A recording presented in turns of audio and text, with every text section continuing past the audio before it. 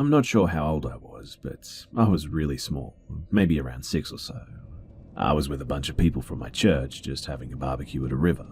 All of the kids were swimming in the water. I didn't know how to swim yet, so I was just staying waist deep in the shallow part. At some point, this girl came up to me and was playing with me. We were splashing each other and stuff like that. But the weird thing was that she was probably 13 or so, and I didn't know who she was, even though I knew everyone else there. Apparently, though, nobody was paying attention to us. She started pushing me out deeper and deeper to where I couldn't touch the ground anymore. She just kept laughing the whole time, and my head kept going underwater. I tried grabbing onto her arms when she would push me, but she easily knocked my grip loose. The slight current slowly pulled me away from my friends and family while I struggled to tread water. I was panicking, but she wouldn't stop pushing me and laughing. I could not possibly have looked like I was having fun at the time. I would try to yell, but was only ever above water long enough to just take a breath. Every time my feet touched the mud for just a split second, she would push me down again. I just couldn't believe that she was laughing. I was sure that I was about to drown, and no one seemed to notice. And of all people to intervene, it would happen to be my childhood bully, Zachary. He had always been a jerk to me, mentally and physically abusive, but I feel like that day, he actually saved my life. He came up and told her to get away from me. He grabbed me by my arm and pulled me up to where I could stand again. Then he just ran off and continued to play with the other kids his age as if nothing had even happened. And the girl was already a ways away, too. I went on playing, and as with so many other things, I don't think I told anyone until I was much older. And I'm pretty sure that I never saw that girl ever again.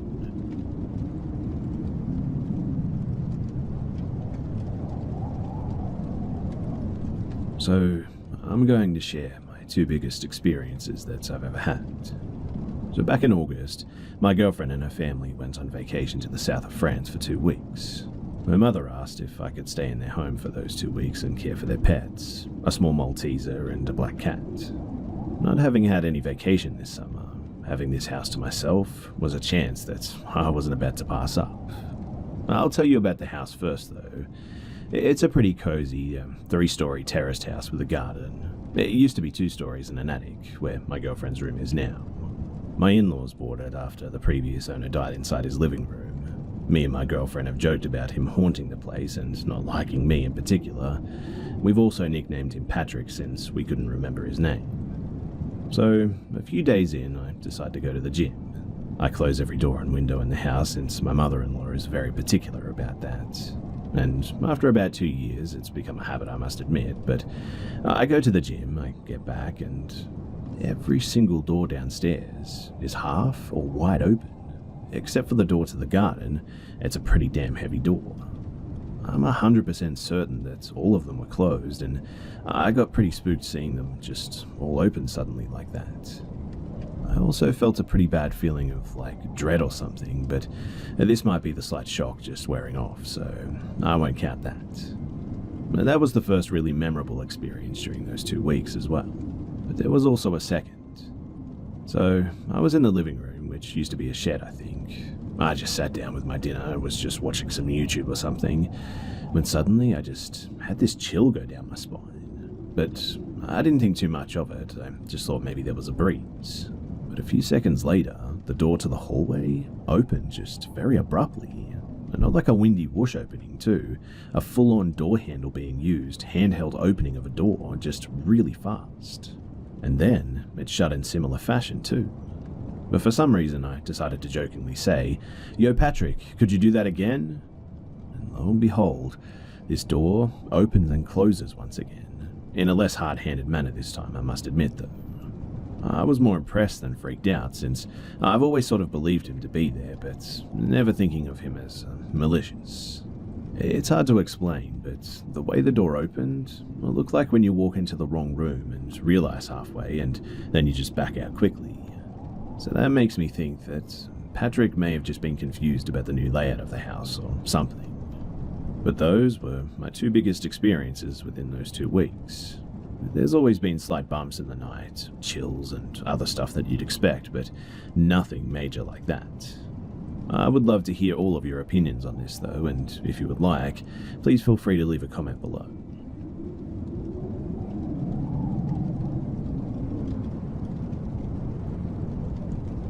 I've had a few stalkers in my life, and quite a few weird things happen.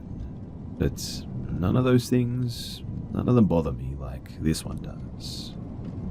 I was about 7 or 8, I think, in the 80s when I answered the phone one day, and the man on the other end just somehow pulled me into a full-blown conversation. I don't remember what we talked about or why he said that he was calling, but we talked about an hour. I don't remember anything creepy from that conversation. Not that one, anyway. But over the next year, he called 6 or 7 times, maybe, and each time we talked a bit more. He usually let me talk all I wanted, and I told him a lot of things. I don't really know why I did this, but I just did. Maybe because he was the only person who ever listened to me and didn't blame me for everything. He was always just sympathetic and on my side. My home life wasn't that great. He also had this really raspy voice that was slow and really soft-sounding. For about 5 years, he would call for a few weeks at a time, every 3 or 4 months. Eventually, he told me that he traveled a lot and was only in my area certain times of the year. He also said that he worked with kids, but never told me what. Over those 5 years, his questions just got more personal, though, more leading and more sexual. But he had eared some kind of sick trust from me, and though I was reluctant, he eventually got me talking about sex. By the time that I was 13, I just knew that our conversations were really wrong, and I started avoiding the phone at that point. I never answered if I could help it, and whenever he did catch me answering, he would make me feel bad for avoiding him, like I was his only friend or something. And to be honest, sometimes I must admit that I felt like he was my only friend too. Around that time, though, he told me a story of a girl around my age that he had messed around with at a camp or something. How she'd asked him to touch her somewhere, and I felt very uncomfortable when he told me, but continued to be nice because I was a little afraid of just making him mad. I don't know why, just my instincts, I guess. And one day he called me and told me that he'd seen me that day, walking home from school with my friends, and told me what I was wearing. I was thoroughly creeped out now, and I was definitely beyond scared. I don't know why I didn't tell my dad, who was a police officer, by the way. I guess I thought that I'd just get in trouble because of all the stuff that I did tell the guy.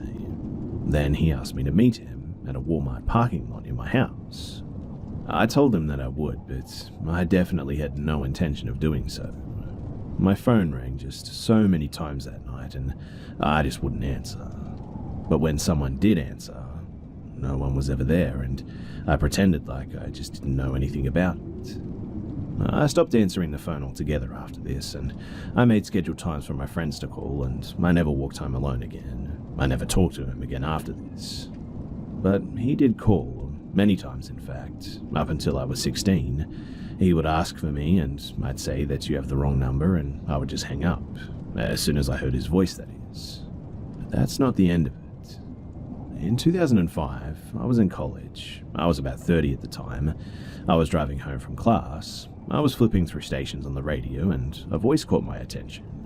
I kept listening, and I was certain that it was his voice, and I was dumbfounded. It was a Christian station talk show, talking to a guest who was a youth pastor who traveled around, and I know that it was him. He even told some stories to the station that he had told me before. I listened the whole way home, and when I got home, I just turned it off and I tried to forget about it. After a few days, though, I thought that I should contact the station, but my radio wasn't that station anymore, and I just couldn't figure out which one it was. In 2015, I was visiting my sister, though, who was 20 years older than me, and we got to talking about it. I told her a little, and she actually told me that he had talked to her too a few times. But she didn't know that he ever talked to me. She didn't know who he was or how he got her number or anything, just like me. I still wonder sometimes if he's still out there too, preying on young girls or vulnerable girls or what. I hate thinking now what he might have done to someone by now, and I hate that I never told my dad. Even though nothing bad actually happened to me, it did affect my whole life. mainly the way that I am with my own kids. No one really understands why I'm so overprotective, even my adult children now. I just don't really trust anyone outside of my inner circle, and I eye everyone as a potential creep. It's kept me and my kids safe, I guess, but it didn't allow for much living, so I guess that's kind of unfortunate.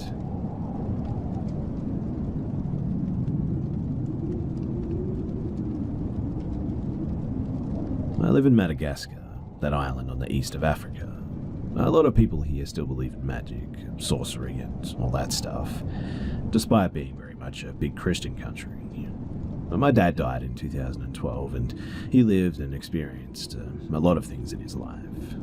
He was a Christian and didn't really believe in witchcraft and magic stuff, although even he would admit that he experienced a very strange thing back in the 80s. My mum and aunt also confirmed this story too. In 1985, before I was even born, my dad caught pneumonia and was rushed to the hospital. My mum and my auntie were there to look after him, buying medications and all that sort of stuff. My uncle, that's my aunt's husband, knew things about black magic and traditional stuff like witchcraft. And when he visited my dad on the 4th or the 5th day in the hospital, he told him something. He gave him a piece of ginger and asked him to keep it in his hand for the next 2 days. My dad asked why, and my uncle told him that on the next 2 days, an evil person who wanted to hurt him, or even worse, will come to visit him in this hospital room. And apparently, holding that piece of ginger will keep this evil person away. Now, my dad did not believe a single word of what he said, but my mum insisted to do it because she knew my uncle was really serious about it. And so my dad just kept the ginger in his hand for the next 2 days. The very next day, while he and my mum were in the room, someone knocked at the door. My mum opened it, and one of my dad's co-workers and a friend was there with some flowers. My mum told him to enter, but the guy just stayed right there and then said that finally he wasn't going to enter the room. My dad saw him and told him that it was okay to come in, but he was just standing there in the threshold, not moving. And then he just did the strangest thing. He just turned around and walked away quickly without even saying a word. And later, when my dad went back to work, his co-worker and that same friend, they weren't working there anymore, and after that, my dad never saw or heard from them ever again.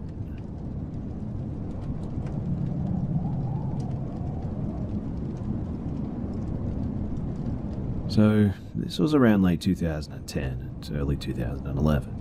I was 15 at the time, and I was spending the weekend at my best friend's house. Her name is Talia, and 2 of my other friends, Jade and Shauna, were there too. Our friend Jack lived across town, and he wanted us to come over to hang out. It was a 10 to 12 minute walk to get there, but it was 9 p.m. and a Saturday night, and Talia was skeptical about walking across town in the first place, so she just stayed behind. But the rest of us figured since there were 3 of us walking there, we should be safe. And for the most part, we were. So we get to Jack's house, and he'd been drinking out of his mother's liquor cabinet. He was 17 at the time, and 2 acquaintances of ours who were dating each other and having problems in their relationship were there drinking too. It was annoying for me to be there, if I'm being honest, since none of us wanted to drink, and one of the acquaintances was drunkenly spilling her life story to me about how she wanted to break up with her boyfriend because she was in love with her ex and yada yada yada. But basically just crap that I didn't care about. I mean, I barely knew this girl, but I listened and just tried to help her through her drunken banter while we were there. So, 11:30 p.m. hits, and Jade and Shauna decide to call Talia's mum, who honestly treated us as if we were her own children, to come and pick us up because, of course, no one wanted to walk back at almost midnight, even with there being 3 of us. The drunk girl didn't want to leave, so I felt bad, and I stayed behind and told Jade and Shauna that I'll just walk back later on. For better or for worse, I just didn't have a concept of fear. I was, according to rumors at school, one of the most intimidating girls in our class, always carried a pocket knife on me, was going through my goth stage, etc., etc. I knew the town like the back of my hand too, so I didn't think that it was just such a big deal. I finally leave, and this is where it gets creepy. So, I'm walking back across town to Talia's house by myself, just texting Jade the whole time to make sure that she was still awake so she could open the door for me. It was 12:30 a.m. and I was walking fairly fast, almost jogging, because I just had a feeling about being out by myself tonight for some reason, so I just kept up the pace. I make it to the main street in town, and Talia's house was 2 or 3 blocks away from it, a straight shot pretty much. I looked both ways before I crossed Main Street, and there was one car coming from my right in the distance, driving about 45 miles per hour, I'd say. So I bolted across the street before the car came up, and as soon as I did that, the car comes to a screeching halt and whips itself onto the road that I was walking on. Luckily, I heard the screeching tires and my instincts instantly kicked in, and so I darted into the bushes in front of somebody else's house because my brain quickly comprehended that something just didn't seem right about a car driving so fast down the road. The speed limit in this town was like 25 miles per hour at this time of night, then making this quick turn just out of nowhere. I stayed crouched in the bushes. They were pretty thick, and like I said, I was going through a gothic phase, so I was wearing all black luckily, and I had the night to my advantage. And I just watched this car slowly creep down the road next to the house that I was hiding outside of. Almost like the people in the car were actually looking for me. I held my breath, and I watched it continue down the road and turned around in a parking lot, then watched it head back up to Main Street. As soon as that car got to the stop sign opposite from where I was going, I just bolted, and I have never run so fast in my life. All the while, too, I'm texting Jade with my difficult flip phone, telling her to open the door now. Everything was like it was on cue, too, and I make it to the front steps of Talia's house, and as soon as I got to the first step, Jade opens the door, and that same car comes flying down the road that I was on, hitting the gas and revving the engine, passing the house. It honestly felt like the person or the people in the car were mad. Jade sees me out of breath, though, barging into the house, asking me all of these questions, and as soon as she locks the door, I told her everything. The next morning, I told Talia, Shauna, and Talia's mum about what happened too, and Talia's mum pretty much went white, because apparently a man had actually been caught a few towns away from ours for stalking and assaulting another woman, and around the same late hours of the night too. She pulled the news report up on her phone, and we read it, and I instantly recognized the car as the same one.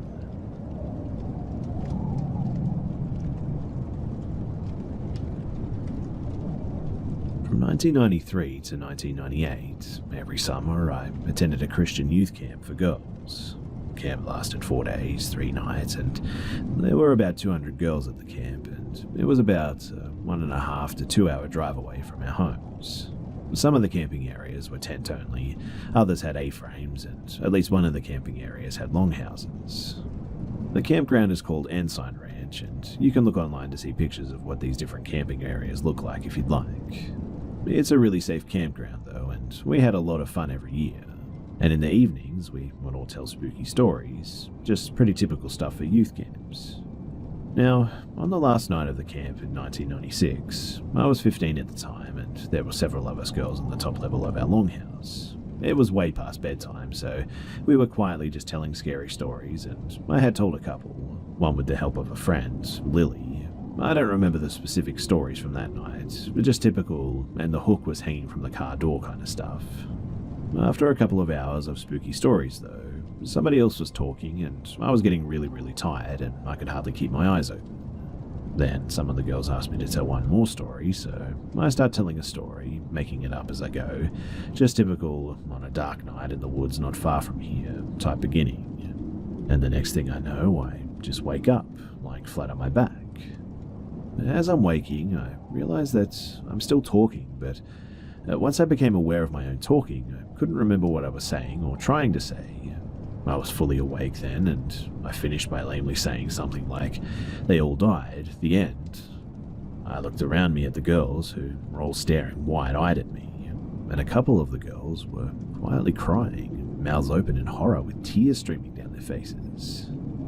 My friend Lily whispered, but that was the creepiest thing that I've ever heard. The girls that weren't crying nodded in agreement. I said that I was tired though, and we should all just go to bed. As all the other girls moved away to their sleeping bags, I asked Lily and another girl, Sarah, what I had said. I admitted to them that I'd fallen asleep and couldn't remember anything. Lily and Sarah exchanged glances, and Lily paused before saying, "That just makes it worse." Sarah nodded in agreement and said that she didn't want to retell it because it was that creepy. Now, at this point, if it had just been Lily and one or two of the other girls that were in that group, I would have thought that they had realized that I was asleep and were just messing with me.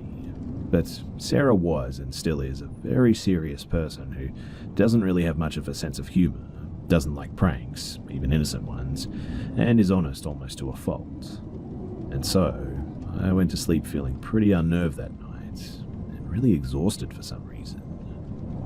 A few hours later, I was being shaken awake by one of the adult camp leaders. She told me to gather my things and follow her, and I sleepily and awkwardly carried my stuff down the ladder, then followed her outside. Two other camp leaders were standing next to a tent. They told me to put my items inside and then come talk to them. Inside the tent were two of the younger girls, 12 or 13, that had been listening to the scary stories and who had been crying when I woke up. But they wouldn't look at me, they just laid there, sobbing. When I went back outside to talk to the leaders, they said that Lily had showed up to their tent with the two sobbing girls. The girls were crying and kept saying that they wanted their parents to come and get them. Lily explained about the scary stories and about mine being the one that made them cry. The leaders asked me what I had said, and I admitted that I had fallen asleep and honestly didn't know. The leaders said that Lily refused to tell them what I said, and the two girls that had sobbed harder, the more that they tried to talk to them, the more they just refused. They explained to the girls that they weren't going to call to wake their parents at 3 a.m. and have them drive over an hour just because of spooky stories. Plus, we were all going home the next day anyway. As punishment for scaring the girls, the leaders made me sleep in the tent with them while the leaders went to sleep in the longhouse. The girls did cry for a bit, and eventually we all just fell asleep though. But they were both gone from the tent when I awoke in the morning. To this day, I still have no idea what creepy story I actually told. No one that was there has ever been willing to tell me any of the details. Several years afterward, Lily told me that she would randomly have nightmares because of it. The only details that I ever had answered were my voices sounded the same as usual, my eyes remained closed for the majority of the story, which creeped them out more, and the story was coherent and made sense up until the end when I lamely finished speaking. Again, though, if it had only been Lily and a few of the other less serious girls, I would know that they were just screwing with me, but Sarah and most of the other girls that were there, including one that cried most of the night, even being part of a prank on me just doesn't seem probable. It's a strange story, I know, but it's something that just remains a mystery to me.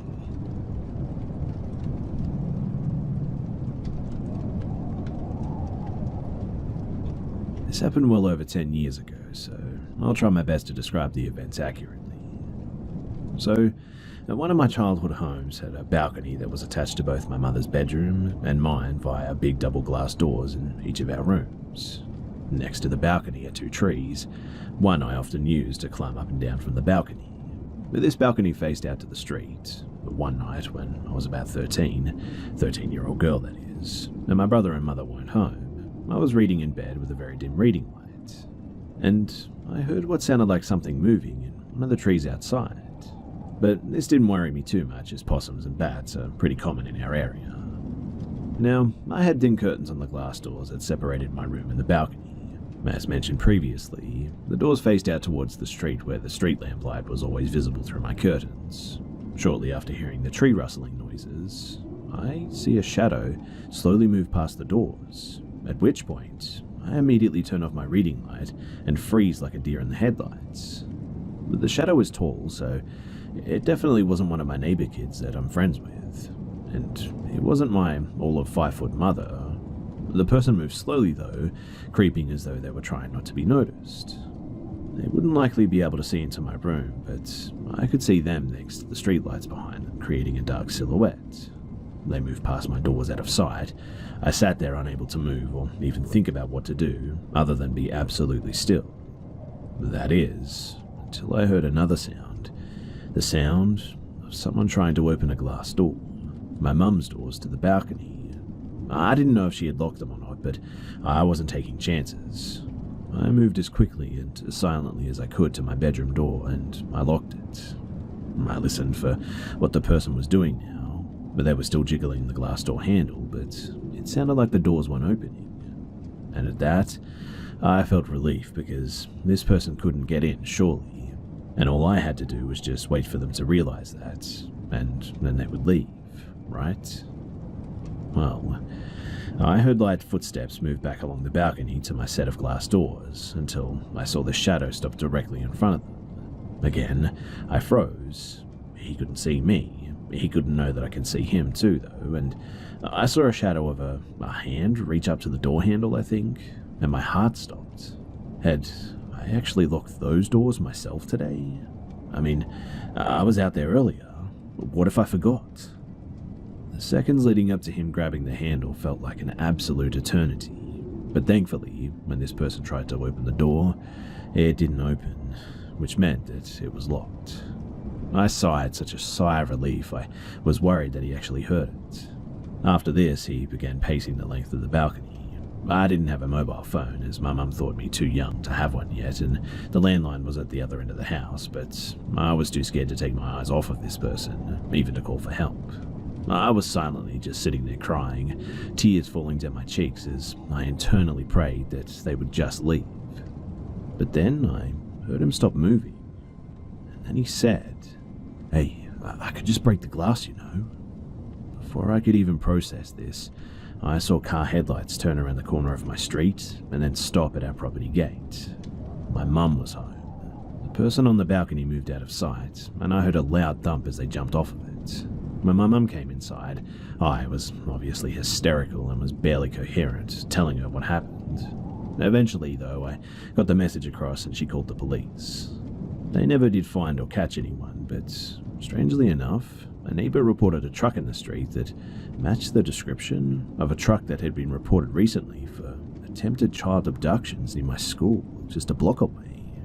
And since I walked that short distance daily, the police suspected that he had actually followed me, or seen that I lived there, and waited for me to be alone.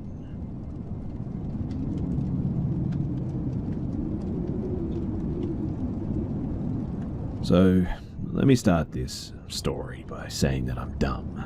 Like, not unintelligent, but I just have zero common sense. I'm completely naive, and most of the time, I rely on my friends telling me not to do stupid stuff. I'm at university too, and just started my second year. My first year I used to go out partying all of the time, which did get me in a bit of trouble, so I figured this year I'd focus on my academics and join a few societies on campus and whatnot.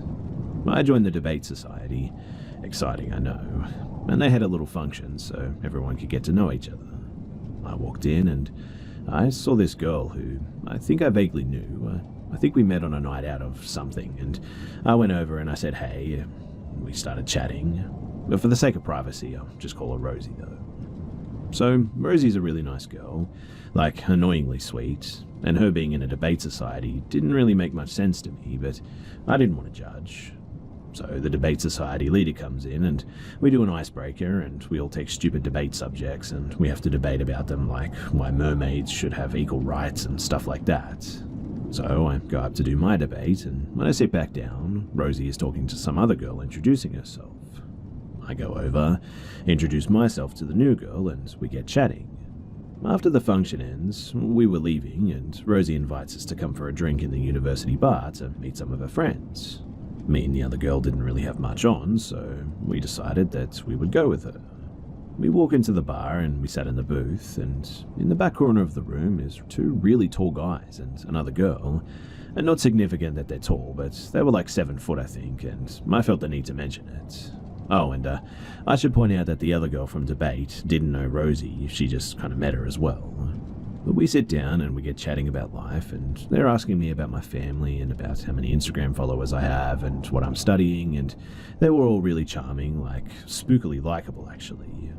But then one of the guys turns to Rosie and says, "I think Johan would really like her."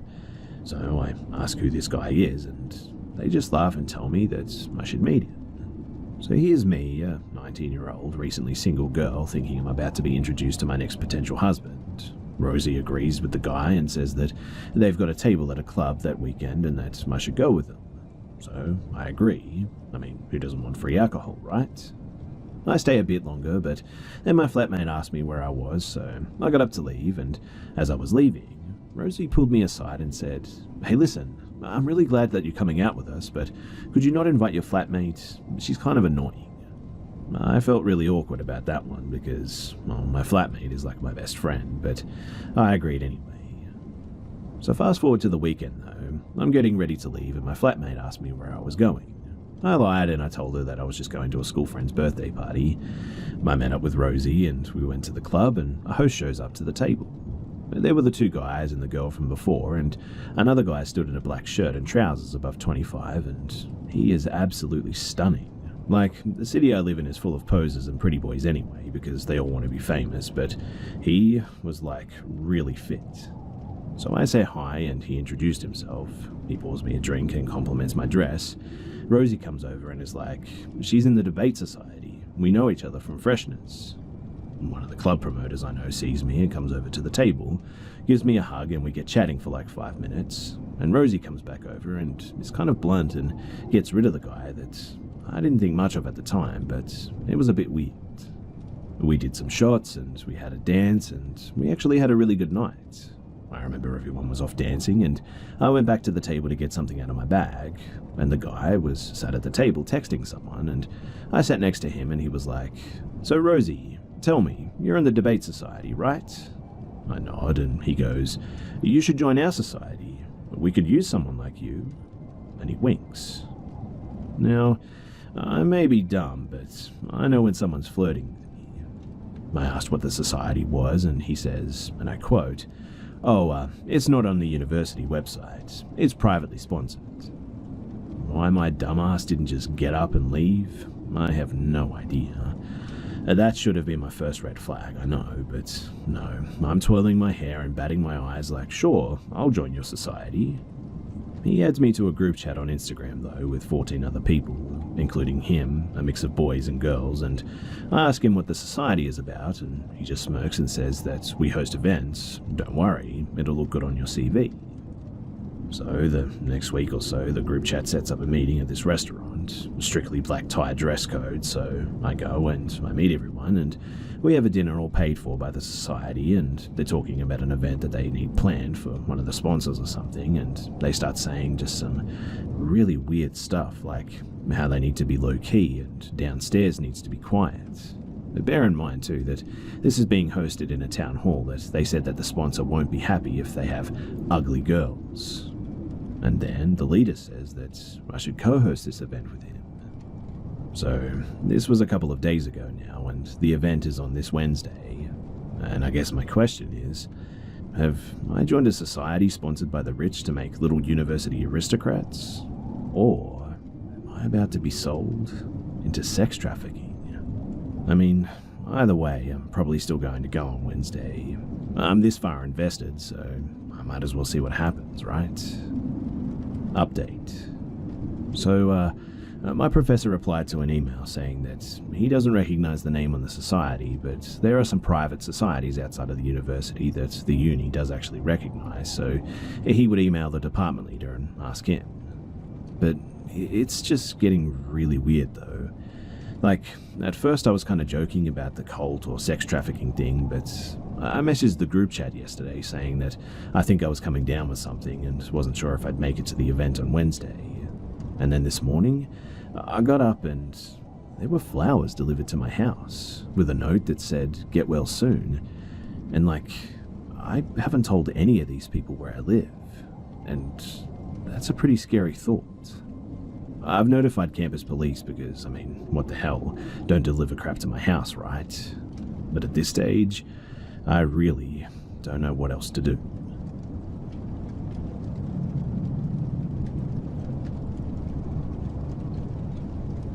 So some time ago, I just got in a loft bed. You know those black wooden ones from IKEA? Well, every night when I would go to sleep, I'd keep the TV on, which sat on my dresser across from the bed, because the noise would lull me to sleep, and I was sleeping in this loft bed. And well, that night, the noise and the light were keeping me up. Thanks, radiation. so I just decided to turn it off in the end. When I did, my bedroom was obviously pitch black, my door was closed, I didn't have any nightlights on or anything, and there were no other devices in the room. I rolled over onto my side, facing towards the wall, and I closed my eyes. A few minutes went by, and I was still wide awake.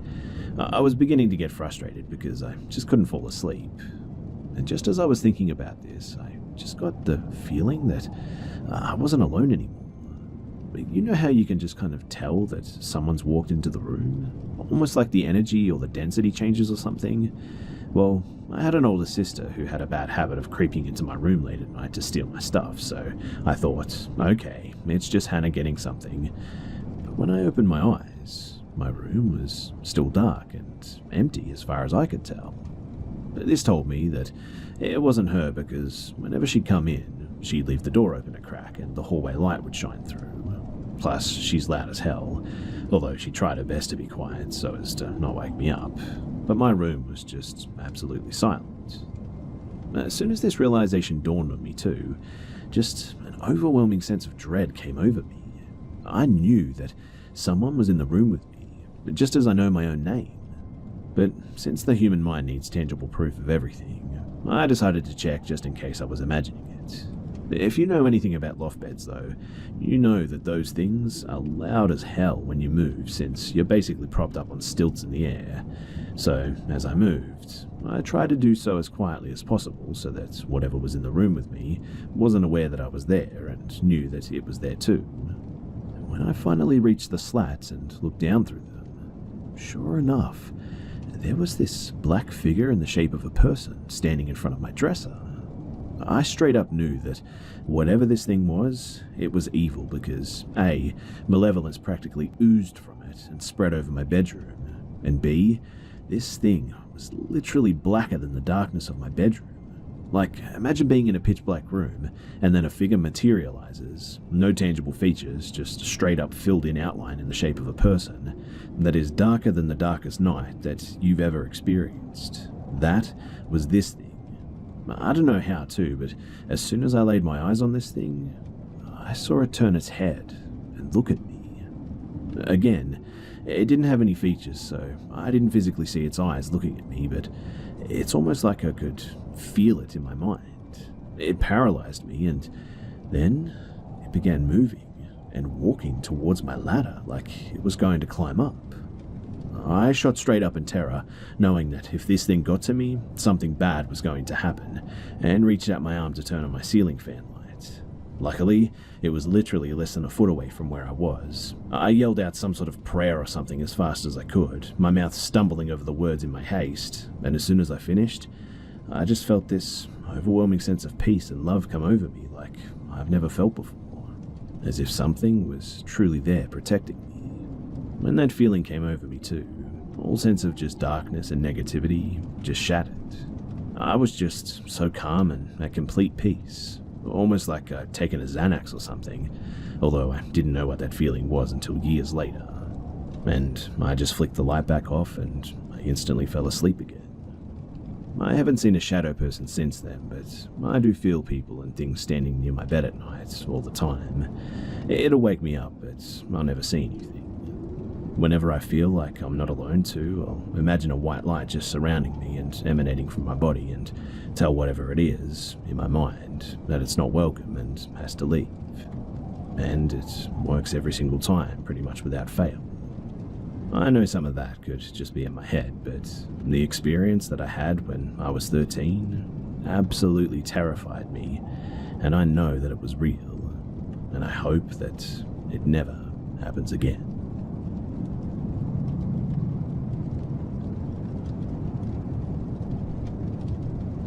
This happened when I was maybe 9 to 10 years old, I think. I have a sister who's 8 years younger than me, so she was about a year to 2 years old at the time as well. But during the summer months in Calgary, Canada, my family and another 3 to 4 families would frequently have barbecues out in Bowness Park. But for those of you who are unfamiliar with this park, it's a really large park in Calgary that has a plethora of picnic areas, playgrounds, and fountain areas for kids to play in. The area is large, so you have a 5 to 10 minute walk between the playground and the picnic areas and bathrooms and whatnot, so often us kids would just leave the adults to go play in the fountains or the playgrounds, and it was generally safe enough that this never made any issues. I recall one time we went and we were playing in our little bathing suits when I see this tall guy with glasses and a large cowboy hat sitting on a bench just outside the fountain area, just watching us. I was a naive kid, never had any prior talks about stranger danger or any of that stuff, and his cowboy hat made me automatically assume that he was a park ranger. A couple of hours after leaving the fountains to eat and chill with the adults, my baby sister announced that she needed to use the bathroom. She was nearly potty trained at this point, but not completely. My mother asked me to take her to the bathrooms, which was about a 10-minute walk away. My friend who was about my age came along with me, and I just remember walking with them when a guy comes up to us and says hello and starts a conversation. He was wearing a cowboy hat, and I again assumed that he was just another park ranger. He was asking for our names and our ages and just overall had a very friendly demeanor. So, our idiotic selves talked openly with him. I did notice, though, that he had a particular interest in my baby sister, and at one point, even asked to hold her, but she was fussy and just wanted to walk. This went on until we reached the bathrooms, where we said goodbye to him and we went in. Now, this is when even my naive self started to feel like something was wrong. But my sister ended up having an accident on herself, and I asked my friend to stay with her in the bathroom while I ran back to the picnic area to get a change of clothes from my mother. But when I stepped out of the bathroom, I found that same guy standing a couple of feet away from the bathroom, clearly waiting for something. And that was when my alarm bells started going off.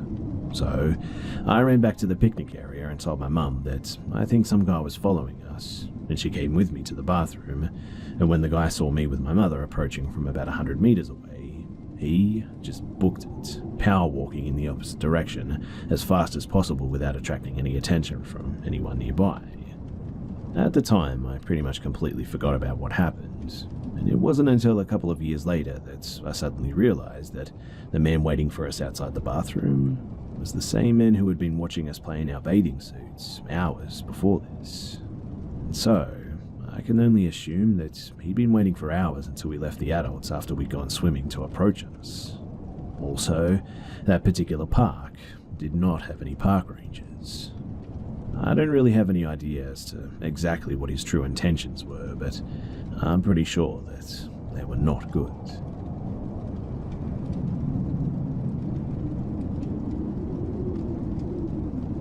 So, I work in a group home for the developmentally disabled, and my usual shifts are the overnights, which begin at 11 PM and end at 9 AM the next day. And oh boy, let me tell you that this place is haunted. I've been working here for a solid 6 months now, and some really strange things have happened. In the first few months, 4.5 to be precise, nobody lived in the basement apartment of the home. And whenever you go down there, it's really creepy.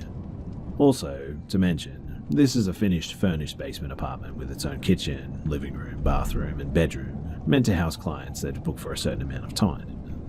Whenever it's empty, though, it just always sounds like something is down there, whether it be a person talking or walking or hearing the doors close or stuff like that.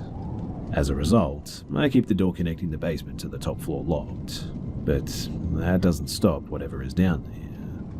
One night, as I was awake, I could hear solid heavy footsteps make their way up the stairs to the top, and then I hear the door handle try to turn, which almost put me into an anxiety attack, I'll admit, and led me to texting my coworker, who didn't help at all as she began sharing her own experiences with the house that have been very similar to mine. After the 4.5 months since I started working, we have a client who permanently moved into the basement. Best thing to ever happen, too. And why? Because we just chalk up all the noises to them now. However, one shift I was working, they asked if I could go downstairs and help them, and I went downstairs and we got to talking, and they mentioned how sometimes that they think the basement is haunted. And I mean, what, right? They mentioned how they sometimes hear walking around, and how one night they heard someone turn on the lamp in the living room. They heard the click of the string being pulled. Another incident too is when the client wasn't home and due to certain policies and whatnot, we keep cameras in the upstairs and downstairs apartments in the living rooms. I was on the phone with my boss as the upstairs camera stopped working, and they were just guiding me through on how to reset it. While waiting for it to boot up, they checked the camera downstairs and asked me to do a quick check on the client. I informed them, though, that the client wasn't home, and my boss then said that they could hear walking and somebody coughing down there. I can tell you right now that it was none of the clients upstairs, as they were sitting down on the couch the entire time watching TV, and none of them had coughed. So I quickly go downstairs with my boss on the phone, and as I said, there was no one down there. It was completely insane, but the next thing to recently happen was the little black cubed alarm clock that we have. This alarm clock that we have upstairs to go off at 6 p.m. to remind staff that it's med time. Well, on my overnights, I'm just laying in the dark while on my phone just browsing through social media, when the radio of the clock just turns on out of nowhere. The volume slowly goes up, then quickly goes down, and then just shuts off again. And after that, you can bet your bottom dollar that I unplugged that shit. It's in a separate room now, and I'm just done with all of these overnights.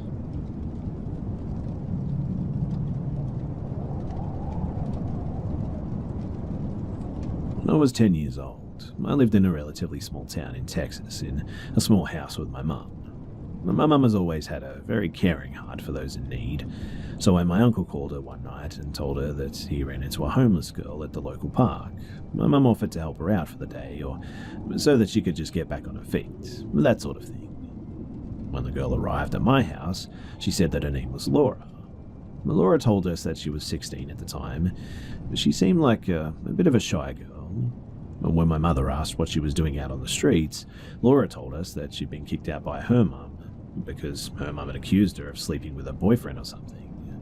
Laura told us that the allegation was not true. She told us that her mother's boyfriend was the one who came onto her, and my mum gave Laura a place to sleep in the guest bedroom that night. The next day, after breakfast, Laura asked to use my mum's house phone to call her mum to see if she could get some of her things from her mum's house. Laura's mum never answered the phone, and we just honestly felt bad for her. I mean, as a 10-year-old girl, I just couldn't imagine what she was going through. Later that day, I remember watching TV in the living room and just minding my own business, but I could feel someone staring at me, so I turned my head where I felt the gaze, sending me a glare so cold that if looks could kill, I would have dropped dead. I was confused and honestly a little bit startled. I turned my head away from her quickly and I just went back to watching TV, but I could still feel Laura's cold gaze. I couldn't understand what I'd done to her to cause her to look at me with such hate. And the next day, it happened once more. I was in the kitchen getting a glass of water when I could just feel someone looking at me. I turned my head to the side and I saw Laura's head peering around the corner at me. Her eyes were dark and just laced with hatred. It frightened me, and I felt so confused as to why she was looking at me like this. I didn't want to cause any trouble though, so I didn't bring up Laura's death glares to my mother at all. Later that night, my uncle had joined us for dinner. He had stopped by to see how everything was with Laura and if we had any luck finding her a place to live with one of her family members. After dinner, I was washing my plate in the sink when I heard a loud growling sound coming from the dining room. I turned my head to see Laura shaking and growling like some sort of wild animal. My mum and uncle looked disturbed and worried. Laura threw herself into the floor and began thrashing around and screaming as if she were possessed or something. I was obviously absolutely terrified. It was truly a scary thing to witness. I mean, I grew up very religious, and my mum and uncle began praying out loud for Laura while I ran to my room and I just closed the door. And this went on for 2 whole hours, but it honestly felt like forever. I could hear Laura screaming like a madwoman and growling like just some sort of a deranged animal. I don't think any of us knew exactly what the hell was going on. After my mum and uncle had prayed for Laura for what felt like forever, Laura told us that she was free from an evil demon that had taken over her. None of us are sure what had actually caused her behavior. None of us are sure what even happened that night. night. But I remember peeking my head out of the room to see Laura just smiling happily while she curled up on the couch with a blanket. But her eyes opened and she shot a cold glare at me, and I quickly closed my bedroom door just in fear. I also placed a chair in front of my bedroom door that night and I went to sleep. I woke up the next morning by my mum waking me up, and she told me that she was taking me out to eat at my favourite restaurant. When I asked her if Laura was going, she gave me a serious expression and she spoke. "Honey, your uncle's going to take Laura back to her mum's house. He slept on the couch last night after what happened, and he and I were talking when the two of you had gone to sleep, and we pieced together that Laura made the entire performance up last night," she said. She's not stable, sweetheart, and we think that she might be dangerous." As I heard my mother say those words, relief just washed over me. I got dressed quickly and I went to the car to go to the restaurant with my mum. When we got into the car, we saw Laura and my uncle getting into his truck with her, and Laura, man, she looked angry. Her expression was just honestly of a child when you don't give them what they want. They got into my uncle's car though, and they just drove away. I'm 22 now, and I've never forgotten about this horrific incident that happened in my life years ago. And after that day, I never saw Laura or heard anything else about her ever again.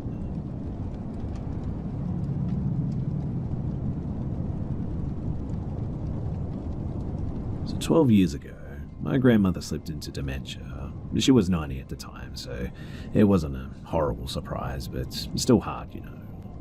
We moved her from her apartment that she owned in Las Vegas to a care facility close to our home, about 20 minutes outside of Vegas, I think. Which meant that we actually rented out her apartment to what at the time seemed like a really nice guy. Him and his wife were actually mid-divorce though, and she fled back to her hometown in the Bahamas or something. He paid his rent religiously too, until, well, he just didn't. My father tried reaching out, but there was no response. Finally, he asked my brother and I to stop by the apartment to see what was up. We knocked on the door and he answers, and he looks really disheveled and just looked off. My brother asked if everything was okay, and he just kind of stared at us and didn't answer right away. Finally, he snapped out of it, then he invited us in. My brother asked for the check and told him that we were on our way somewhere. He kept saying that I can write you a check, but come inside so I can write it. My brother forcefully asked again for the check, and I guess he realized at this point that we weren't going to come in. He looked just really sickly though, and he told my brother that he'd been having some chest pain. My brother told him to go to the doctors or call an ambulance, and he finally gave us the check and then asked one more time for us to just come on inside. We got the hell out of there though, and we gave my dad the check later that night. Now, 3 days later, Metro Police called my dad late at night. He was my grandma's power of attorney and was listed on the lease. They'd done a wellness check and they actually saw a body laying on the floor.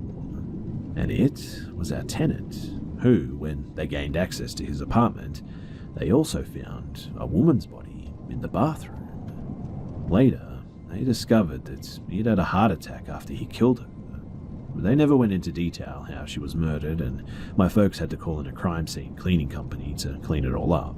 But my brother and I were completely stunned that he most likely murdered her after we came to collect the check, but he also could have killed her before then.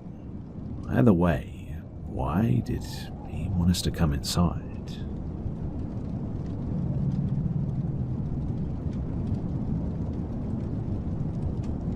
If you look up Kadena Air Base in Okinawa, you'll find a lot of stories about hauntings and paranormal activity happening around that base. My whole family, aside from my dad, who was rarely home, experienced really odd and paranormal things in our house, and we were told stories from our neighbours as well. I was a really young kid when we lived there, 6 or 8 I think, but my memory is fairly clear about some of the things that happened to me.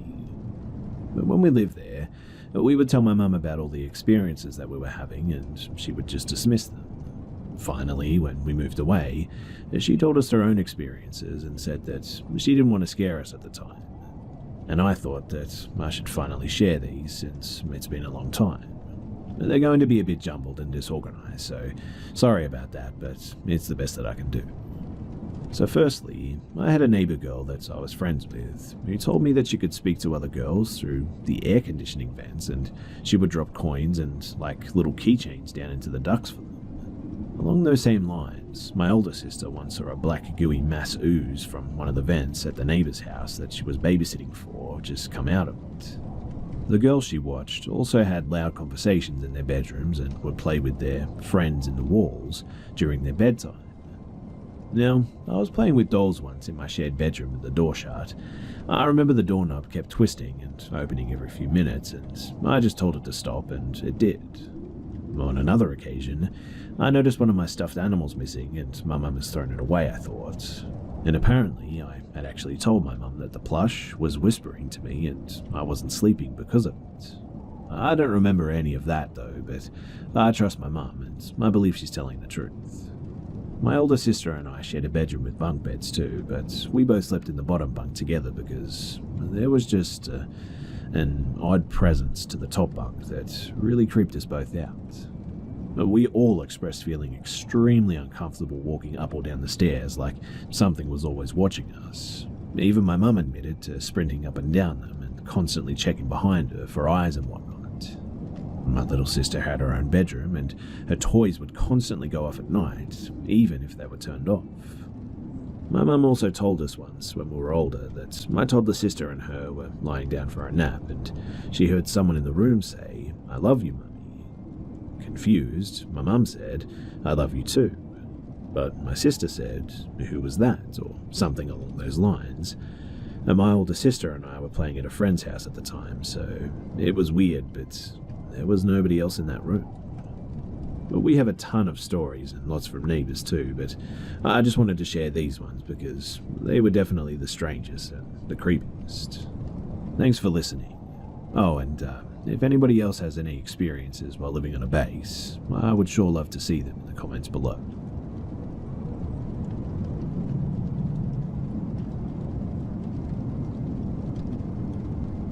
This occurred in 2009. I was 22 years old and was leaving my home state of California to head east for my corrections job. I was driving down the loneliest highway portion of the route, and it was around 3 a.m. on a Sunday. They don't call it the loneliest highway for nothing, too. I mean, I hadn't seen another soul for at least a half hour. I was getting sleepy, but I wasn't tired enough to pull over and take a nap or anything, when I saw a broken down car on the side of the highway. I slowed, and I saw a woman standing next to the car.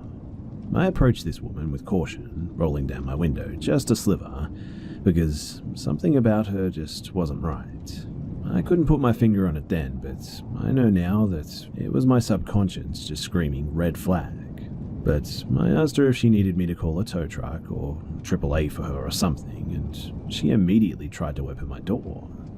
I explained to her that I didn't feel comfortable letting her in, but I'd wait until a tow truck came. She immediately got this look of rage on her face, started berating me, "You're a big man, what am I going to do to you?" saying I was cruel for not letting her in. And this is where I messed up. I can see it now, 10 years later. I begrudgingly unlocked my door, figuring that she's right. She at most is 5'2", and I'm over 6 feet and have 100 pounds over her.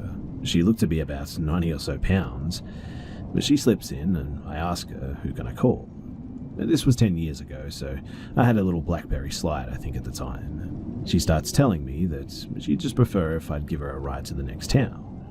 And now I'm starting to realize that I've messed up because she's avoiding eye contact and she's fumbling in her purse, and when I mention calling for help, she's getting aggressive, demanding that I take her to the next town. I'm so busy trying to untangle this situation that I miss a man who either was hiding in or near her car, and it wasn't until he was almost to my driver's side door that I managed to catch him in my rearview mirror. Flight or fight kicked in, and I put my car in drive and sped off right as the fucker was reaching for my car door. I sped off and I heard a ping noise and then my rearview mirror exploding because he was shooting at me. The adrenaline alone had me doing near 90, and by this time, Homegirl realized in whatever drug-induced stupor that she was in, her little plan was futile. She started hitting me and telling me to stop and let her out, and when I reached enough of a distance, I did just that, pulled over and demanded that she get the hell out. She started going for the oversized purse that she had, but I had enough and I was literally shaking with adrenaline. I reached over, opened the door, and just pretty much kicked her out. I tried grabbing for her purse, but she managed to hold on to it, not before dumping half of what was in it there on the passenger seat. I sped off, my door still open. I waited until I got a good distance from her and slammed it shut and locked it. I then clenched the wheel and drove, if on something autopilot. It wasn't until later that morning too that I pulled into a Denny's did I realize just how close I was to pretty much dying that night. I had a good cry, and then I realized a bunch of her things spilled onto my passenger seat. Most of it was just nasty watered up napkins, a few tubes of lipstick and drug paraphernalia. I had considered calling the cops or finding a highway patrol officer or something. And I did something stupid. I tossed all of her things that had fallen into a trash bag and just threw them away. At the time, I had the dream of becoming a cop and knew if I got caught with drug paraphernalia that would be impossible. I didn't think that they would believe me that the drug paraphernalia wasn't mine. I noticed a cop at the gas station across from Denny's and I told him what happened. He pretty much berated me for pulling over and then letting her in like that. He did say that he'd look into it, but I doubt that he did. I was so shaken up that I pretty much picked up my pancakes and then just left to continue on my way. I never did replace that mirror, and I ended up selling my car as where I lived didn't require me to have one. Till this day, 10 years later, I hesitate to stop and help stranded motorists because of that night.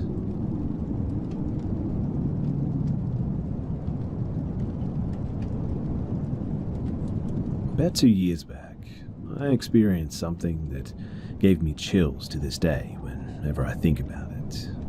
I had to submit a short film for my exam. We were short on time, so we had to shoot during our Eid holidays.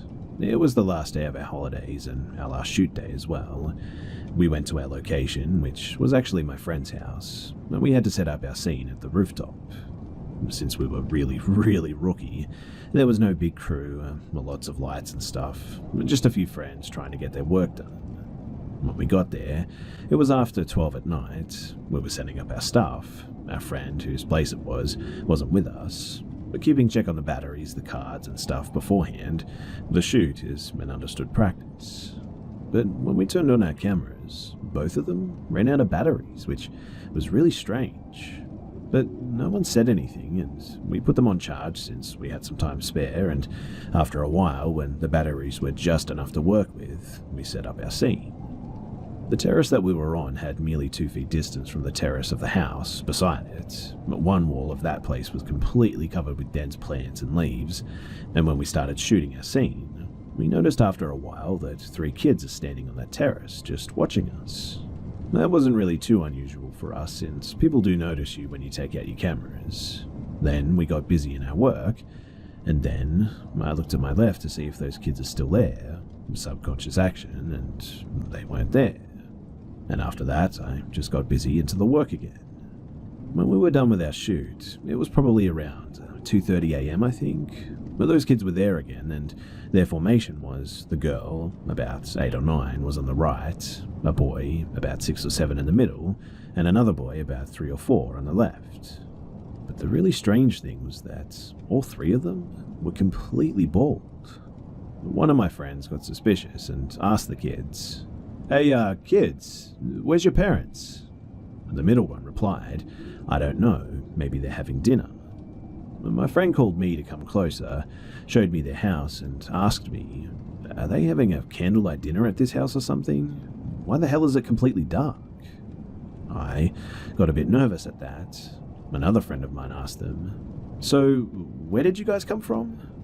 And that girl replied with a word that is really rare in our language that only 2 of my friends knew the meaning.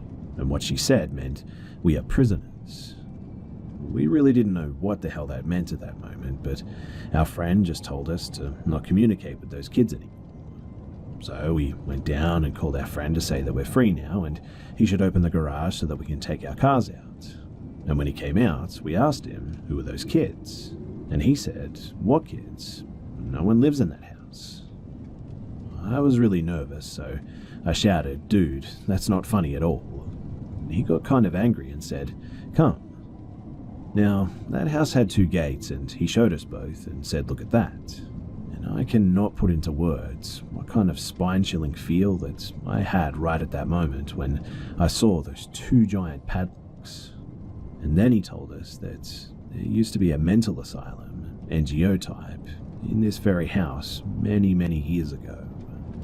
And that was the last time that I ever went there.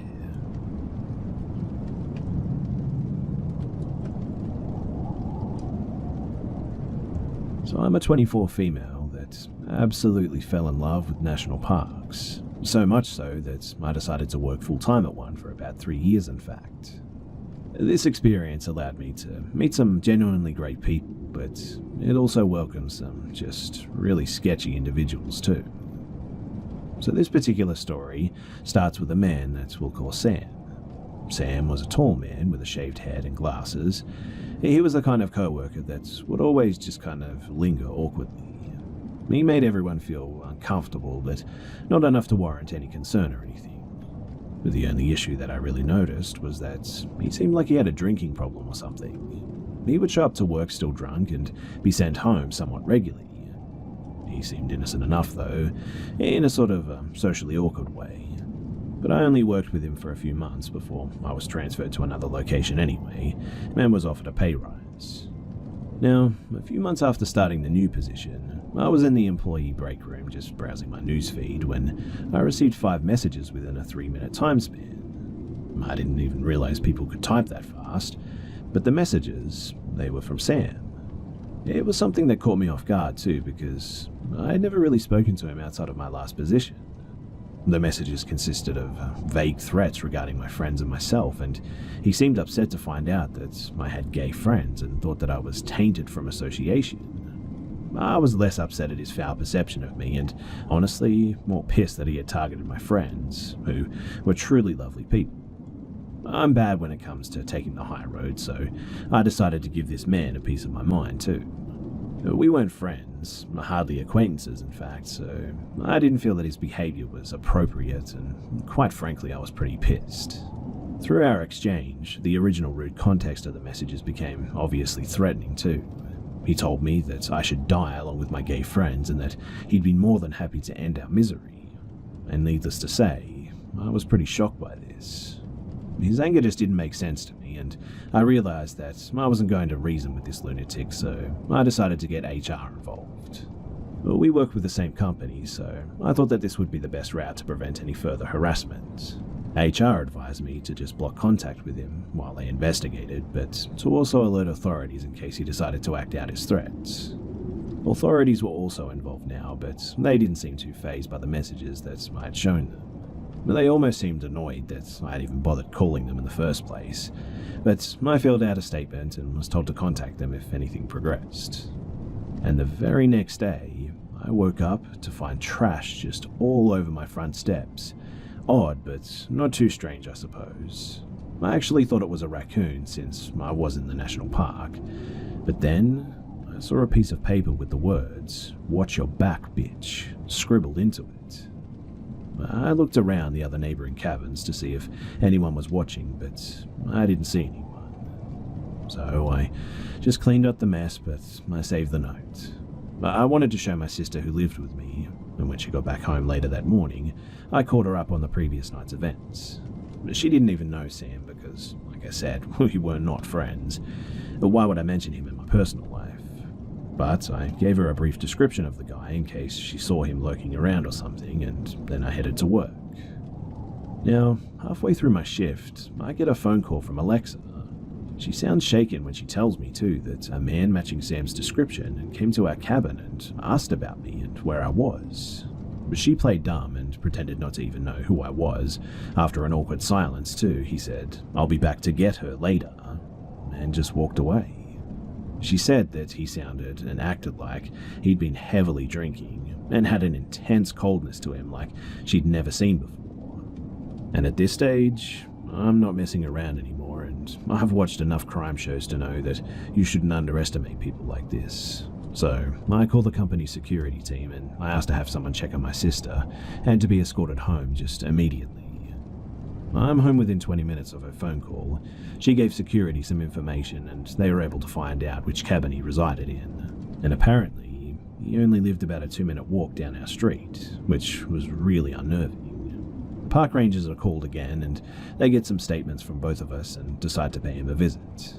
And at least they seem to be taking the situation a bit more seriously now that he knows where I live. They come back after talking to his roommate. It's confirmed that he lives there but hasn't been home since the night before. Authorities put a word out to keep an eye out for Sam. They offer to have a unit keep an eye on us tonight as well, which we gladly accept, and we just go to bed. Eventually I wake up to 34 messages from an unknown number. And you guessed it, it was Sam again. He was very angry that I got HR and Rangers involved, and he said, "You're going to pay for this, you bitch. You messed with the wrong person. I'll end you."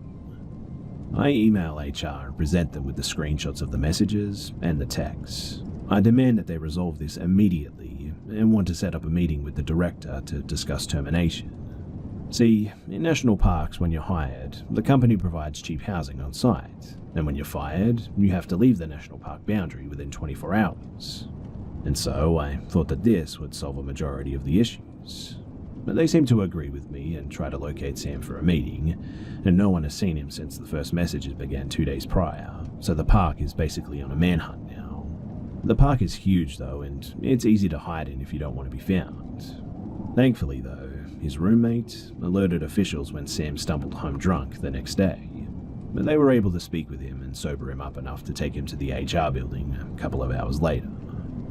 After the meeting, I'm notified that he's given a first and final write-up and will continue to work and live on my street. He apparently gave some sort of a sob story about his personal issues and promises to leave me alone and stuff.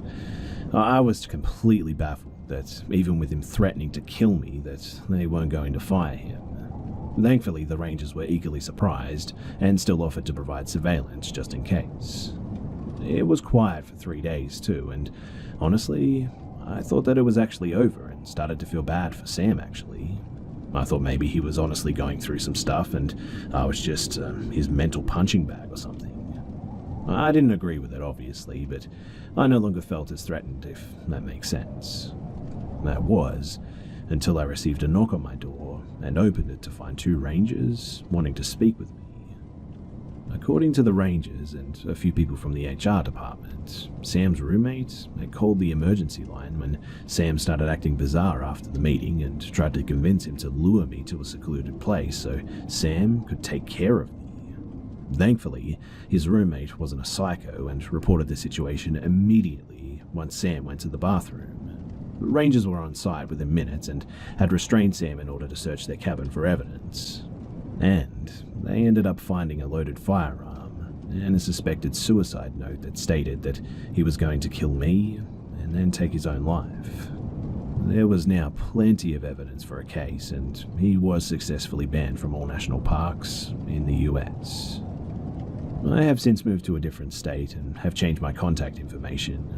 He has since contacted me once to brag about how much I helped him secure unemployment benefits, which I quickly shared with officials. According to officials, he's restricted to a southern AZ county due to other crimes that he later committed and that I shouldn't worry about him finding me. As for HR, the director actually had to deal with harassment from Sam, after the banning that is, and asked me to testify on her behalf if it turned into something more sinister. I haven't heard anything since, so I'm assuming that she found another way to stop his assault. I still really don't understand why he decided to target me of all people.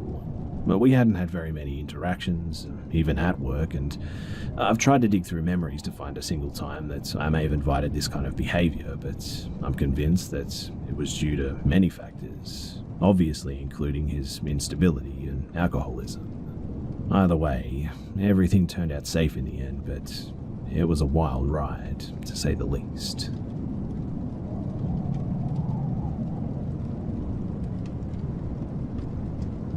So my father was in the army for 21 years, retired, and moved to a very small town in central Florida. He got bored after a couple of years, and even though he didn't need the money, between his retirement and what my mum was making as a bookkeeper and tax prep, he wanted to go back to work. He started working at various gas stations, and it being a small town, the owners wouldn't care if I came there and helped out with the stocking and the coolers, or even running the register, as long as I just didn't sell any beer or smokes. This all took place in the late 80s and early 90s as well. Now, the actual story I'm going to tell took place in 1990, and I remember the date well because it was shortly after my birthday, and being 15 in Florida, I had just gotten my learner's permit, and my dad let me drive him to and from work, just to get some experience on the road, both at day and at night. So I was sitting in my usual spot at the table that was set up along the windows, book in hand, feet propped up, and a Mountain Dew on the table along with some snacks. I would generally spend most of the evening that way too. Just reading books, getting up to run to the register and stock the cooler at different times, and just stuff like that. I remember glancing up too because something caught my attention that was a bit unusual, and I realized that a lady was walking up our parking lot from the direction of the interstate, the gas station that was right on I-75. This in and of itself was really strange because where we were located, you didn't get many people just walking in like this, and definitely not walking from the direction of the interstate. I figured that she must have broken down somewhere though, and was just coming to use the phone to call for a tow truck or something. But boy, I was completely wrong. She came into the store and just looked around for a few minutes, and I remember getting just a strange and really creepy feeling about her. She walked up to the counter and started telling my dad a story about how she had gotten stranded and needed a ride up to the next big town up north from us. Osala was the town, and this is pretty important. My dad lets her know that he's working and there's just no way that he can take her. She turns and looks at me, and while she's looking away from him, my dad catches my eye and subtly shakes his head no. I was confused for a second, but then she turns back to my dad and points at me, asking if I can take her. My dad responded back that I only had a learner's permit and wouldn't be able to drive her anyway, and then drive back. But normally, I would have done it, even though it was illegal, because I'd done it a few times before already, in fact. I didn't argue with my dad though, since this was completely out of character for him. I mean, he was normally chatty with the customers, but for whatever reason, he was just almost curt and dismissive of her. Turns out that he had a bad vibe about her from the minute that he had seen her walking up the drive. And well, she cusses him for a minute, and he basically tells her to get out of the store. She slammed the door open, and I thought the glass was about to break from how hard she had slammed it, and then she just stalks out of the store and down the driveway. I keep an eye on her and continue to watch as she makes her way back up to the interstate, and then just starts up the northbound on the ramp. Almost a year passes, and I'm in my bedroom, less than a week before my 16th birthday. I hear my dad yelling from the living room, "Son, get your ass in here now and look at this." I quickly run to the living room, and I see my dad pointing at the TV, and I look at the mugshot of the lady on the screen, and immediately remember the lady who had been in the store that night. Turns out that I almost gave a car ride to Eileen Warners, who was later convicted of being a serial murderer and then later put to death.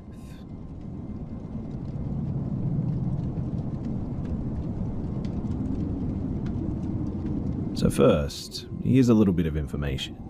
This story goes back a couple of years now, and I was 14 and my sister was 20. My sister had an apartment in the city centre of one of the largest cities of the country that we lived in, and the city is really well known for its high drugs and crime rates and so on. So this experience is definitely not uncommon, however, still very scary. My school was only one train stop away, so I would stay at her place a lot. I lived about 6 stops away.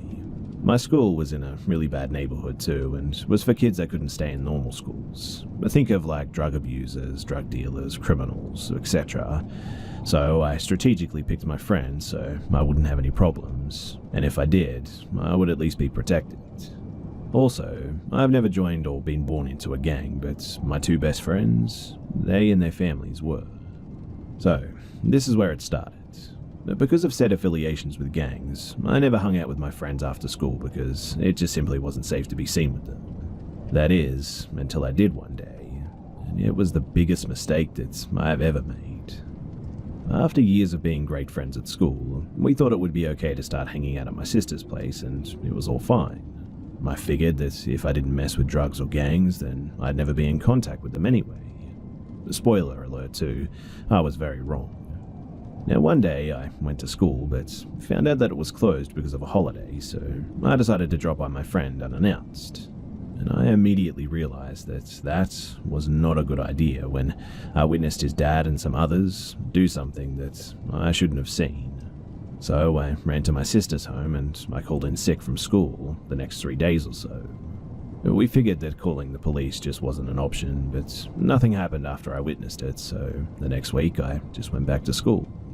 My best friend wasn't there, but that was normal because that kid skipped class so many times it would be weirder if he did actually attend school. And quite honestly, everything seemed pretty normal, so my sister and I didn't really worry about it too much. So one night, later that week, at around 2 a.m, we hear someone trying to break in. So we flickered the lights and our dog started barking. Like I said before, it was in the city centre in a high-crime city, so she had break-in attempts before, or drunk people messing against a door every few days. So, at this point, we knew the drill. Making sounds and showing them that there's people home usually does the job, but not this time. At this point, my sister was calling the police and I was slamming cooking trays together, screaming like a lunatic. Much like the I ain't never getting sleep because of y'all vine, and they just didn't go away. So the police said that they were sending someone. Now, we could see somebody's arm with a black shirt and gloves with a crowbar opening the window, and the dispatcher told us to go and hide in the bathroom or a place with a lock in it. This apartment was weirdly built in a way where you had the sleeping quarters, the living room and the kitchen room, and then a door to a walk-in closet, and at the back of the closet was the door to the bathroom. It was like some sort of Narnia shit if I'm being honest. Anyway, we hid in the bathroom and we could hear that the person was now inside of our house, and they ran off once they heard the sirens. The dispatcher said that the police had arrived, and when she said that we sent someone, we didn't expect to see 3 cars, 4 motors, and officers just everywhere. But they never caught the guy, and the police told us to watch out because this just definitely wasn't a normal break-in. They explained to us that when things like this happen, it's most likely a homicide attempt, and we had to go to the station to do the whole questioning thing. But we explained everything, and the police said that it wasn't safe for us to go back, so we just never did. We got a temporary apartment to stay in while the investigation was still going on. We stayed there for about 2 weeks, and thank God that we did, because the day after we moved out, the apartment was burned to nothing but ashes. After investigating, they could see that it was purposely set on fire with the intent of actually burning the place down. This was actually ruled a second homicide attempt in 2 weeks, and we got help with moving to the other side of the country, and we're not using our full real names ever again. Thankfully, nothing related to this has happened since then, but we're definitely keeping an eye out.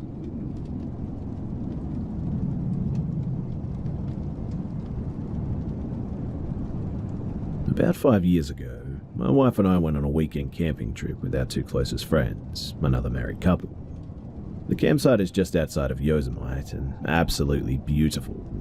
The beauty of it, and the creepiness of it, I suppose, is that you take a dirt road for about an hour and a half, I think, off the main road to get to it. It's extremely secluded, in other words, but never really felt threatening. It's a really popular campsite, so there were always people around, especially in the summer too, when this actually occurred. So the first day was pretty much awesome. I don't remember exactly what we did, but I remember having a great time. The campsites are all fairly close together and usually separated by various shrubs, etc. I remember too that we were all pretty pumped about the site that we got, as there were no neighbours on one side, just forest, and no one occupying the site closest to us. This is pretty uncommon here too, as these campgrounds stay fully booked throughout the summer. Day 2 started normally as well. We had breakfast, then we headed to the lake for a couple of hours. The lake was about a 20-minute hike from the main campground, and when we got back around 2ish I think it was, we noticed that the site next to us now had a silver rental car parked on it. Well, we didn't think much of it, and we just went about making a fire to cook with. At some point, we noticed the occupant of the site next to us, a pretty average-looking white dude, maybe early 40s. And honestly, he was just so average-looking that it's hard to even picture him. We all immediately caught to the fact, though, that he was just constantly looking over at us. My friend Dave even made a comment to me under his breath, like, "You notice this guy keeps looking over here?" I remember feeling a little bit uncomfortable about that too, because we were still in our bathing suits from the lake, but I made a conscious effort to just ignore it.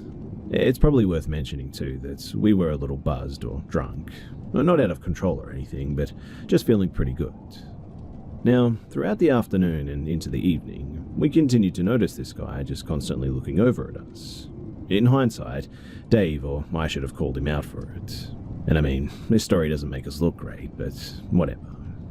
I had been stressed at work prior to this trip, and I really didn't want to let some creepy dude throw off the relaxed vibe that we had. Stupid, I know, but that's what I was thinking. The alcohol, coupled with the fact that we honestly kind of felt bad for him, led to us to not confront him. Yes, it was very creepy, but I just told myself that he was just an awkward, lonely dude. Aside from the staring, though, there were a couple of mildly weird incidences that occurred leading up to the very weird stuff. The first was that, at some point, he left his site to go and do whatever, and while he was gone, a girl, probably in her mid-20s, our age basically, walked by and snapped a picture of his license plate. I remember asking her if she needed anything, and she smiled awkwardly and just kept walking. Dave and I both thought that was really odd, but were preoccupied with beer. Later into the evening, around 7-ish, the camp host was doing her rounds checking people in, and she checked us in and moved on to him. I remember us all eavesdropping intently to hear what they were saying too. I think we just wanted to hear what this creep sounded like, and he kept asking questions about the bathhouse. We didn't even know that there was a bathhouse, or even what a bathhouse was, but he had at least 100 different questions about it. Where is it? How late is it open? Is it private? Maybe not that weird, I suppose, but in context, it's definitely odd. So the sun started to go down, and we were all drunk by now, so we weren't too concerned with creepy dude anymore. At one point, we went for a walk, and we noticed him snooping around what we believed to be the bathhouse. And now I would call out this kind of behavior, but again, I was drunk and 5 years stupider at the time. But we all laughed and just talked about how creepy he was. And back at the site, we continued to drink and have a good time. Now, at one point, the guy just started eating beans really aggressively out of a can in the light of his single lantern. No fire. He looked at us while doing it, and Dave and I just kind of snickered to each other at how weird it was. I don't think the girls noticed, but eventually we just decided to go to bed. I think the guy had actually left his site at this point. I kind of remember us making jokes like, "I better not wake up to that dude looking in our window, ha ha ha." But anyway, my wife and I slept in our SUV with the seats folded down. Dave and Sarah slept in the camper shell of their truck, and I remember feeling a little creeped out as I fell asleep, but I shrugged it off. But at around 2:30 in the morning, both my wife and I were jolted awake by what we thought was a woman's scream. We both looked at each other and asked if the other had heard that.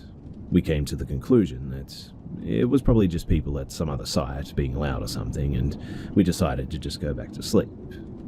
But as I was trying to go back to sleep, I just started feeling really unsettled. I decided to get out of my car and just go and take a look around. I cracked my door open, trying to be as quiet as possible. I had gotten about one leg out of the car when I heard faint but direct whispering coming from Dave and Sarah's camper shell about 4 feet away. I froze, and then I heard it again. I eventually realized that they were trying to tell me something. I whispered back, "What?" I then very clearly heard Dave say, "Start your car." I instantly realized that something was very wrong. So, rather than ask any questions, I climbed back into my car to start it.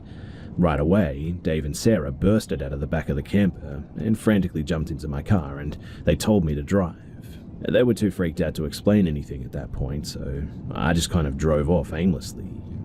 Eventually, though, I pulled over, figuring that we were far enough away from whatever had freaked them out, and finally, Sarah calmed down enough to tell us what happened.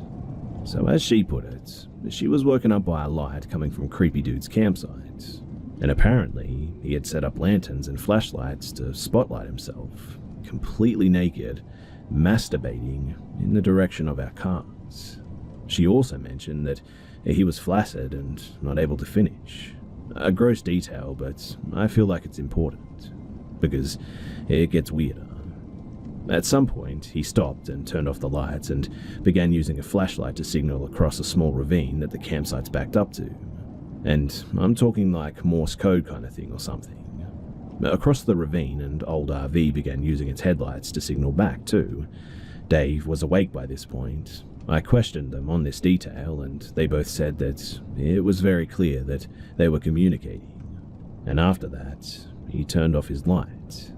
But keep in mind, it is absolutely pitch black out there at night, and after a few minutes, they heard footsteps around their car, followed by a hard tap on the window. And that is what caused Sarah to scream, hence waking me up. And yes, at this point, I decided that we needed to call the police. The problem was, there was absolutely zero cell service at the campsite.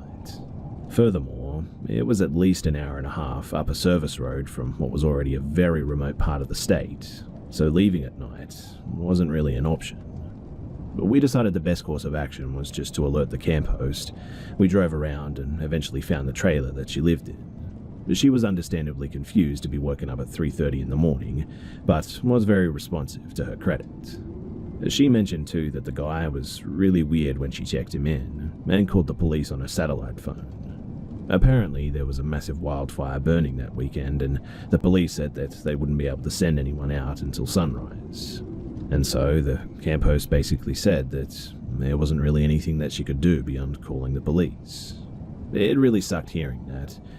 I mean, basically, we were stuck in our car in the pitch blackness while some crazy masturbating dude was just out and about, and not to mention whoever was in that RV as well.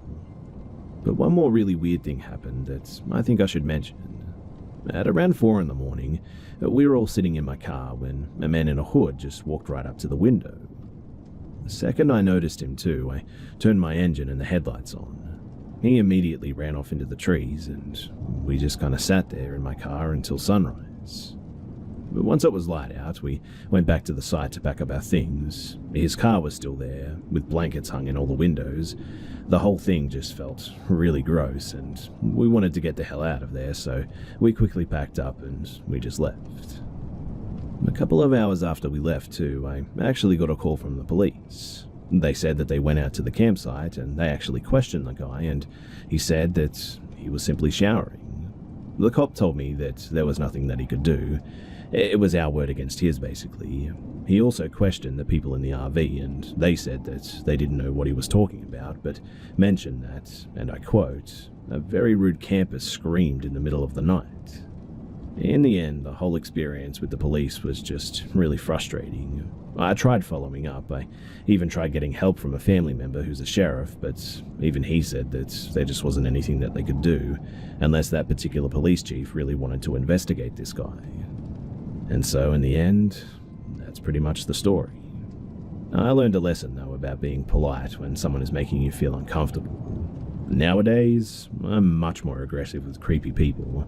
I also know that it's easy to hear this story and wonder why Dave or myself didn't just confront the guy, especially when he's literally masturbating at the car you're sleeping in. But I don't know.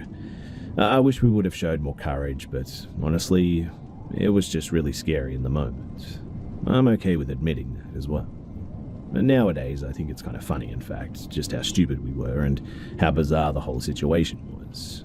I also feel fortunate that nobody was hurt. Clearly, though, we were dealing with a very messed up individual who definitely had accomplices. And I can only imagine what their end goal was, and what they could have been capable of doing. I also think that they had done stuff like this before because the whole thing just seemed really orchestrated. And man, do I really wish that the police could have done something that night.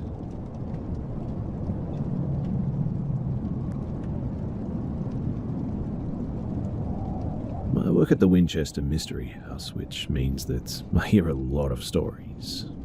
I'm really not the type of person to delve much into the paranormal, but I've definitely seen a few things myself that aren't easy to explain. I'd like to hear what things other people have seen too, but then maybe I can check it out myself. I've been at the house past midnight more than a few times as well. I'll start sharing though. Hopefully guests and other workers will share, and I'll keep updating as I see or hear more things. Also, I'm really not one to dramatize things, so I apologize if this doesn't have added excitement or anything. I just want to report what I've experienced and see what other people have seen or even heard. So, somewhere in the house during the current Halloween-themed Unhinged, I won't say where right now since I don't have to give away the scene, but there's a motion sensor. When the people pass it, I was coming back from break, 10 PM or so, and was alone in this section of the house. I was stationed near where the actor would hide and jump out when the cue went off. I thought that it'd be fun to scare whoever set it off. I assumed a co-worker or the actor returning. So I waited behind the corner, but nobody ever came. Maybe someone came in but turned back. It's possible, I suppose. Around 10 minutes later, my other co-worker came up, also finishing his break. Our section all takes breaks at around the same time, and we were just talking. And the cue went off again, but nobody was there. Now, it's not a sensitive cue or anything, because whenever I work, it only goes off if someone goes through. My third co-worker thought that we were just trying to spook her when we told her what happened, but then she gasped. She didn't want to tell us at first, not wanting to seem like our story scared her, I guess, but later she said that she felt a tug going up the stairs when we were walking. That's not unheard of here, and there are many people who get that tug. Another thing that happened was I saw laundry mangled in the laundry room spin on its own, and another time I was going up to the switchback stairs, low ceiling and narrow, and turns about 7 times. And I swear to you that something shushed me right next to my ear.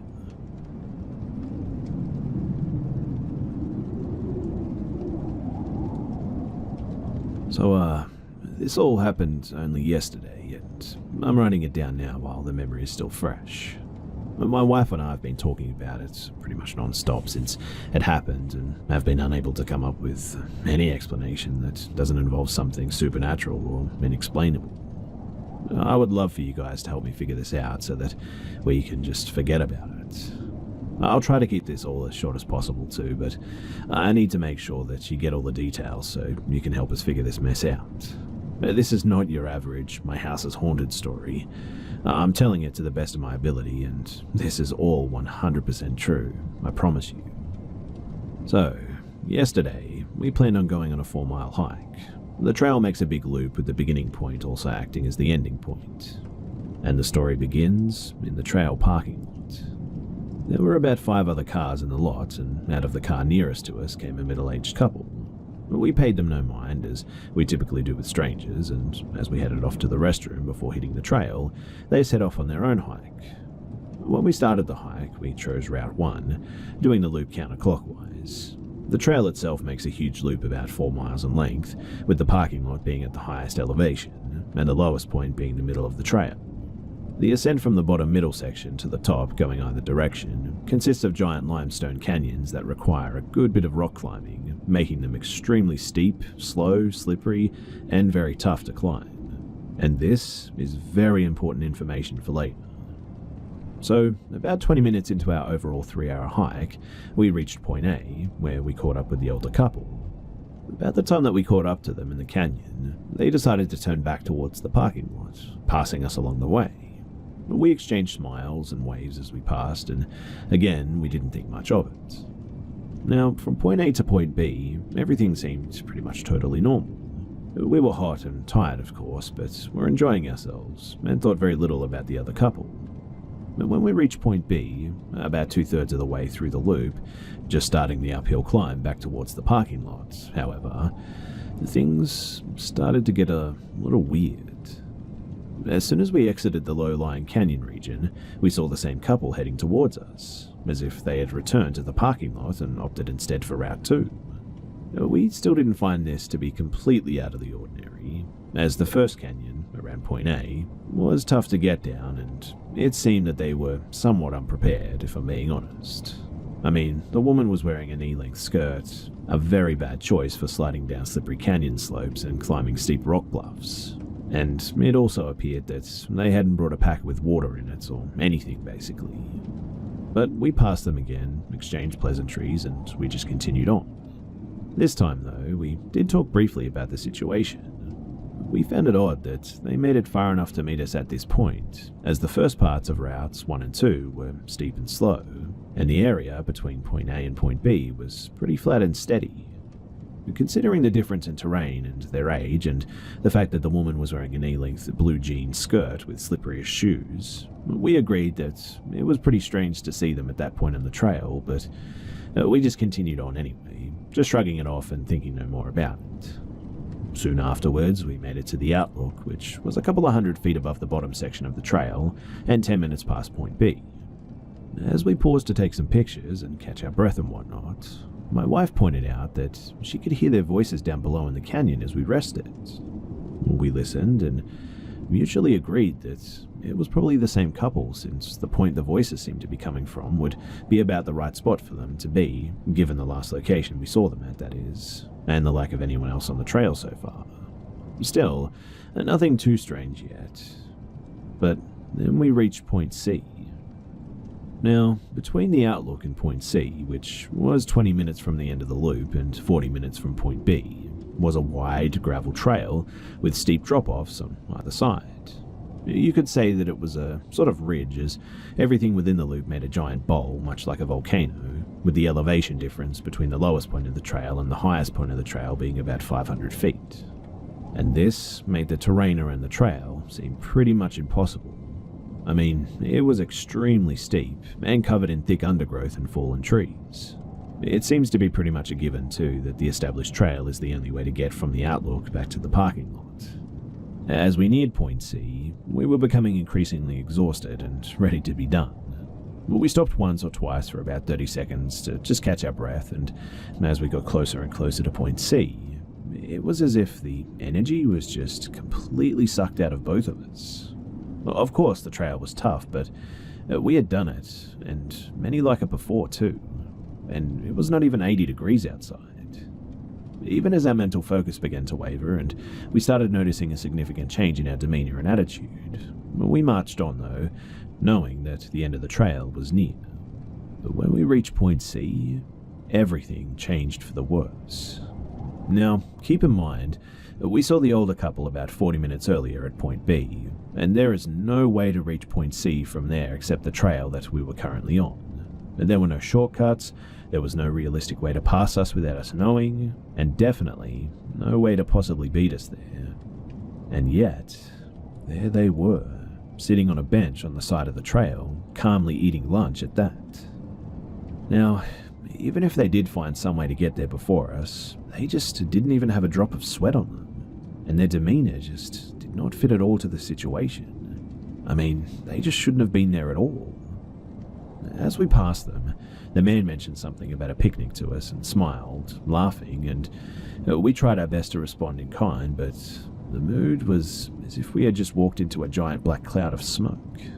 I really don't know how else to explain it too, but the area around them just disorientated us completely, and we no doubt were pale as ghosts and obviously pretty shaken. We passed on by them though, and as we were out of earshot, my wife turned to me with a face that I had never seen before in my life. We were terrified. Without saying a word to each other, we both experienced the same just feeling of shock. It felt as if we had just walked through a time warp or something, or as if we had just brushed up against another dimension. Our following discussion amounted to this too. There is no way that they could have beaten us there. Sure, maybe, possibly, just maybe there was a chance. But only if after seeing us at point B, they sprinted through the woods in a direct line towards point C. But this would have required them to run up the second canyon, steep rock bluffs, throughout the unmarked woods, and who knows what else for over a mile, in under 40 minutes as well.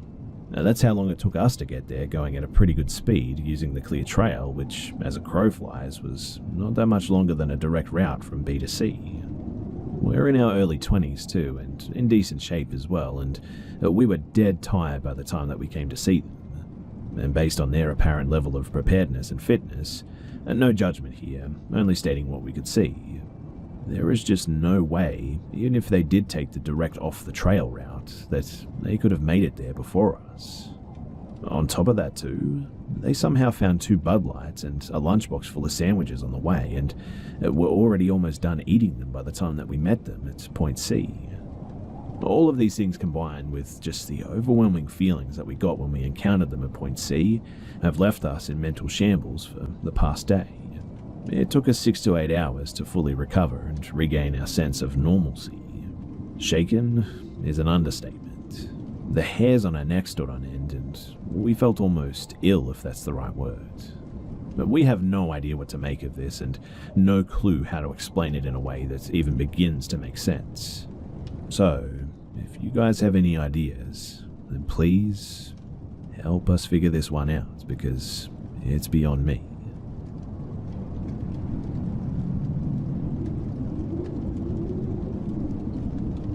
When I was a student teacher, I was 21 and working with mostly seniors in high school, many of which were 17 or 18 years old. Now one day, the mentor teacher that I was working with pulled me aside from teaching my class to inform me that other teachers had overheard some students telling each other that they wanted to do something with me. While disturbing, many of my friends and colleagues insisted that that's a fact of being a young teacher working with high schoolers. The next day, I had a few girls in my class, though, approach me and inform me that 3 specific boys were no longer just talking about what they wanted to do, but were graphically describing what they were now planning on doing to me in the coming weeks after school in the parking lot. Far more details, too, than I'd like to share here. I went to the administration immediately, and they handled it very quickly and professionally. I was very grateful for their support. I was never touched nor harmed by any of these students, thankfully. But what did scare the absolute crap out of me, however, is that not even a week later, one of those boys was actually arrested and pulled out of school. I didn't find out immediately, but I eventually learned that he was being held for the alleged sexual assault of his younger sister. It makes me sick just thinking about it still, but I honestly think that I just dodged a bullet.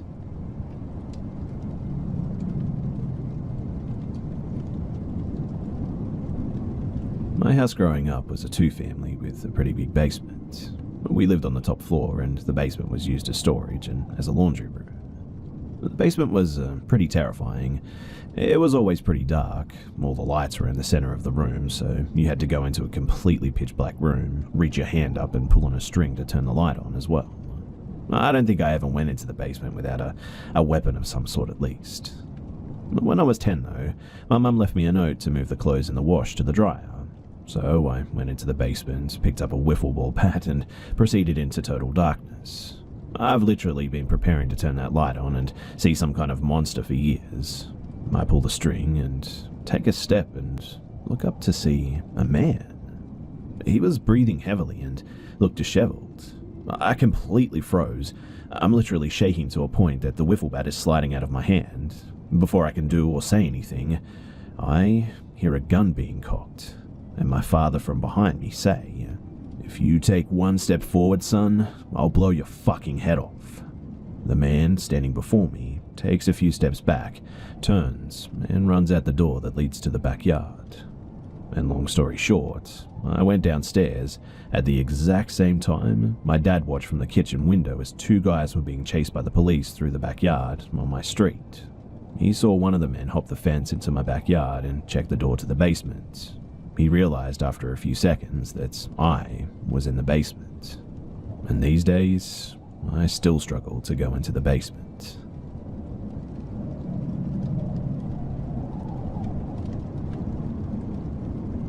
I'd like to think that I have a pretty decent instinct now when it comes to knowing who has bad intentions, but I wasn't always as cautious and as observant as I am now. When I was in high school, I always just felt so ugly.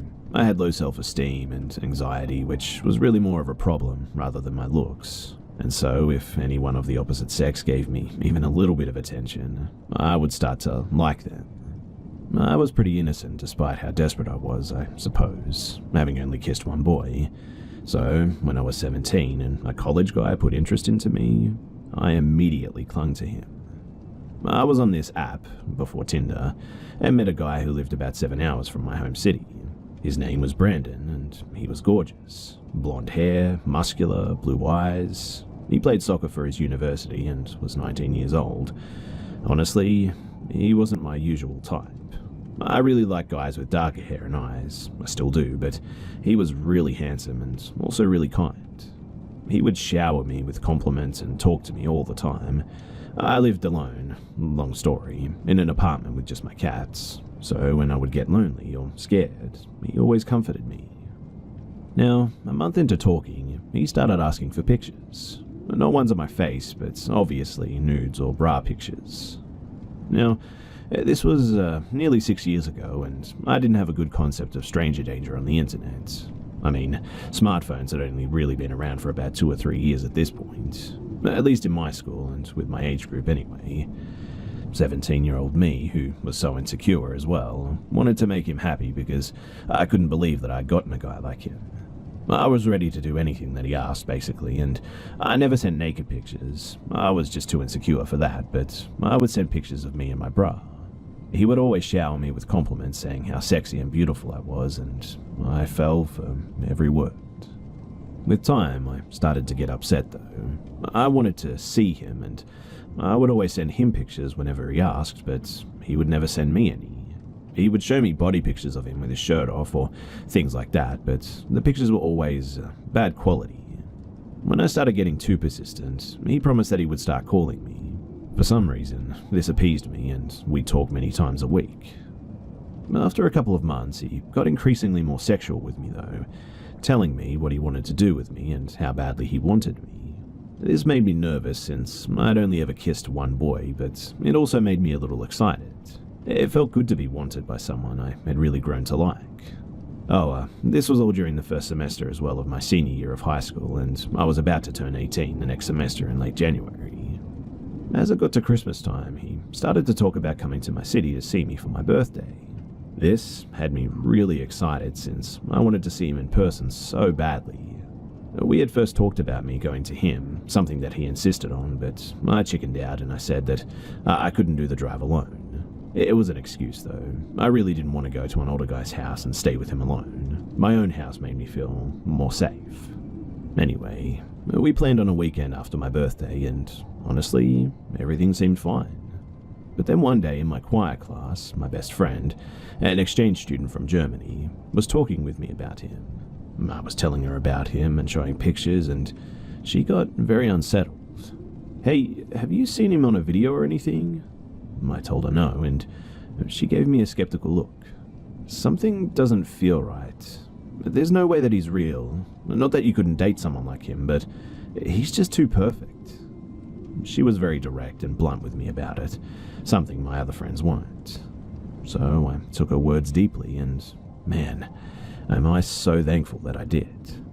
I immediately asked him for a picture of his face. He made up some excuse about how he couldn't take a picture right then, so I persisted, asking every single day.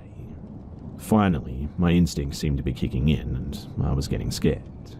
I told him that I wanted him to video call me, and he said no. I fought him on it for hours one night, telling him that if he tells me the truth, I won't get mad. But he refused. I put the name that he gave me into Facebook, determined to find him on my own if he wasn't going to give in. But nothing came up on him. I texted him telling him that I couldn't find his Facebook, and he gave in, giving me a completely different name and told me that's me. I remember just feeling cold as I read that too, but I looked up the account and everything that he had told me was a lie. His name, his face, his age. He was 25, not 19.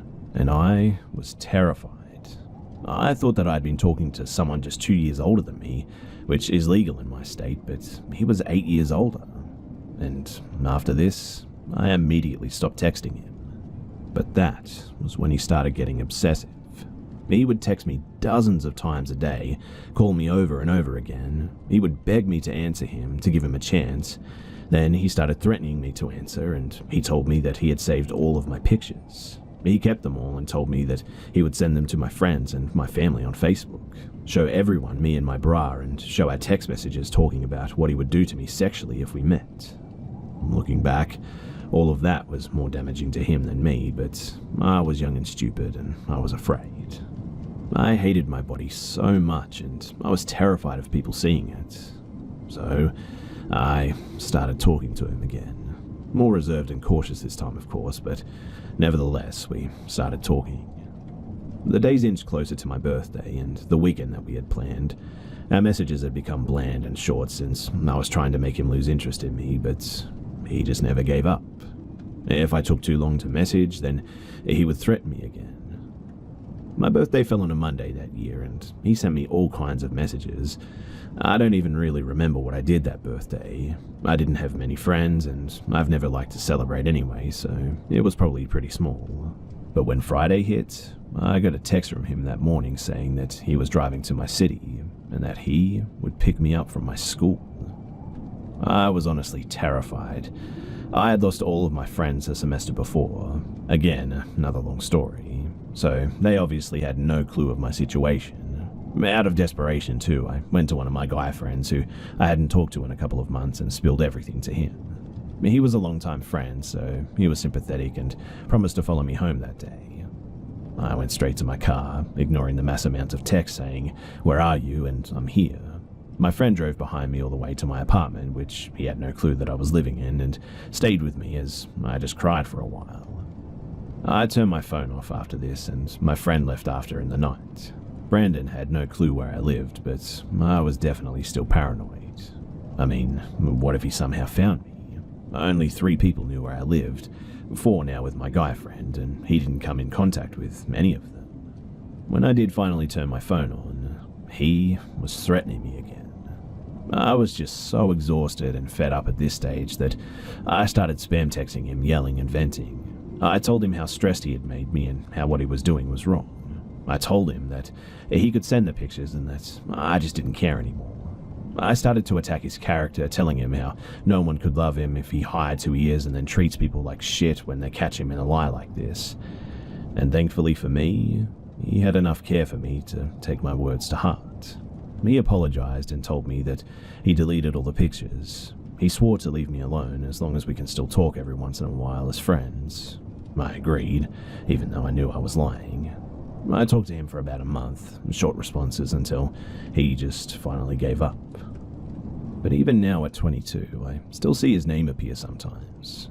I blocked his number and deleted him on everything, but his name still shows up sometimes on my Instagram or Snapchat when he's trying to re-add me. He's the reason I don't give my name or picture out, and he isn't the first stalker I experienced. The first one was actually in the 6th grade, but that's a story for another time. Anyway, let this be a lesson to anyone out there who's listening. Please be careful with who you share your information with, because just like me, it can come right back around to bite you in the ass.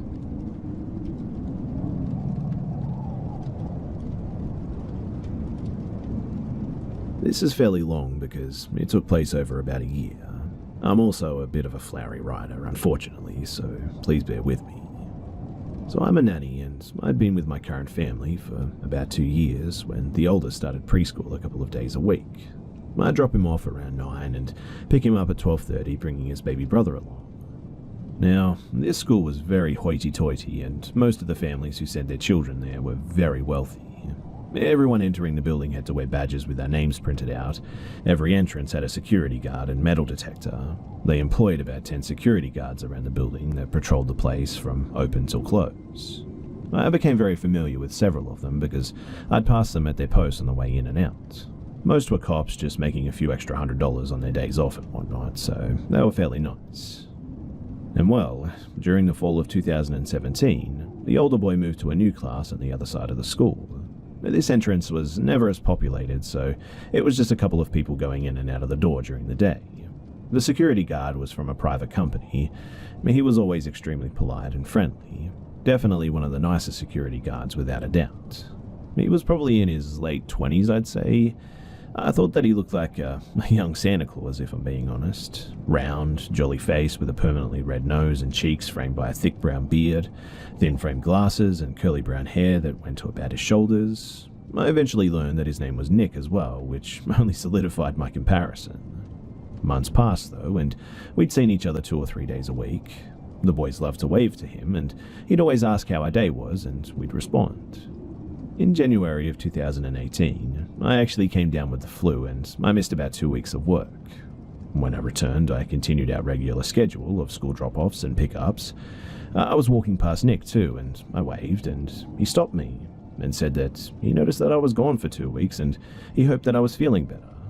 I smiled, thanked him, and said that it was the sickest I'd been, but I was glad to be back. I found it a bit odd, though, that he had noticed and that he knew that I was sick. I assumed that my employers had told him when they did drop-offs or pick-ups while I was gone or something, so I didn't think too much of it, and I just continued on. But when I went to leave, he stopped me again and told me that he didn't know that I wasn't the boy's mother.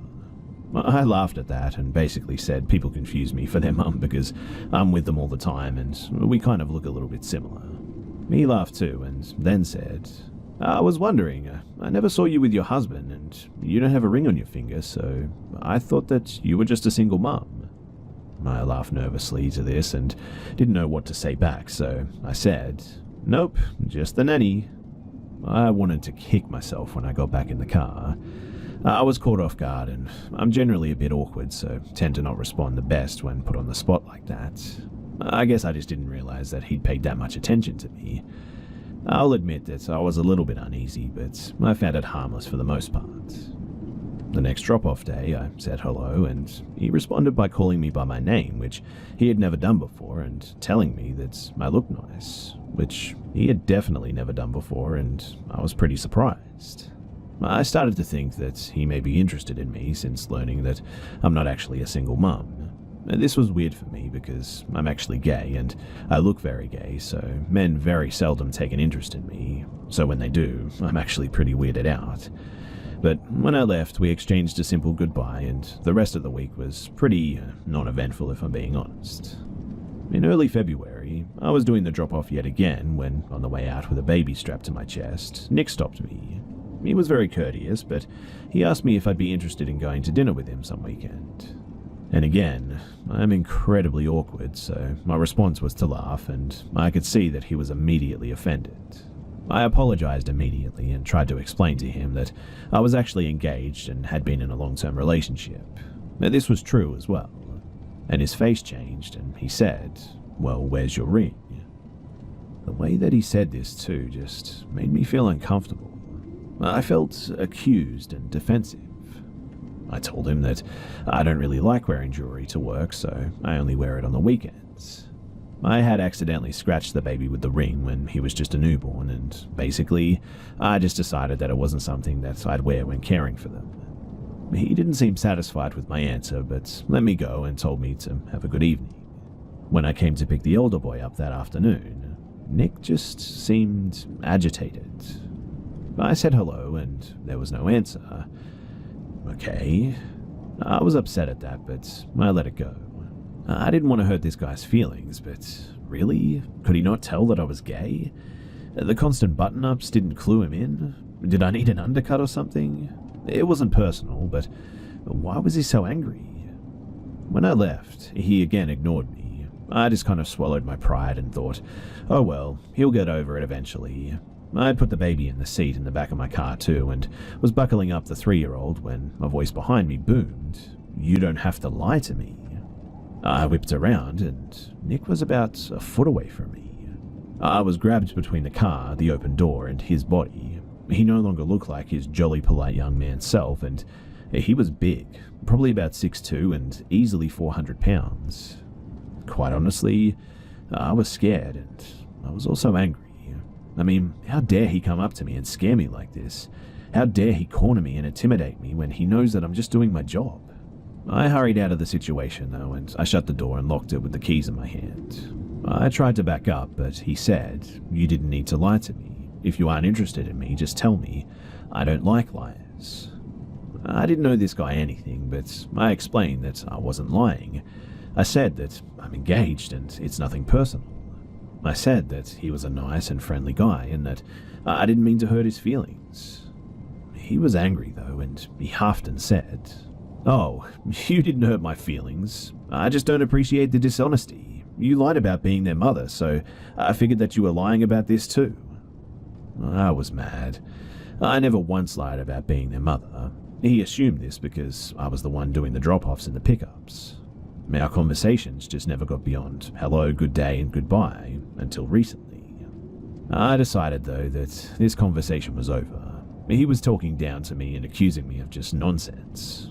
I told him that I never lied about this or anything and didn't appreciate his tone. I went around and got back into the car, and he followed but kept his distance and said, "I'm not even sure why I wasted my time on you anyways." I was shocked. I mean, he was just a completely different person now. I avoid altercations at all costs, so for someone to speak to me like this was pretty upsetting, I'll admit. I ended up disclosing this situation to my employers, who got very upset as well. They did not like that he spoke to me like that, and especially didn't like this done around their children. They ended up contacting the school, which I was mortified about. I was terrified to see him again, knowing that he'd know that I had told on him. That never happened though, because he was fired and replaced with a retired cop who was incredibly unfriendly, and boy, was I grateful for that. But I did feel bad. I thought that my employers had overreacted, but they were prone to overreactions, and honestly, I was selfishly a little bit happy that I wouldn't have to see him again. I was worried about how awkward it was actually going to be. I let it go though, and weeks passed and school drop-offs were pretty much uneventful again. However, in May of 2018, that all changed. So I live in an enclosed apartment complex in uptown Dallas. Our apartment and a neighbor's has a ton of bars, so we have issues with break-ins and vandalism from here to there. We've also always had a police presence, but after an incident where some drunk guy broke into the office through a window, the office manager decided to hire security guards. And I bet you can guess who ended up doing the night shifts, right? Yep, it was Nick. When I first saw him, I was checking my mail and he passed me in his uniform. I completely froze, and he looked me directly in the eye and said, "Good evening, ma'am." Good. He must have forgotten me, right? I was shaking as I went up to my apartment and immediately told my fiancée who I saw. She was aware of the situation with Nick at the preschool, and being the daughter of a cop was always more suspicious and suspected the absolute worst out of pretty much everyone. She did not want him to find out which apartment was ours, so we started taking the back elevator and parking in different areas. He only patrolled the office area, the perimeter of the building, so we actually found it pretty easy to avoid him for at least a week or so. He only patrolled the office area though, and the perimeter of the building, so we found it fairly easy to avoid him for at least a week or so. Now one day, the back elevator was out of order, so I had to take the front elevator from the parking garage up to my apartment on the 4th floor. The elevator stopped in the lobby, and guess who walks on? It was Nick, and I completely froze. I guess that he could sense that I was anxious too, because he looked at me and said, "Don't worry, I'm not mad. You got me fired, but just don't do it again." I didn't even respond, and I got off on the 4th floor and then thought, oh crap, now he knows which floor I lived on. I immediately ran inside and told my fiancée, and she said that she would contact the management. I convinced her that this was a very bad idea. It could make him angry, and I doubt that he would let it go again. I mean, he technically hasn't done anything, but did he follow me here? He knew me, but how did he end up here? It seemed like too much of a coincidence, I'll admit. I will say, though, that we did live in a bit of a panic. We kept our door bolted, and we even installed a camera. I'm not sure how many of you are aware of the story of Jennifer Morey. She was a young lawyer who was living alone in an apartment similar to mine in Houston. She was stalked and attacked by her apartment's security guard, and he actually had access to her apartment. She survived, but went through a horrible ordeal, and we were both terrified that this could happen to us. It got to the point where pretty much every noise unsettled us. We'd get up to make sure the door was bolted several times before we would go to bed. And that summer, we were convinced that he tried to do something. And maybe it was just our overreactive, worried minds, but better safe than sorry. But we ended up avoiding him for the most part, and we saw him occasionally, but he didn't seem interested, and although we were always wary, we figured that he must have gotten over it, and we let our guards down. And he never did bother me again. He never said much of anything to me when I did see him, and I decided that maybe he was just having a really hard time last fall, and he was a really nice guy who maybe didn't have the best social skills or something. Now, fall 2018 rolls around, and I'm busy with work, and my fiancée is out of town, often on business meetings. And one weekend, I'm home alone, and it's 3:30 p.m, and I'm walking down to the office to get a package. And when I get there are about 3 squad cars and police just all over the lobby and going up the stairs. I'm wondering what happened, but like I said, we live in a pretty ratty place, so we have incidences with drunk assholes, so I figured someone had an altercation or something, got stolen or something like that. I try to eavesdrop, but I don't hear much. I go about my day and then receive an email from my apartment complex saying that they have a community-wide meeting scheduled to discuss the incident and go over resident safety concerns. At this point, I'm wondering what the hell happened. So of course, I go to the meeting and guess what it was? A young, single girl living in an apartment by herself showed up mid-afternoon to find Nick inside her apartment. She came in and her drawers were in just complete disarray. He was hiding in a closet and came up with some excuse. The security guards don't actually have keys to any apartments and aren't supposed to be in the residence halls. Later we found out that he had been stalking this girl and stole the keys from maintenance and made copies. This had also been going on for at least a month, if not longer. They also found several of her belongings in his vehicle, and he was obviously fired and charged. I didn't follow exactly what happened to him, but we assumed that he did some time. It was obviously a very scary situation, and of course our apartment complex got the pantsuit out of them. I was glad that his attention shifted, but wonder what could have happened to this girl. But unfortunately, this wasn't the last time that I saw or heard of him. A few weeks ago, over a year since I last saw him, I went into this big fancy mall in my city, and guess who was working security? Nick. My first thought was, you've got to be kidding me.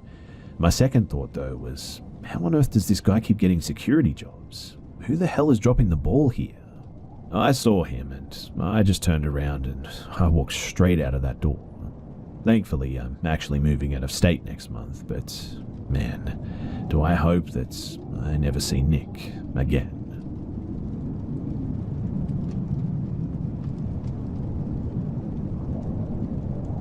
So, I'll get straight to the point here. Every so often, I see this shadow girl. I feel connected to her, but she also just really terrifies me. She fills me with dread and horror, and it's not the kind of fear that makes your heart race and sweat form. It's the kind that makes you cry and feel cold inside. She most often appears when I'm feeling very sad or angry or afraid, and only when I'm alone as well. She's hazy and difficult to make out, but her presence is definitely palpable. She's rather dark, but not like dark-skinned, more like a living charcoal drawing or something like that. Sometimes the fear is worse than other times. Sometimes I can hardly move, and other times I even try to speak to her, and if she speaks back, I hear it as a voice inside my head. It's definitely feminine, but it's low and almost like a smooth growl or something. The first time that I saw her was in a dream when I was very young. I was running from a large monster, a sort of heavy brute animal. I was about to be caught when she appeared. In the dream, she had a colourful wreath around her head and she was floating. Immediately, I felt vastly more afraid than I had been of the beast as well. And the beast seemed to be afraid too, and cowered. I kind of knelt before her, and then I woke up and I was crying. Ever since then, she occasionally appears when I'm awake. Although she terrifies me, sometimes I think that she seems to favour me. For example, when I was in middle school, I got along poorly with this one particular girl.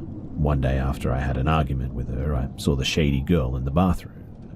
And the next day, the girl that I argued with came to school with a broken arm. In my freshman year of high school, there was this guy in my speech class who was a low-key bully.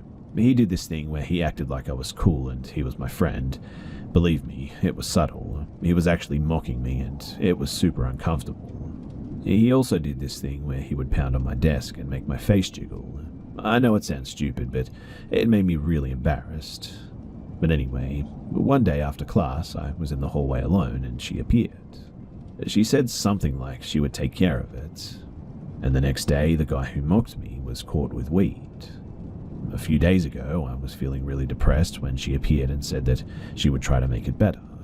A few minutes later, my mum came in and told me that she just decided that we should go out to eat at my favorite restaurant. I know that all of these things have a rational explanation, but it's always right after she appears. And sometimes, too, things just happen more directly. For example, I was in a mental hospital for a few weeks several months ago. One night, I was very angry and I was taking a shower.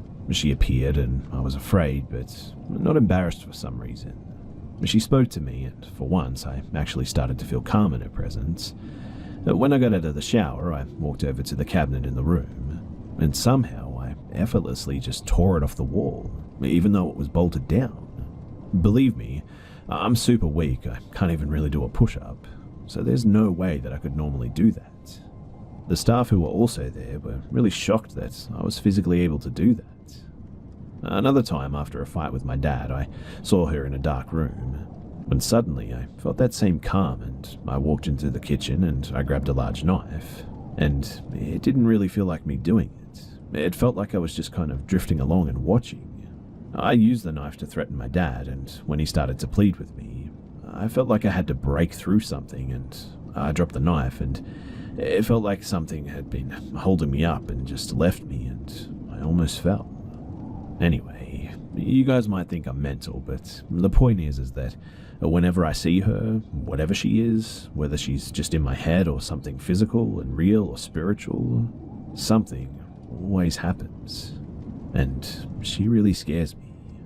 But I also feel tied to her, and I have no idea what she is, and I would really, really love some advice right now.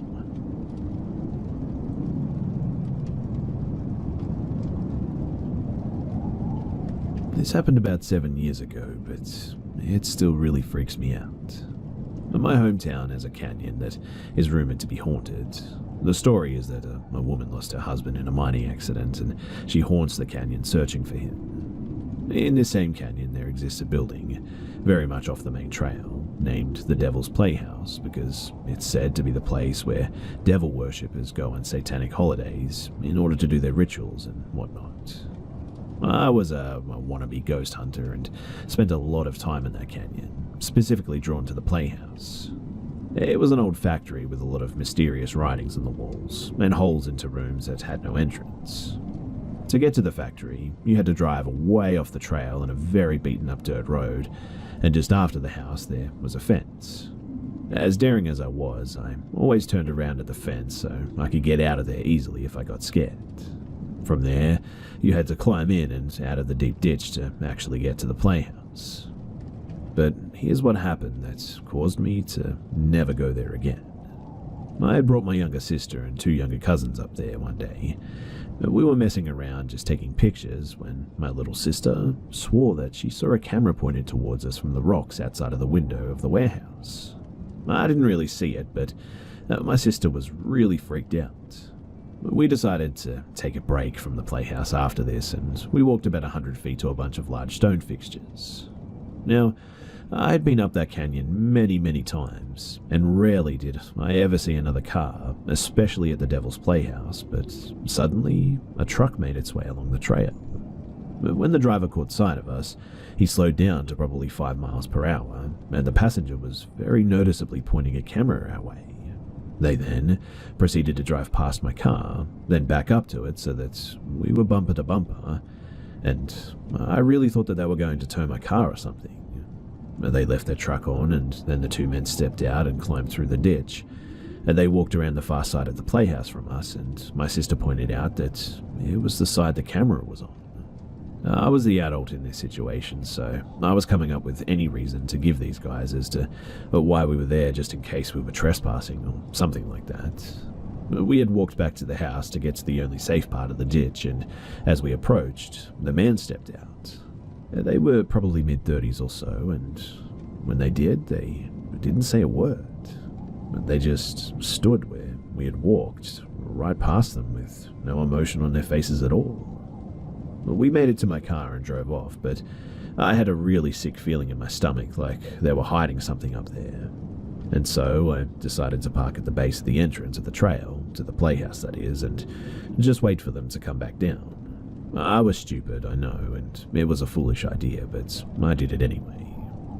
We sat there for a little bit, but after a while, another car pulled up beside us, and the old man who was driving it just stared at us. He was seriously creepy looking too, and it scared the shit out of us, so I drove back down to town, and the whole way, that car followed us. He even parked at the gas station that we went to, and we had gone inside, and he sat in the parking lot for a good 20 minutes before he just left. I'm still not entirely sure what happened up there that day or why, but I have a feeling that there's something hidden up there.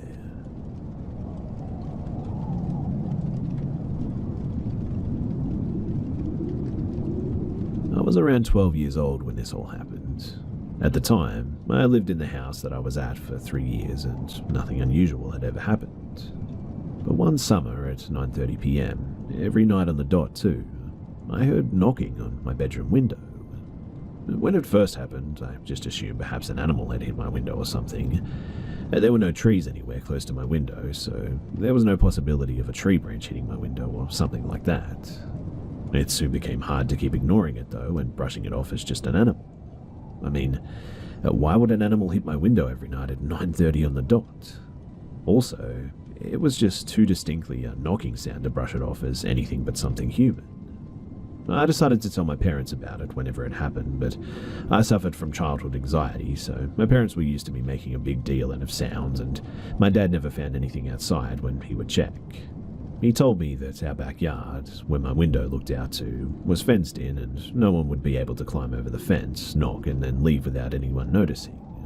It also didn't help that we lived in a rather large, lit-up neighborhood, so someone would have to see a man coming at every night, 9:30, climbing over a fence and then leaving. So I listened to my dad's reasoning and I tried to ignore it again. But it never stopped. At one stage, I honestly began to wonder if I was going crazy. No one else but me had ever heard the knocking, and there was just no logical explanation, other than an animal of some sort. I began to think that maybe the knocking was just all in my head. Well, one night I had a friend over. 9:30 hit, and sure enough, there was a knocking at my window. And my friend froze and asked me if I heard that. I told her yes, and that it's been happening every night at the same time for weeks now. I said my dad said that it was an animal, and my friend told me that it sounded too much like a knocking to be an animal though. I agreed, and we told my dad. He checked for us, and sure enough, like every other night, nothing was in our backyard. But the knocking continued after my friend had heard it, and one night I had gone to bed at 9, but the knocking was so loud at 9:30 that it actually woke me up. I was freaked out and I ran to my dad in the living room.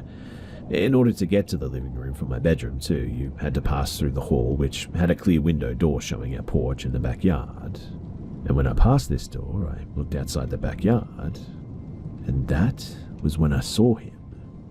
I saw a bright man dressed in a white robe with long blonde hair running through my backyard. But when he reached the middle of my backyard, he just disappeared. This scared me even more, and I went to my dad sobbing that I saw a man and he was knocking on my window. My dad checked outside again, and there was just nothing there. He tried to comfort me and said that it was probably some light reflection that I had seen. He calmed me down and told me that if I saw a man again to go and get him. And then I just went back to bed. The strange thing is, though, is that after that encounter, the knocking just stopped completely. I'm 20 now and I still live in that house, and I haven't seen or heard anything since that night when I saw the knocking man.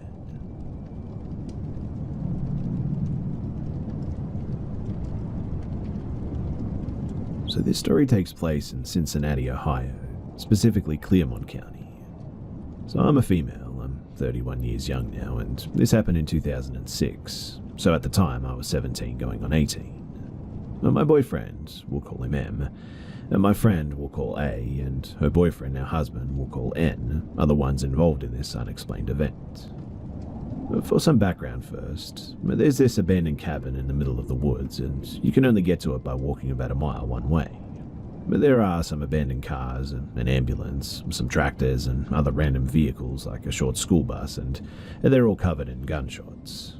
There's not even a path to drive a vehicle back there, so we would be walking a mile one way to get there, so we're not sure how they could have even got there or how long they would have been there, but my boyfriend and I had gone with 2 other friends previous to our encounter, and it was creepy, but not compared to what happened when we went with A and N. So on our previous trip, we went with our friends T and J. T and myself went upstairs and had a Ouija board. We just asked some random stupid questions that I can't even remember now, but what I do remember is that it spelled out Hui. We said goodbye on the board, and we were just looking around the upstairs, which was really just an attic. But we found massive kid socks in the wall, and it was really random and kind of weird. We got pretty startled too when an alarm clock just started ticking. It wouldn't stop as well, so I smashed it to pieces, and that was that. We walked back downstairs where the boys were, and we made our way back outside. We also found a creepy well that was covered up, and then all of a sudden we heard that alarm clock just start ticking again, but I knew that I had broken it, so that kind of spooked us, but it was nothing too major. We saw an outdoor cellar that we went into, and there was a girl's child boot with a bone inside the shoe, so I was like, okay, we're done for today, let's get out of here. And my boyfriend and myself were telling A and N about this cabin and what happened when T and J came with us that time. And so we decided that we were going to go later that day again. The day the encounter happened, M, N, and A and myself went to the lake, packed a cooler with food and crap, and spent probably 5 hours or so at the lake and ate and just kind of hung out. We left the lake and stopped at A and N's house, dropped the cooler off, which was in the trunk of the car. This is important for later as well in the story. And after getting everything out of the trunk from our lake trip, we headed to my boyfriend's parents' house where we parked the car and began our hour-long walk. We had some flashlights, but that was about it. The walk there was pretty uneventful as well. We have to walk through 2 huge drainage tunnels to get to this cabin as well. But we make it there, and it wasn't dark out, but it seemed just different this time. I'm not sure how to really explain it, but it was just different. But we had come later in the day than previously, so I just kind of put it down to that and was like, okay, whatever. Just like last time when we got inside, A and myself were going to go upstairs. I wanted to show her the socks in the wall, and I also wanted to check out that clock that I broke last visit that I heard ticking outside previously again. But as we start to go up the stairs, there was a big crash, like someone was thrown or knocked over. A gets freaked out, and then out of nowhere, she just books it outside back down the creek, yelling at M and N and myself to come on. I go chasing after her, and she's in tears, having a full-blown panic attack, saying something. Finally, I get what she saw. She said that she saw someone looking at the window at us.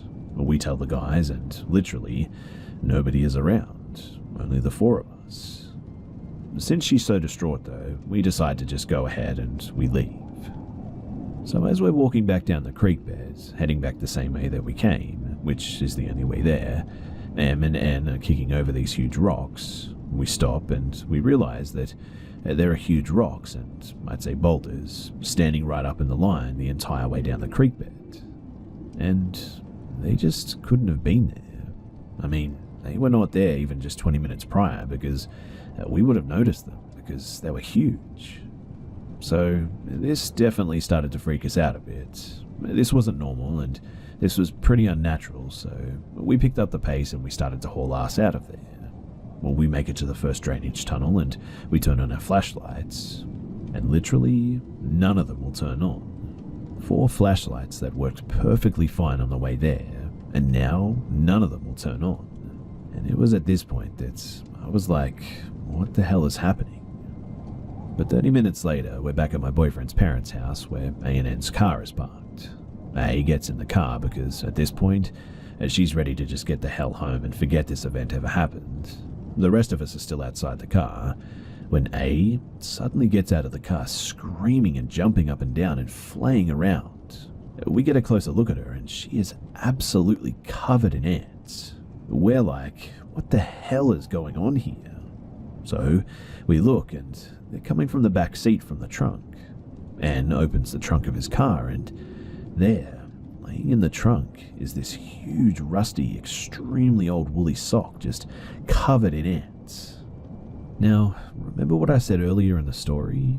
We had been in and out of the trunk all day long, and I can affirm that there was nothing in the trunk when we left their house from dropping off the cooler. But now, there's this huge woolly sock just covered in ants in the car.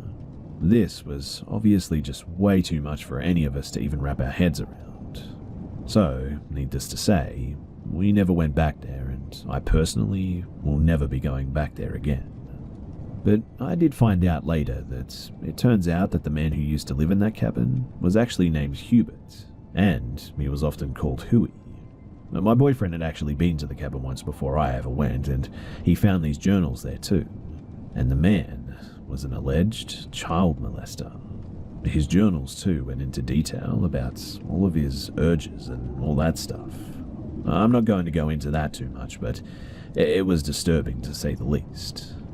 But again, this is honestly the one and only time that I've ever encountered something like this.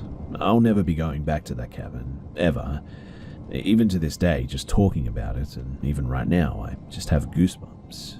I can't explain what happened that day, and I have no idea what I saw that scared her so bad in that window, but I do know that boulders do not stand straight up on their own like that, in a line, and nobody could have done it so fast to scare us like that. And also, nobody could have messed with our 4 flashlights, and nobody could have put that old dirty ant-infested woolen sock in A&N's car trunk. I know that this is a bit of a weird story, but if you're ever wandering around my neck of the woods and come across a random cabin, please, just leave it alone. You never know who lived there and what they did and who or what may still be there. And unfortunately, I learned that the very hard and unsettling way.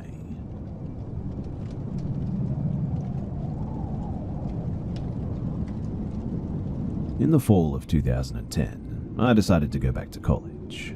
I was a single mum of 3 boys, but they were all in school now, and me going back was finally possible. The school that I went to was a regional campus to a very large university, and located in a neighborhood that is known for crime, meth, heroin, prostitution, etc. But it was only a 20-minute drive from my house, and I didn't feel unsafe about going there. The first day and the first class were intimidating, I'll admit. I didn't know anyone, and I was a lot older than most of the students. I was 28 at the time. And so I sat down in the back of the room at a table, and a few minutes later, a lady who was around my age sat down next to me. She was very skinny, smelled like cigarettes, greasy hair, sunken eyes, but she started to talk to me and she seemed normal enough. She started off the conversation telling me that she chose to sit next to me because I was wearing the prettiest blouse in the room. Strange, but as an awkward person myself, I leave a lot of leeway for people to say or do awkward things before I think too deep into things. She didn't have a backpack, any books, a pen, notebook, nothing. She said that her financial aid hadn't come through yet, but she didn't want to fall behind on classes and asked could she share my books. I agreed and gave her a pen and paper also. After the first class, she asked if I would mind going to the library with her so that she can scan some of the pages to take home. I agreed, and we started to head back to the library. She stops and looks at her phone and says that her son just texted and needs her to come home to do something, and she asks if I would like to come with her. I tell her that I have another class shortly, and unfortunately I can't go with her. I ask if she still wants to go to the library first, and she says no, that she has to go and get her son, but really can't go alone. I kept telling her that I can't go with her, and then she just starts crying.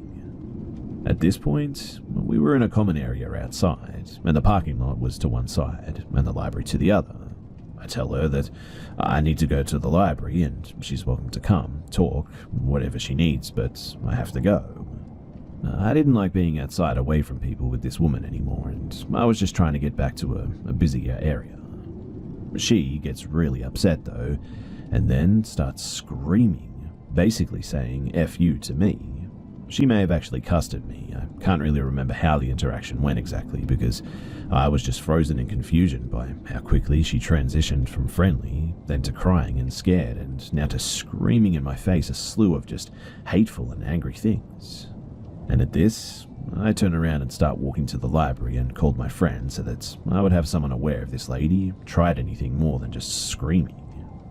I get to the library vestibule and watch her through the glass doors. She's standing at the parking lot, and then a car pulls up with a man in it, and is obviously upset with this woman.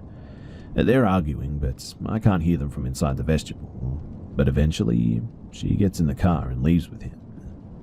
The next day, I was really dreading class because I didn't know what this woman's attitude would be that day, but she wasn't there the next day, and in the end, she never came back to any classes. I didn't know her name or even at the time how to look at a class roster, but looking back, I'm fairly certain that she was not enrolled at the school at all and, for whatever reason, was trying to get me to leave with her. I do wish that I knew her intentions, but at the same time, I'm glad that I never had to find out.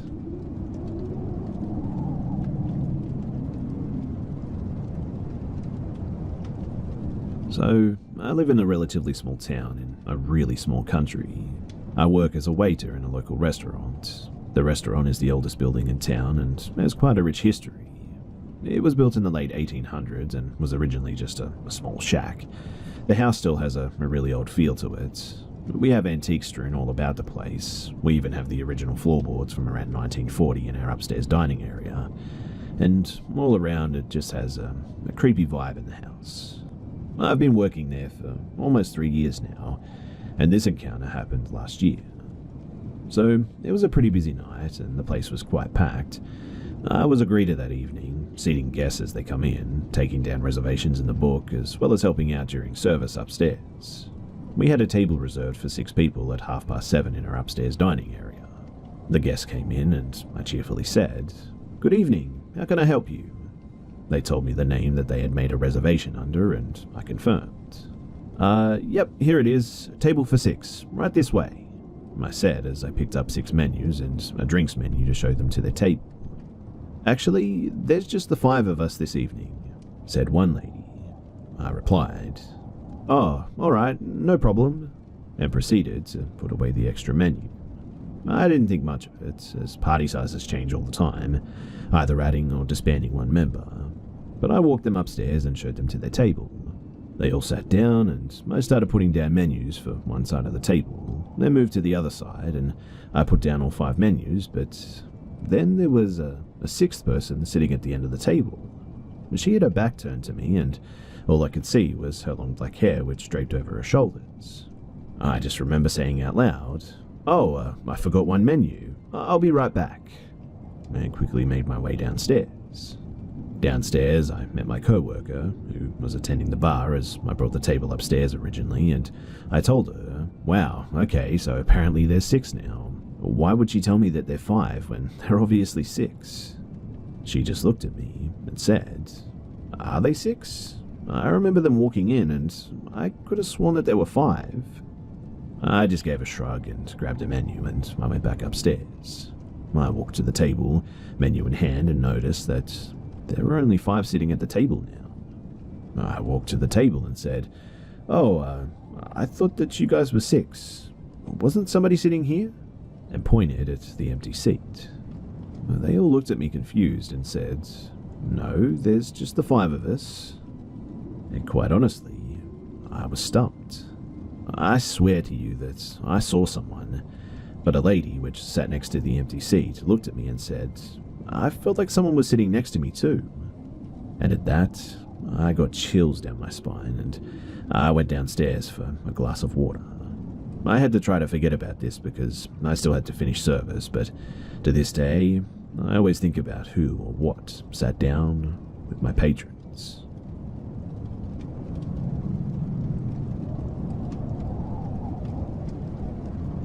This is going to be a bit long, so bear with me. Now, I had a best friend in high school named Lena.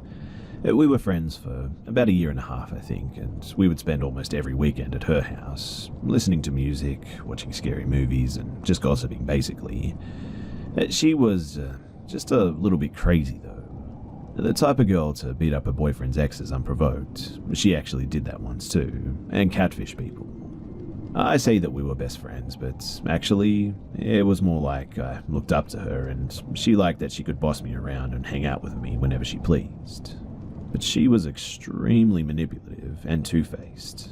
She actually had a hobby of being nice to girls at school and then going on their social media and making fun of everything that they posted. She would befriend people just to get information from them, and when we were friends, Lena was dating this guy named Nolan. They dated for about a year and a half, I think, and had lots of troubles the last 6 months or so. He would go out drinking most weekends, and she would cry in the middle of the night and blow up his phone, yelling at him and making him feel guilty. She was borderline psychotic when it came to his exes or the girls that he was friends with as well, and they just weren't really working out, but they stayed together anyway for some reason. But at some point, Nolan got Lena pregnant. And also, one of Lena's other friends, whose name was Autumn, became pregnant at the same time from a guy that I was in love with. Naturally, I wanted nothing to do with Autumn, but because they were pregnant together, Lena started hanging out with Autumn most weekends and neglected our friendship. After about a month, I just became fed up with it, and I started ghosting her pretty much. At first, she tried to apologize, but I was not having it, since the other girl was dating the guy that I'd been in love with for 2 years, and I was jealous and I was childish. So eventually, Lena just got pissed at me and stopped trying. A few months went by and Lena had the baby. Nolan and Lena stayed together to take care of their son, but their relationship was absolutely horrendous at that point. Lena actually cheated on him, and Nolan decided that he wanted out of the relationship but continued to see his son and buy things for him. However, Lena and Lena's mother made things very difficult for him by constantly changing the days that he could see his son and refusing to let him take his son anywhere besides Lena's house.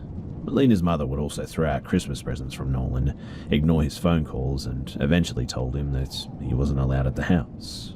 Nolan begged for months to see his son, but it was clear that Lena and her mother didn't want him in the picture. Nolan offered to pay child support, but they didn't want that either. They just wanted him gone.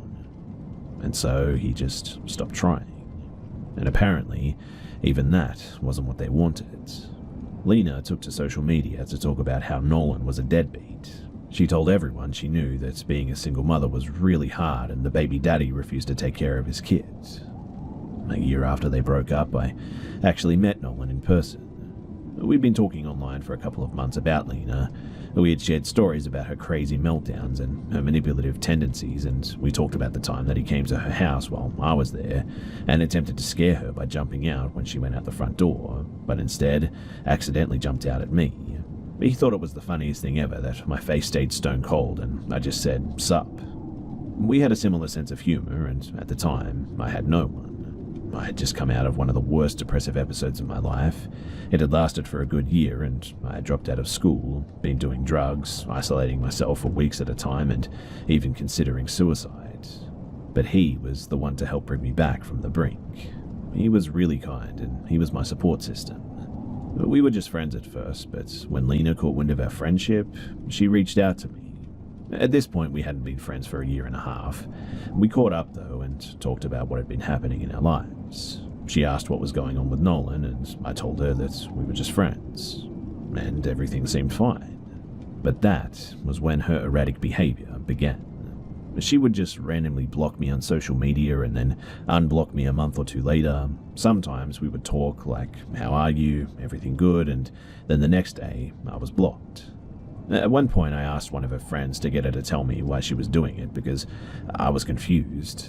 So she unblocked me and told me that she was salty about the situation with Nolan and the fact that I was friendly with him.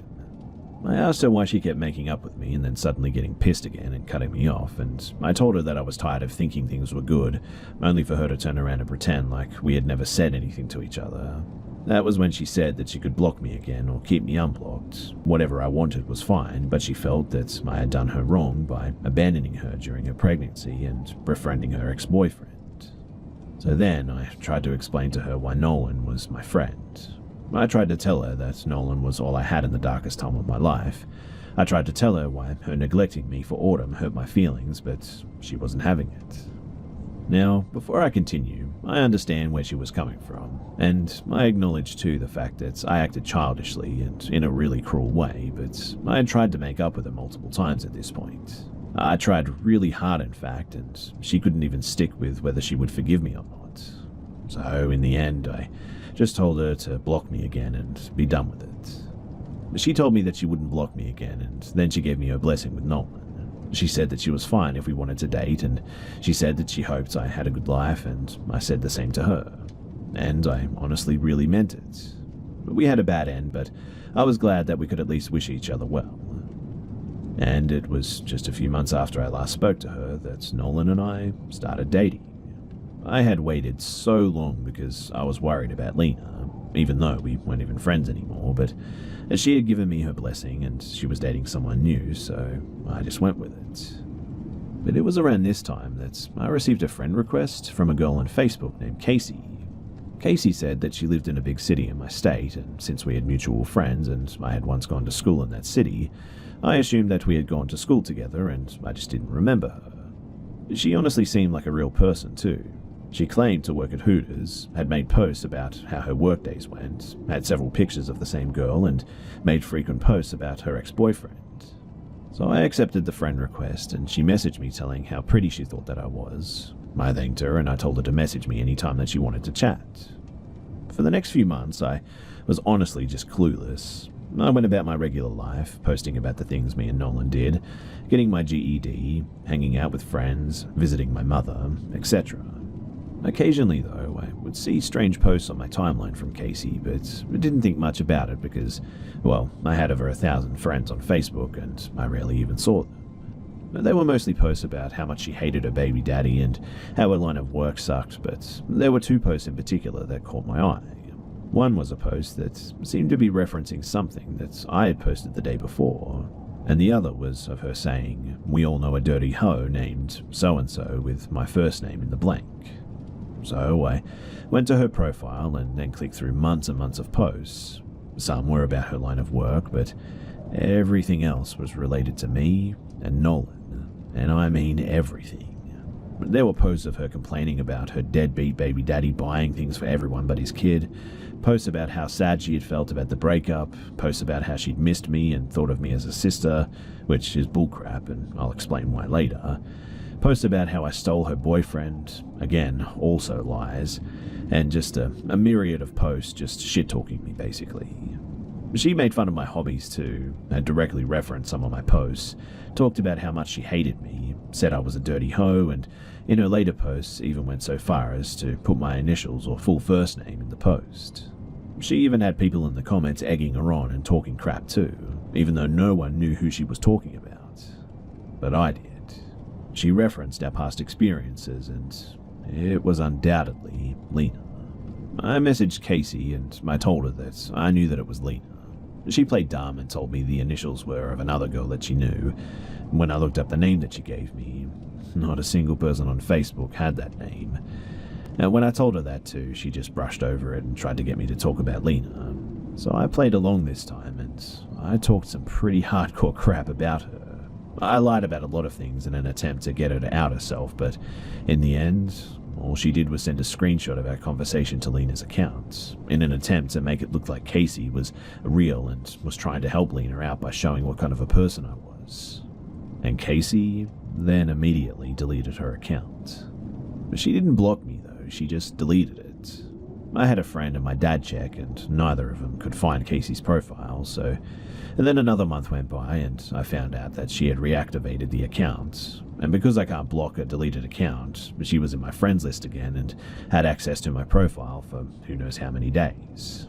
Eventually, though, I blocked her, and she then sent me friends and follow requests on 3 other websites under the Casey name, which I also blocked.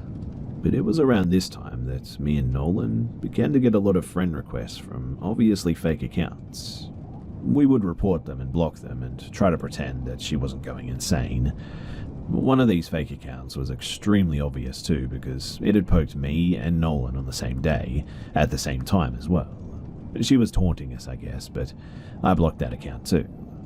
Please be aware too that at this time, Lena had married her boyfriend. She was doing this while married to someone else, in other words. But anyway, a year later I thought that it had stopped, and one day I went to the Casey account on my friend's Facebook because I wanted to see if she was still posting about me, and when I scrolled down I realized that I had actually missed a post last time.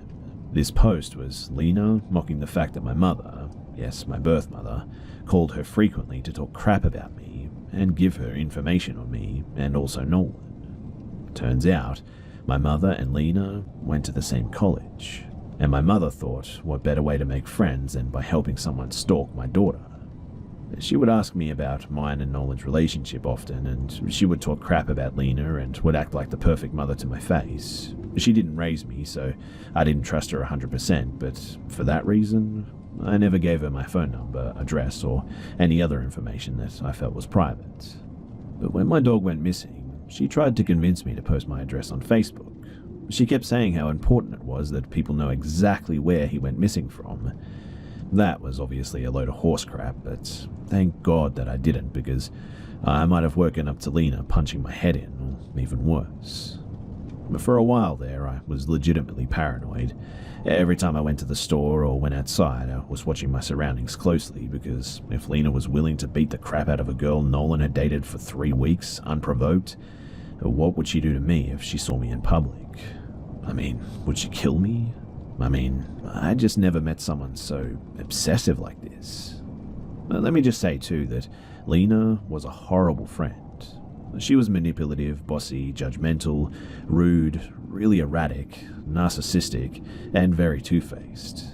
For instance, when I felt my first heartbreak, she spent all night just talking crap about this guy, saying that I deserved better, and eventually I talked crap with her to make myself feel better, and what does she do? She goes ahead and messages him on Facebook and tells him everything that I had said about him. She guilt-tripped me about having other friends. She convinced me to abandon one of my friends because she just didn't approve of her. She would ignore me when there were other people around. If I complained about anyone, she would go and tell that person what I said, even if she had said something worse about them. She would go through people's Facebook accounts and laugh at them and harass them, and it was just a really scummy thing that she would do. She would make me feel ridiculous for liking things that I did, and I just never felt like I could be myself around her. It amazes me too just how many people Lena has manipulated. Even her poor husband probably doesn't know that she's a stalker. So yeah, there you have it. Lena cyberstalked me for 2 years, and if I had given my mother my address, it might have become much, much worse. She hasn't been trying to stalk me for a while now because, well, I cut my mother off and deleted all but 40 people of my Facebook and made all my social media accounts private to keep this from happening again. I'm hoping that I won't ever hear from Lena again. The last obvious sign that I've gotten of her still trying to stalk me is a fake account that sent me a friend request about 3 months ago. An account that was only a few months old, had the same last name as my friend, who told me that he didn't know her and only liked 2 Facebook pages, one of which was a grocery store page or something, and the other was my page. Anyways, if you've listened this long, then thanks for listening. I was young when all this stuff happened, and I made some really dumb choices, so go easy on me, please. I know I'm not 100% faultless in this too, and yes, me and Nolan are still together, and we'll be celebrating our 4-year anniversary in a couple of months. But I guess one of the more troubling things about this whole situation is that Lena, this narcissistic cyberstalker who psychotically stalks people and is obviously very unstable, still has Nolan's kid. And I, for one, am worried for that child.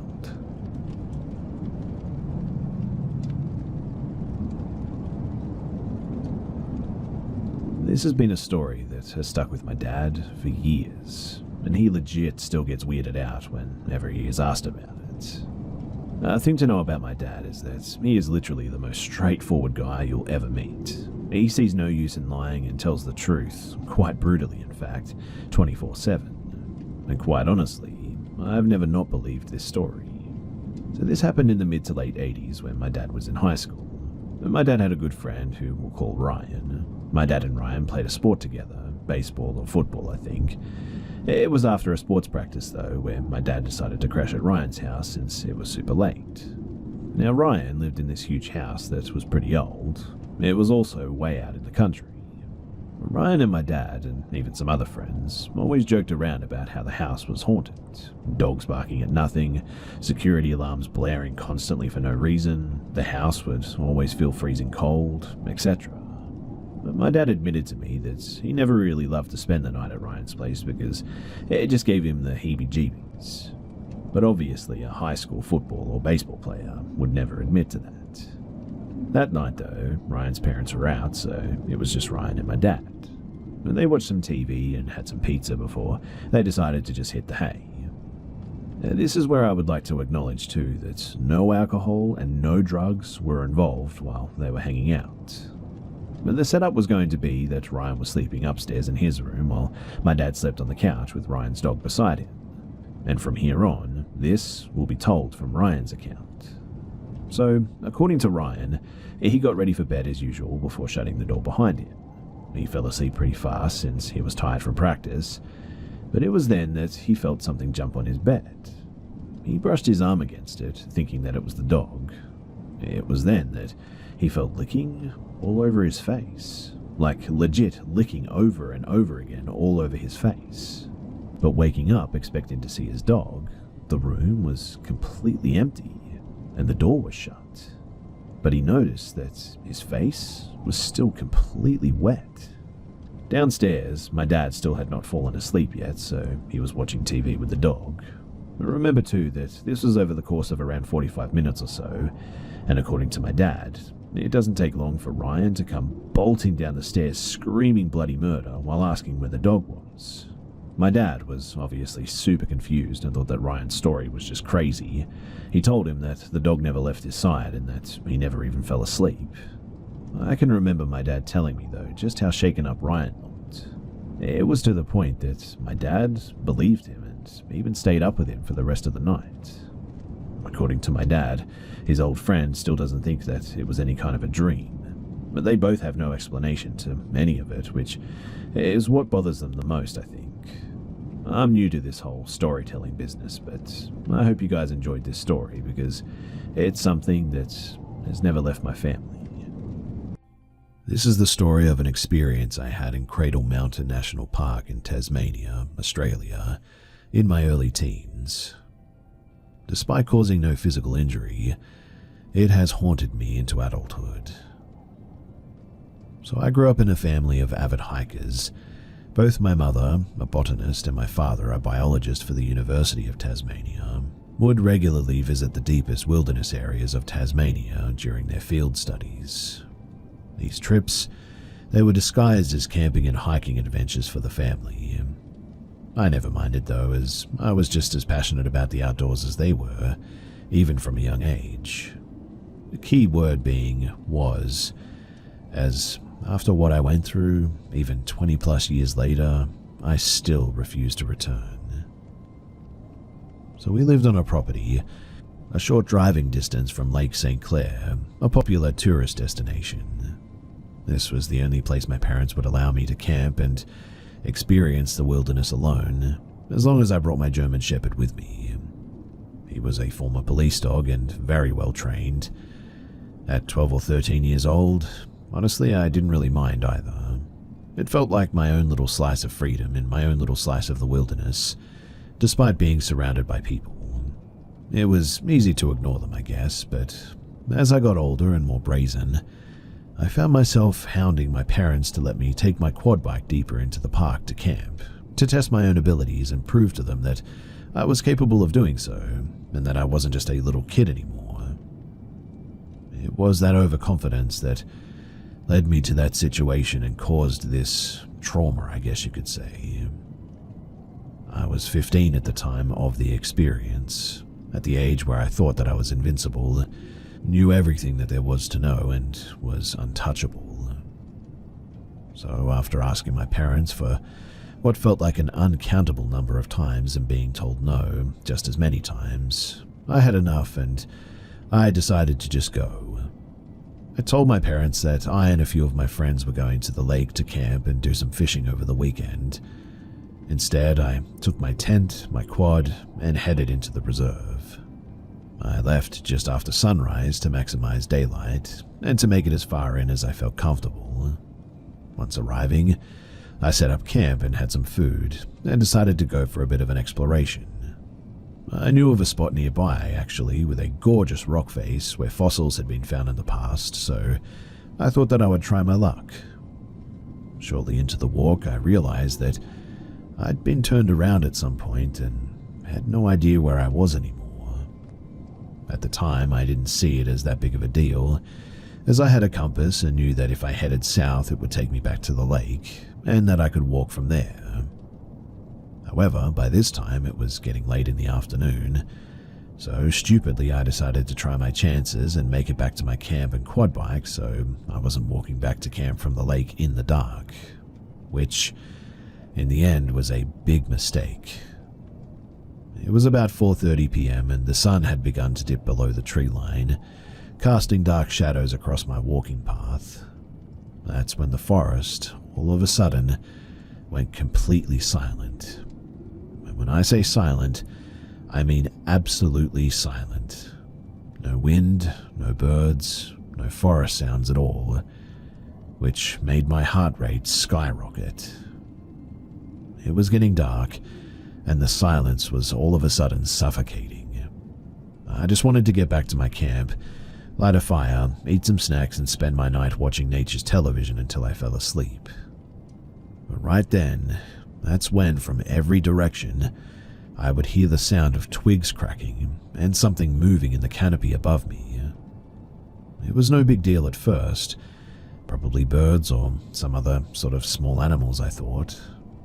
But then, as clear as day, "Hey, come here." At first I felt relieved, as I thought somebody along the trails had seen me, noticed I was a bit disheveled, and wanted to help. But looking back, I saw no one. Then it happened again, but behind me this time. The same voice, but I noticed it was coming from up in the trees. I responded, "I can't see you. Where are you?" and asked for some help because I thought that I just couldn't see the person calling out. But then it happened again, this time from my left. And it was then when I decided to run. I took off into the brush and ran for a good 2 minutes before I stopped to catch my breath and look at my compass to start making my way towards the lake. I was terrified but felt that I had covered enough distance that I wasn't in any immediate danger now. But seconds after checking my compass and starting to walk, I heard it again. "Hey, come here." But this time, it was right behind me. I spun around and I saw absolutely nothing. So I began sprinting again and didn't stop this time. The last thing that I heard before bursting out of the trees onto the lakefront was the most evil, demonic laugh that I had ever heard. It sounded like 3 people laughing at once. I immediately called my parents to come and get me, told them what I did and what happened, but they were more focused on my disobedience than my experience, which honestly I was shocked by. The moment that they picked me up was the first time that I felt relief, and I genuinely just cried the whole drive home. I didn't sleep properly for days after that. My dad went and picked up my quad and tidied up my camp and all that. And since that day, I have never stepped foot away from that lake when being out there. If anyone has had any experience like this, I would genuinely love to hear it because it took my passion from me. I truly miss being out there, away from society, but after this, I just cannot bring myself to do it again.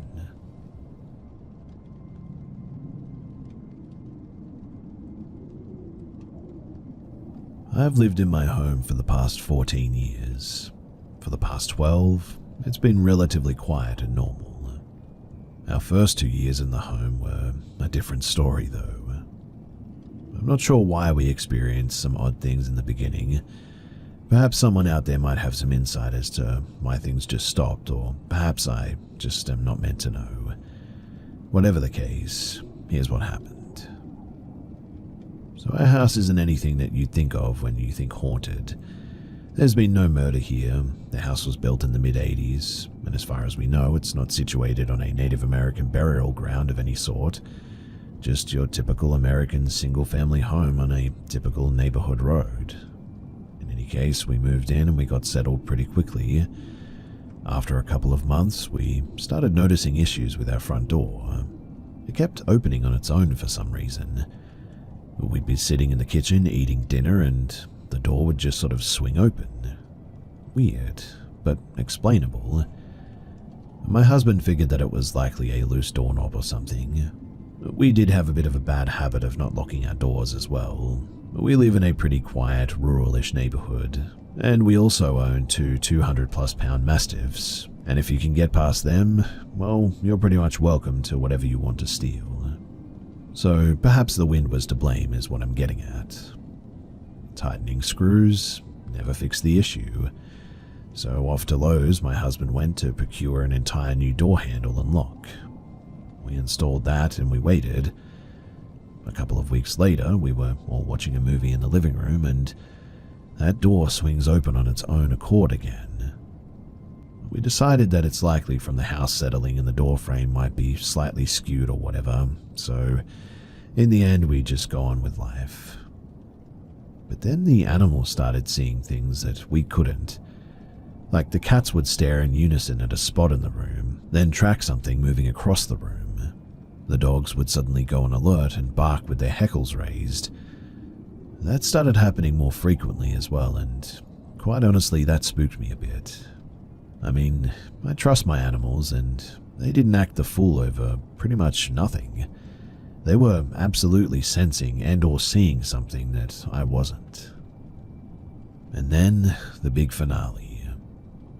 So about a year and a half after we moved in, and had these minor little instances that could be explained away or shrugged off, something happened that we really couldn't explain. Something that truly shook us to our core. It was around the holidays, right after Christmas. The kids were in bed. It was late, past midnight.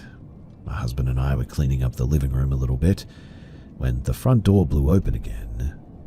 That hadn't happened in a while, but it didn't really even register, I guess. I shut the door and decided to secure the deadbolt, concluding that it was perhaps a bit more windy than usual out. My husband and I decided to head to bed and pop a movie on Netflix, and we settled in with the lights out and began our movie as we settled into sleep. I'm feeling totally relaxed and about to drift off when we hear a loud crash from the hallway. It startled both of us to full alertness, and I tell my husband to see what the heck that was. My husband goes out into the hallway and into the bathroom that is right across the hall from our room. He comes back to our room to report to me that the decorative snowman that had been residing on the back of the toilet since right after Thanksgiving was now on the floor, smashed to bits. He said that it was weird though, because if it had just slid off somehow, it wouldn't have been smashed violently enough to cause it to break into so many pieces. Plus, the crash that we had heard wouldn't have been so loud. It was as if the figurine had been violently thrown to the floor on purpose. Well, I investigate. Was the washer on, possibly vibrating the floor? No. Were one of the kids up and perhaps they did it? No, both still sound asleep. Any animals that could have gotten into the bathroom and done it? No, the cats were in our rooms with us, and one dog in her crate and the other was snoring in my son's bed with him. Which means that, really, I just couldn't find a logical reason for this. Odd. Well, in any case, my husband grabs the broom and the dustpan and goes into the bathroom to clean up all the glass. Within a minute, he's tearing back into our room, though, with a look of panic on his face, trying in vain to pat his own back.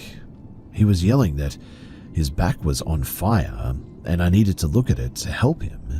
He pulls off his shirt and turns around, and across his back are 3 parallel gouges. I wouldn't even call them scratches because they were really deep. They were instantly oozing blood, and the skin around the wounds were angry and red. My husband was in obvious discomfort and was asking what I saw, stating over and over that his back felt like it had been burned or something. "My back is on fire," is what he kept exclaiming. I grabbed some Neosporin and first aid supplies from the bathroom and cleaned up his back, and it took almost an hour before the burning sensation subsided enough for him to settle back into bed comfortably. After I had tended to his back, I grabbed my husband's discarded t-shirt from the floor to inspect it. Quite honestly, with the way that he was gouged out like that and with that much blood, I was thinking that I would find holes in the t-shirt for sure. But that shirt, it was totally fine.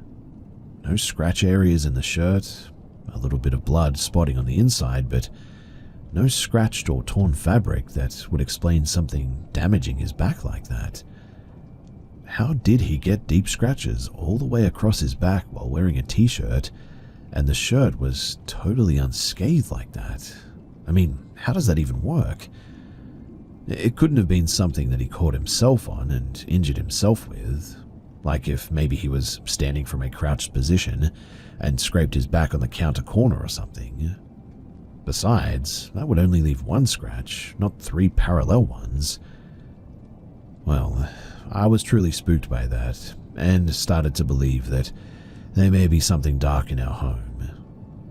I'm not much on organized religion, but I do believe in a higher power, and I was spooked enough that night to both pray aloud for protection for my family, as well as loudly rebuke anything that would have been with us in that house. I didn't expect much from these actions, but was scared enough to go through the motions of telling this invisible scratcher to get the heck out of our home. We eventually got back into bed, and eventually we also fell asleep. After that night, there was another instance or two of the front door opening on its own, but other than that, it was all clear and quiet on the home front. And then, nothing weird. And that was like 11 or maybe 12 years ago now. I really don't know what to think about the entire experience. The front door issues, they could have just been a faulty door or really windy nights. The scratches, however, I truly cannot explain that with any logic, regardless of how hard I've tried. So, what the heck was that? A demon? A ghost? An accident? Why did we have just one giant traumatic event and then radio silence? Has anyone ever experienced anything similar to this? I sure don't have any explanations or answers. Really, I just have more questions.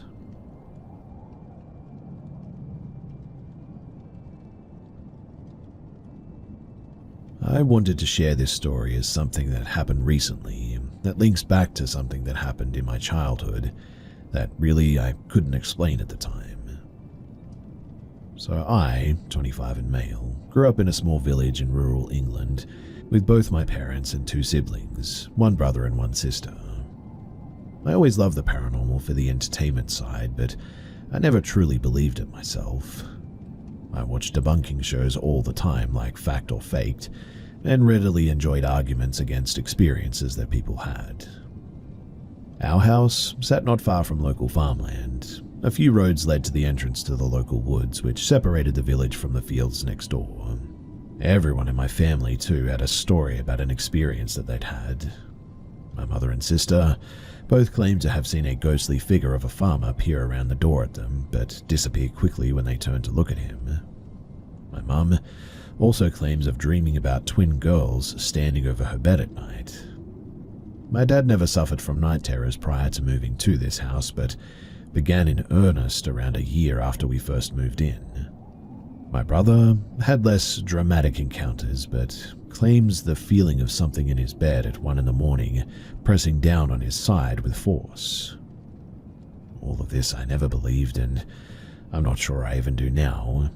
I mean, we're all avid horror lovers, and all of these felt to me like cheap versions of what you'd see in like a B-rated ghost movie. Well, for 14 years I've lived in this house, and I've never experienced anything remotely odd or out of place. When I was 16, the first real strange thing happened though. But when I was 16, the first real strange thing, I guess you could say, happened. Our home has 3 floors in a very narrow terraced house. The first floor had my siblings' bedrooms, and the top floor had mine and my parents'. As the stairs curved at the top, you immediately face my parents' room, and turning 90 degrees right would face my own. After a movie, I was heading up to play some video games for the evening. The lights were off on the top floor, but with a quick turn to my room, I didn't bother flicking them on, as I would usually just turn on my own after entering my room anyway. As I approached the halfway point on the flight of stairs, there was an incredibly bright flash of blue light that highlighted the entire floor.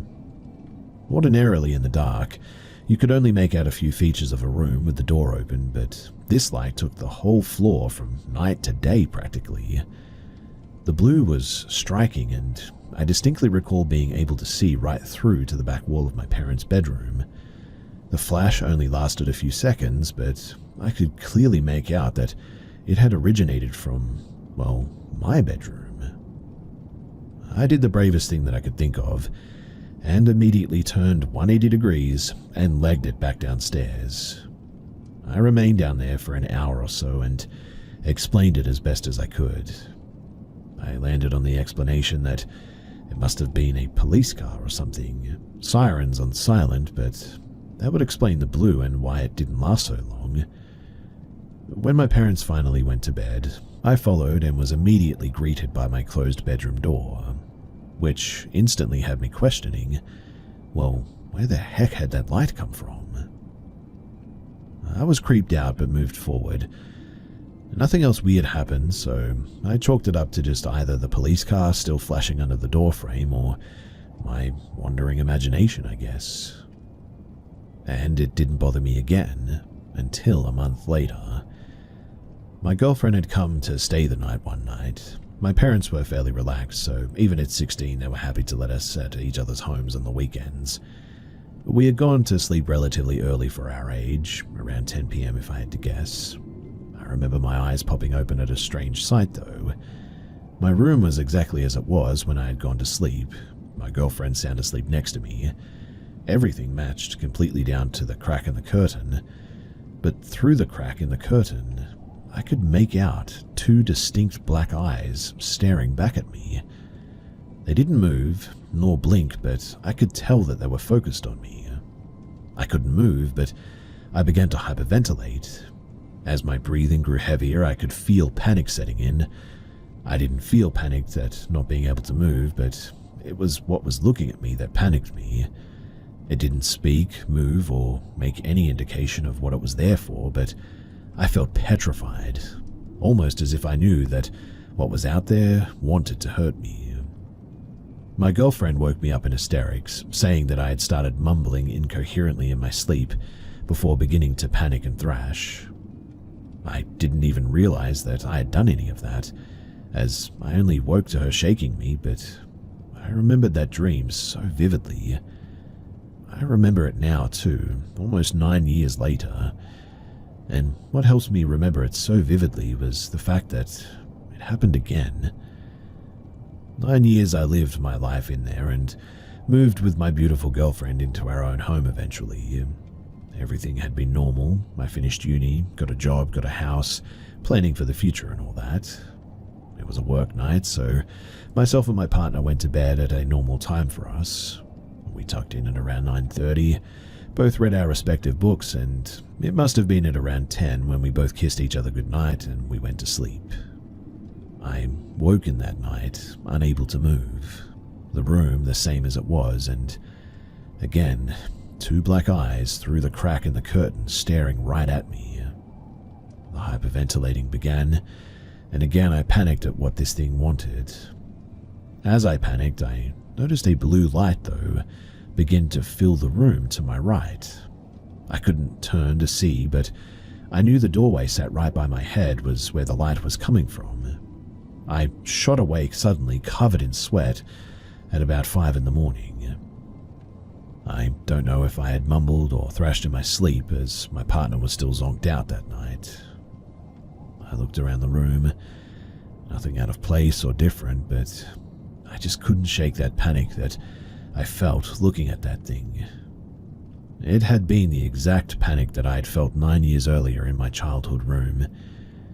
This was 4 days ago now, and it hasn't stopped playing in my mind since.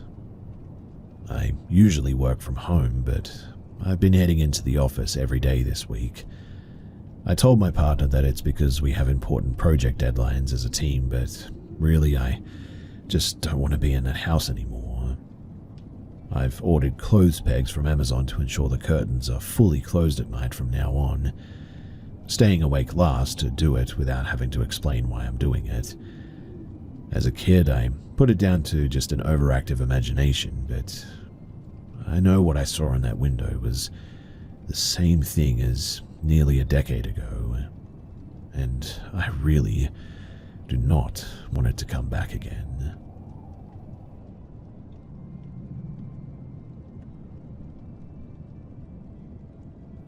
I live in the Appalachia region of the USA, more specifically the foothills of the Blue Ridge. For 16 years of my life, a gargantuan hill, I wouldn't say it's a proper mountain, has loomed over me, offering many stories from the things that I have observed on it. While many things have occurred while on this hill, all the events that have spooked me happened after I crossed a certain threshold. You see, at the base of the mountain there is a cattle gate put there some 70 years ago. One side of the gate is open field, the other a dense forest. Once you cross beyond that gate, an immediate, all-encompassing silence surrounds you, so much so that you can hear your heartbeat in your ears. Though it is quiet, the air is filled with a certain buzz, like an uncomfortable electric feeling that it's hard to explain. Almost, though, as if the mountain is alive, or more so, restless, I guess. Now, one time, me and my younger cousin went hammock camping up on this hill as an adventure to close off the summer. We packed half a day's worth of food and some tools, and then we set out. Everything was going normally as we ascended the mountain, which was seasonally full of the sounds of small birds and cicadas. We set up a camp at the edge of twilight and got a roaring fire going, which we sat around to tell stories, ones about schools, girls, and other typical experiences young folk have. However, as I was midway through a story, I smelled something. It was a sickly, sweet smell, like that of spoiled pork and dead and rotting leaves, maybe, and dirt. Whatever it was, it smelled horribly of dirt. In an instant, I was on edge, and my cousin must have noticed the look on my face because he too became paranoid, soon demanding to know what the problem was. Of course, I played dumb, pretending not to know what he was talking about. But that buzzing sensation that I mentioned before, it began to grow in my chest. And I know that this is going to sound a bit weird, but I felt like I had to go on a walk. So, after convincing my cousin to go walk along a large downhill path that we had discovered earlier, we set out into the inky darkness.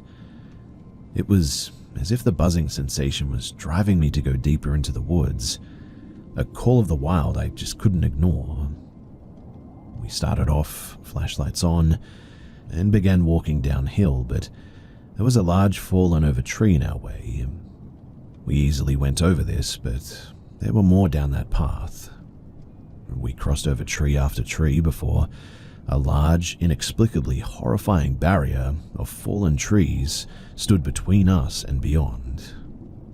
My cousin looks at me and says, "We could seriously get lost out here, you know that, right?" Something snapped in me. That electrical feeling permeated into my very flesh, and I smelt that horrid stench again. At that, I turned tail and began speed walking back to camp. It was certainly time to get the heck out of here. I started to run, and I felt as if something was behind me, a force pushing me faster, telling me to get out. My cousin running alongside me asks why we're running, and I say my intuition says that we should. We make it back to the camp and everything feels safer. I calm myself down, but that's when I notice that the cicadas and the crickets, that they've gone silent. In fact, the whole forest is all of a sudden dead. Well, we slept in our respective hammocks that night, and thankfully no cryptid got us, but man, I don't know what was going on up there, but something seemed close.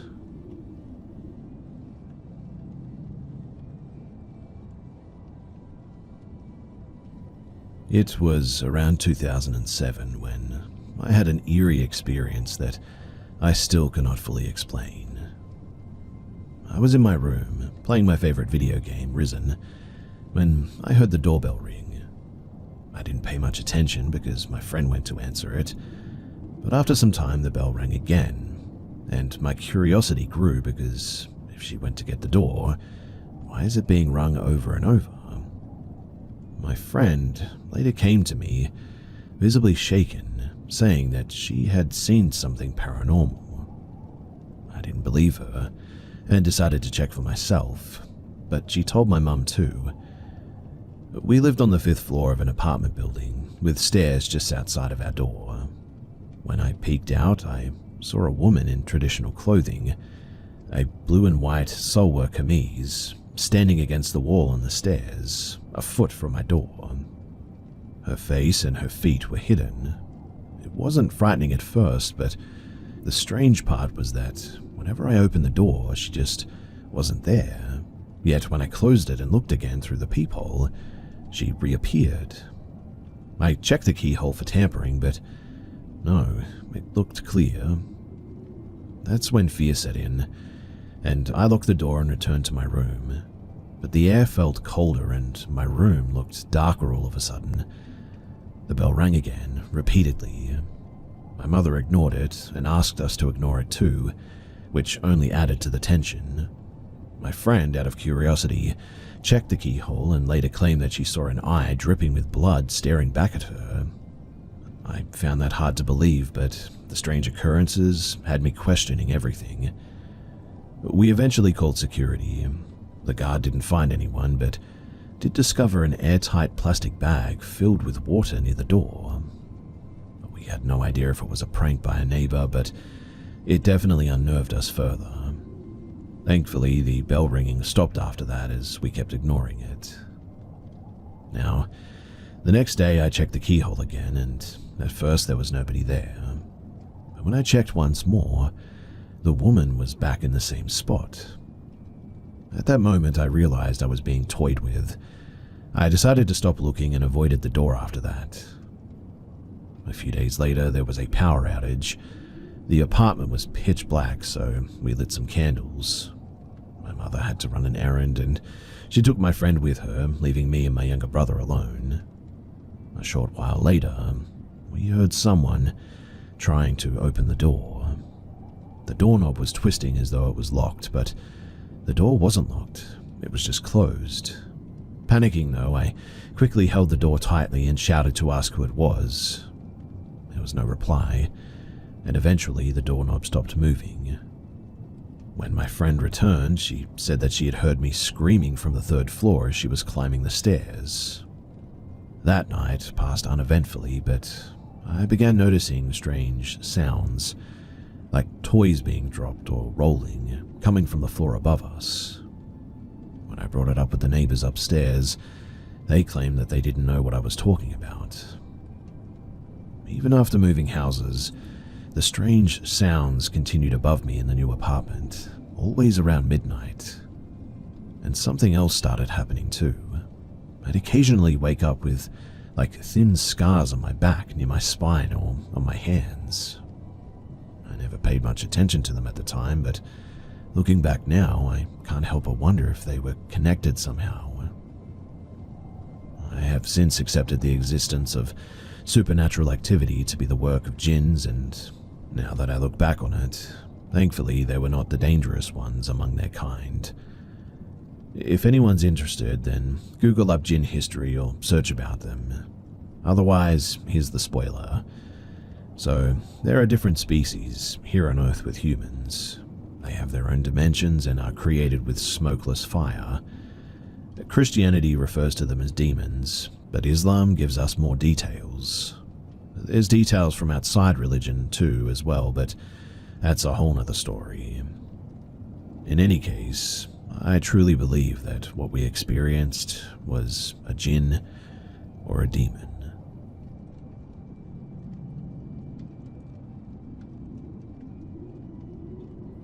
So this story starts as me being an 8-year-old in Glendale, Arizona, and lived in a decently sized home in the ghetto with my mum and little sister.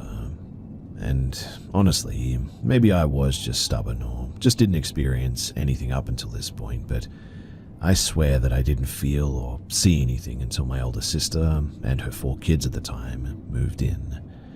We had a spare room for them since my little sister refused to move out of my mum's room. So, they move in and a lot of weird stuff would start to happen. Like, for instance, our soccer ball in our backyard randomly heard being kicked, or the ball could be heard hitting our wall outside, and from time to time you could hear someone on the roof running back and forth. And one night, everybody was in the house and we were awakened to a scream in my sister's room where her and her kids all slept. We quickly go in there very concerned. Come to find out, my nephew was locking himself in the closet to talk to a little boy. He was probably 3 to 4 years old at the time, so it was haunting to hear this. But he said something very interesting that later broke my heart a bit. My nephew told us to check the roof and we would find him. We surprisingly went and checked the next morning, and I was sent up there because it was easy to pick me up and have me climb through the roof to see what there was up there. There was nothing up there but a shoe, a red Lightning McQueen shoe, and it was of a young kid for sure, just a little smaller size of my own at the time when I was 8. I threw it down to show my mother, and no one said anything, they just kind of ignored it. But here's where the closure comes in. So my mother calls the landlord one day to make her call to pay rent and to discuss things in the home that needed to be fixed. When this lady and her husband came over to look at the stuff that my mum claimed needed attention, my mum, with no hesitation, asks them, "Has anyone ever died in this home?" And the homeowners say, "I don't know, why?" And so my mother tells her everything about the childlike behavior and the interaction between my nephew and being in the closet and all that. The couple, they look at each other and both look back down looking really sad. And they say that they apparently had a son who was really sick and battled some type of sickness and passed away in the home. My mum showed them the little Lightning McQueen shoe and they were in such awe that we had something like that, and so they respectfully took it. It's kind of crazy to think about, but after that day, that little boy, he never bothered us again, and we never picked up on any creepy stuff after that day as well. This is just one of the interactions that I've had with the paranormal. There are plenty of other stories which I hope to share soon, but this one has always stuck with me because, well, it is just a really tragic story.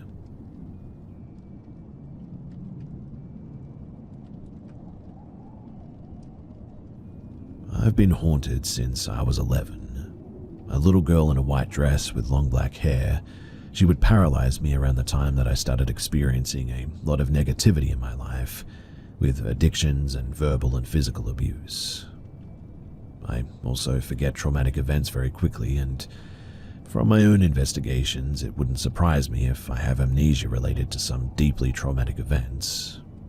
But anyway, this little ghost girl, she returned in 2022 with direct touches and movement of objects in my house, car, wherever I would go, she would also be. I know that this is going to sound a bit weird, but she cannot touch me in running water. And this tells me that it's a negative entity.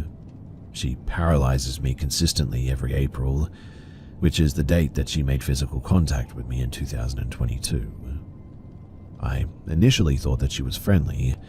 When she met me, I was in a mostly mentally ill state of my life. I was isolating myself from society, basically living in the woods, and that's where I met it. I became very attached to her. On contact, I could suddenly hear a separate voice that felt as if my own mind voice was being temporarily hijacked, though.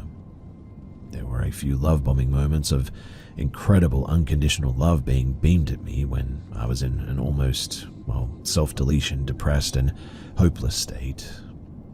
I told her that I want to marry her while I was in a shower. She couldn't touch me at the time, running water, like I said. And now, I think that I really messed up. Ever since then, she's mostly hostile, has injected intrusive thoughts into my subconscious since last April, and it was so intensely disgusting that I couldn't function around human beings without being bombarded by intense visual and verbal, really illicit images and violent thoughts against myself and anything in my field of vision. It also hasn't stopped. Also, every April, she paralyzes me and returns in her form of a white dress with long black hair. But now she's grown up and looks my age. Whenever this happens, my head shakes violently, something like in the Exorcist movie or whatever. Multiple times of hallucinations where she shakes the heck out of my paralyzed body, making creepy zombie noises or saying my name with a nice feminine voice. Honestly, it's killing me too. She now seems to be able to take over my muscles in my body and move them if they're relaxed. And honestly, I just have no escape, no relief. Which is why I'm here. What can I do? I'm wondering if this is just a different entity taking on the mask of a little girl that haunted me as a kid, or if the positive unconditional love experiences were a separate, less hostile entity that simply left me with this creature. Honestly, I have no idea. But what would you do in this situation? By the way, this is not mental illness. I've had other people witness poltergeist activity with me, so I know that I'm not going crazy. So, does anyone here know of any good places where I could find out some information, or maybe even get some help?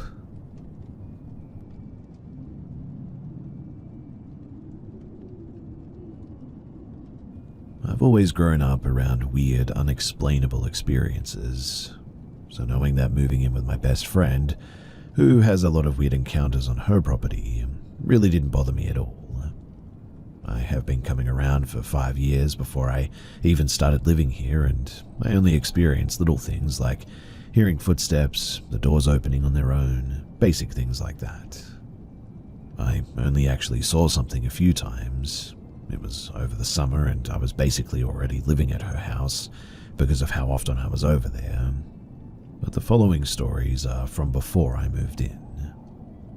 So, the first time I ever saw it was at night, and my best friend, I'm just going to refer to her as my sister from now on, had gone inside of the house to grab something. I was standing on the porch. Dad was out with the dog and a flashlight, so that was how I was able to see it. What I saw was a creature with pale, tight skin that didn't seem to fit all of its bones. It honestly looked a bit like large animal bones shoved inside of human skin. It was crawling on all fours towards the road, so it wasn't facing me. It didn't even acknowledge me. I just watched it until she came back, and then it was gone. It wasn't like any animal or thing that I had ever seen before, though, and I assumed that I was just seeing things, so I didn't tell her until a different night on the porch. She told me that she had seen something before too, and that it has apparently always been around. She never said anything to me either because she also thought that she was just going crazy, but she described the same thing that I'd seen. At my sister's graduation party, I had gone out to the swing set with this girl. It was just us two, Everybody else was still on the porch or inside of the house, and we were perfectly far away from everyone.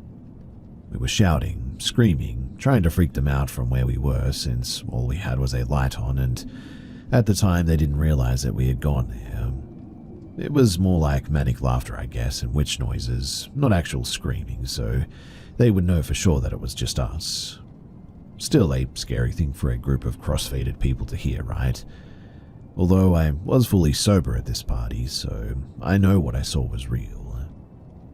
I kept seeing something running around us in what I assumed was circles. I ignored it at first, and me and this girl started talking about getting my sister and her boyfriend at the time, now ex, thank God, to play a trick on the people sleeping in the camper, since we saw them head in for bed like the four of us had planned. But soon after that, we saw a figure walk around the camper and shake it. We assumed that they had got there first and stayed where we were. Eventually, after maybe an hour or so, we were talking about heading back. It was around 2 or 3 in the morning, maybe even 4 at this stage. That's when we looked over and saw a tall human figure walking around the pool. They were too tall and skinny to be anyone that we knew. We tried to think logically and assumed that it was my sister's boyfriend. We decided to walk back, and once we got back onto the porch, my sister's boyfriend ran up the steps toward us and started yelling at us for messing with them. My sister was on the porch and said that she just watched us come off the swing set, so it couldn't have been us.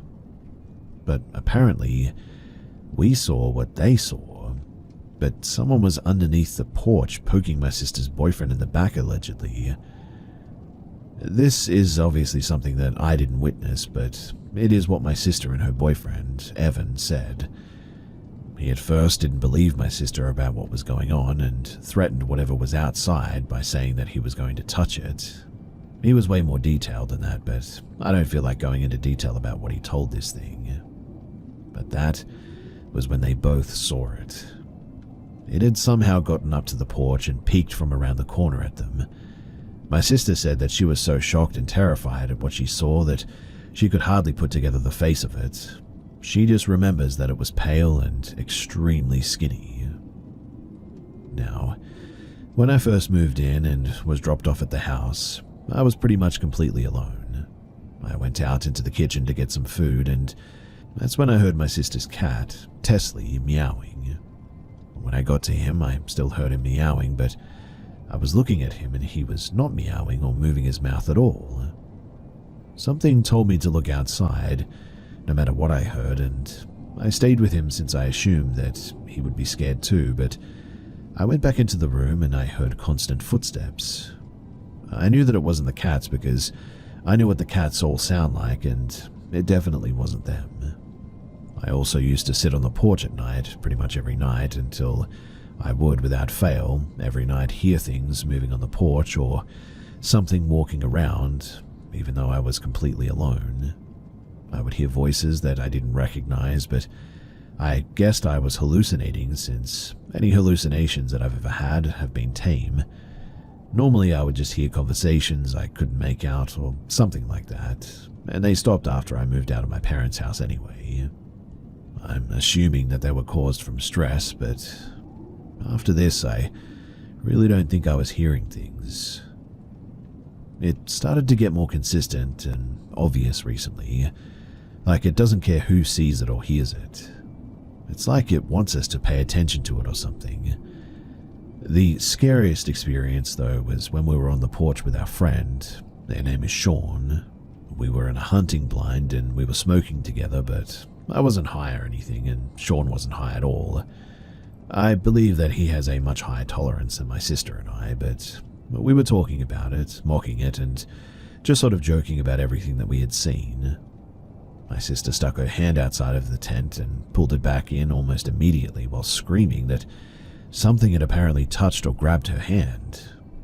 I assured her that it was just a bug or something, and honestly, I wanted to believe that it couldn't have been the creature or anything. For a while, we just heard footsteps and such until we all heard a male's voice speaking to us. We couldn't really make out what it was saying, but it was definitely a male voice. I thought it was Dad trying to scare us at first, so I yelled out to it that we could hear it. But there was silence. I continued to insist that it was just Dad messing with us, but nothing happened until we heard the whispering. Now that I think about it too, it did sound a lot like Sean, but I was looking at him and so was my sister. She started crying because she heard the same thing that I did, and so did he. He looked confused though and terrified at the same time because he was not talking at all. After that, the light turned on without anyone being out there. And I mean, we've done jumping jacks practically just to get that light to turn on. It barely ever works, but we packed up everything and immediately went inside after hearing all this. Only a few days ago, we went outside to go into the hunting blind for our activities. We went out of the sliding glass door that time, and nothing odd was on the porch.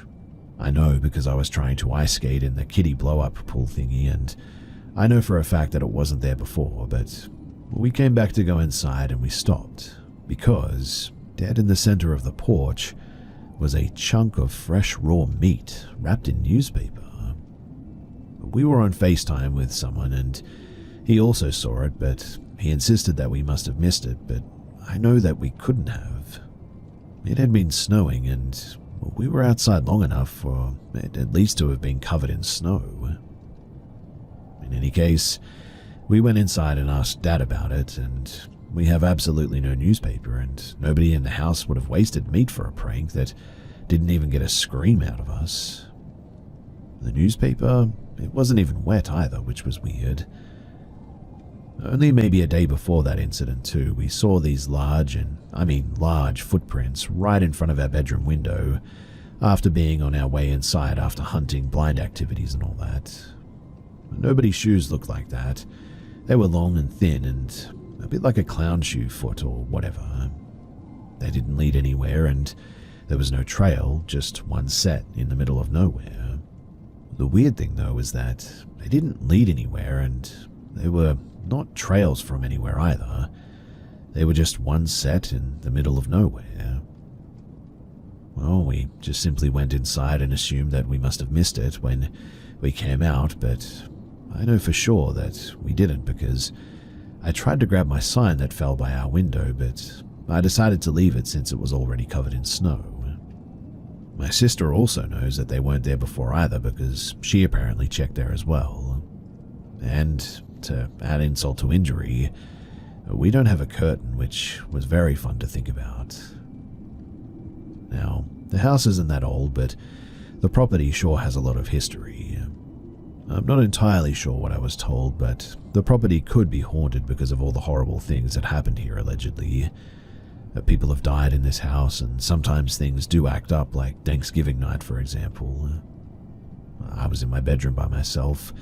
My sister was in the bath, and her nephew was trying to sleep on the couch. I heard the sound of someone walking in and out of the house, doors opening and shutting, just a whole lot of strange things, and her nephew heard it all too, and claimed that he had seen things staring through the window, watching him sleep. We don't really talk to him about what we've seen, but he described exactly what we have, multiple times as well. But my sister, she said that she had heard someone knock on the door, and her younger sister shout, "Mum." Mum was clearly asleep on the bed, and she wouldn't have done that since it could wake her up.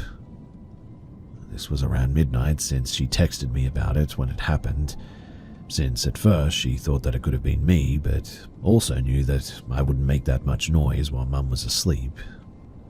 Our sister was asleep at that time too, and there were no footsteps or anything at all, even though you would be able to hear someone walking up to the door like that. Another time, most recently, we were messing around with a Ouija board. I know, kinda stupid, but it's only worked for me once and it didn't work this time, so I spelled out something stupid and threw it across the room without saying goodbye. Later that night, I swear that I saw a little boy running into our aunt's bedroom. I went outside to tell my sister what I saw, and thankfully we didn't have anything happen related to that kid after that. We did randomly get a strong feeling though that we were being watched, or to not look outside or into the yard or whatever. I've never been afraid of the dark, but I've had these feelings before at my parents', so I'm really not sure what else to think or feel. And well, really, that's about it. Obviously, more things are probably going to happen, and if they do, I'll be sure to update all of you guys. By the way, I saw it again the last night through my window, the thing outside specifically. I don't think whatever's outside is related to anything that happens inside, weirdly enough, but it was tall and it was too dark to see anything more than a silhouette. It looked to be maybe about 6 feet at least, and it had longish fingers or claws, I guess you could say. I don't know, but they looked sharp. I looked at it for a good minute and it didn't go away, so I don't think it was my mind playing tricks on me or anything. At first I thought it was a reflection of everything in my room on the window, since there was some TV light. I left to go to the bathroom and I came back to my sister in the bedroom with the light on, and I could clearly see the reflection in the window, and that's when I knew that it couldn't have been anything in the room making a shape like that.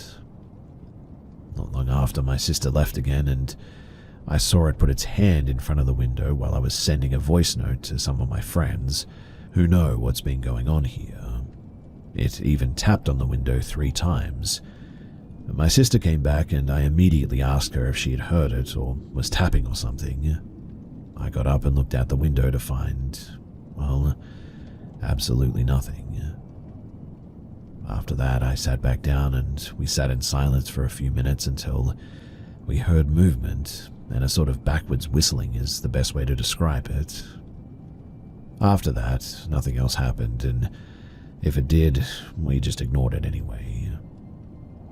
This hasn't happened before, but my sister doesn't seem that freaked out by it. I'm not sure if I am either, to be honest, but I guess it just sort of feels normal at this point. Although, I will say this event does seem to be a bit of an escalation in what's been happening.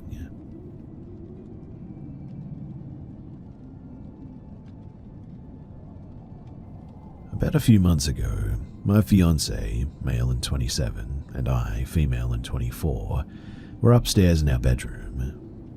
Next to our bedroom is a spare bedroom that my fiancé and our roommate, male and 24, uses a bit of a man cave or gaming room. At that moment, our roommate was in the room gaming, while my fiancé and I were watching a new K-drama on Netflix. This K-drama was about a guy who was a fake shaman, and he tricked people into believing that he was real with the help of his sibling or friend. I cannot remember which it was, but long story short, I started to pass out, and I looked over and saw my fiancé passing out as well. Now, all I remember was screaming. It sounded like the depths of hell, to be honest. Screaming people, and I was petrified. All I saw was black, and I felt the ground under me shaking violently. The screaming was so intense that I swore that I thought that I was dead and I was in hell. The screams sounded like people burning to death. Even sharing this after a few months later, it gives me chills and a sort of PTSD vibe, I guess. I cannot handle screaming of any sort because of what happened, and I struggled so hard to open my eyes as I started to scream with whatever was screaming. As I opened my eyes and continued to scream, my fiancé is already screaming and running to the door. As he's reaching for the door and screaming, I noticed that the shaman show was still on, but the Mac keyboard was stuck and causing the show to sort of keep playing and stopping again, non-stop. I looked at my fiancé and started screaming, "What the heck happened? What the heck was that? What was all that screaming?" And he replied with, "I don't know, I heard them too. I heard them screaming, I was in hell. I got up to save you and I thought you were dying with your roommate downstairs, and then outside of our bedroom door, we heard a gun cocking." My roommate was banging on the door and getting his gun ready for whatever the heck was happening behind our door.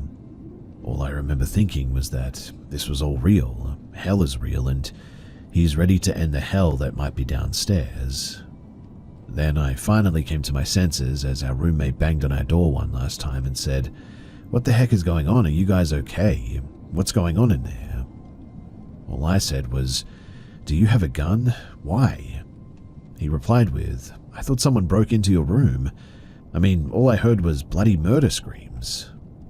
We all eventually calmed down and explained to our roommate that my fiancé and I had apparently had the same hell night terror and that we were sorry for scaring him. I didn't sleep for the rest of the night, and neither did my fiancé. He described the screams and he felt the room shake, and he felt the horror and the true meaning of hell with me that night. It took us a while to stop shaking and crying.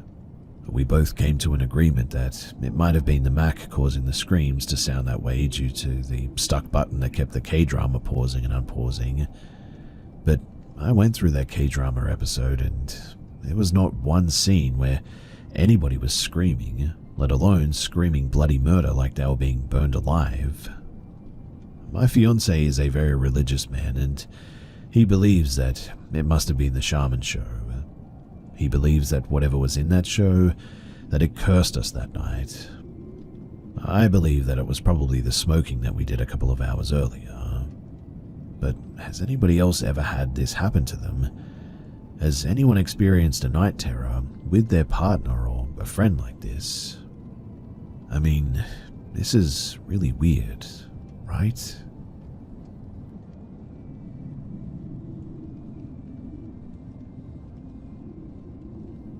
So my friends and I went to a local haunted spot called Ghost Road. We had some spooky things happen, I guess you could say. Orbs moving around, shadow figures, sounds of footsteps, etc. We were all spooked out, but also knew for the most part everything that we saw could mostly be ruled out as cars, animals, and general paranoia. Afterwards, too, we went randonauting. Hopefully you know what that is. The location took us up to a spot just past a cemetery, but it wound up being private property in BFE. And we live in a rural area, so, people have guns and all that. So we decided to stop and just pause for a minute. Now, I'm a very spiritual person, I fully admit that. So I started trying to feel some stuff out, and then I did.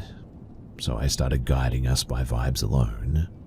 We eventually wound up in even more BFE surrounded by open fields. We got out of the car and started blindly walking around. A random note too, that we all started feeling sick upon going down this road, but again we wrote it off as just paranoia and nerves. Suddenly though, 3 of us out of the 5 all turned and said left. So we went left, wound up at a fence, and coincidentally a broken part of the fence that allowed entrance. The same 3 of us, though, all of a sudden thought that we had all seen something, and 2 of us decided to go towards it. The girl that went over to the fence with me doesn't really believe in supernatural stuff, so she wasn't really scared at all. Her confidence rubbed off on me, I think, so I started feeling a bit better too. We decided to run towards the pole in the middle of the field where the 3 of us were seeing stuff, and this is where things got really scary. So we touched the pole in the field, and as we started running back, we heard what I cannot describe as anything other than a wheezing scream. We started sprinting for real at that, and the run back for some reason took twice as long as the jog there. The other 3 in the group had already restarted the car and were yelling for us to hurry, because apparently all 5 of us had heard the same scream. The car struggled to start, but finally did, and we hauled butt out of there quickly. And again, all 5 of us heard the same scream from the exact same direction. We were all terrified, and we all just felt this sheer dread for the entire drive back home. So, has anyone else ever experienced anything like this? Or does anyone have any idea of what it might have been that we encountered that night?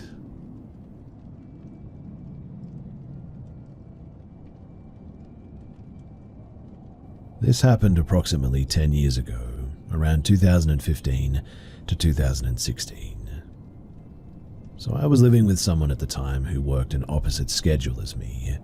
He worked graveyard and I worked during the day. So when I was getting up to get ready to leave for work, he was just coming home usually.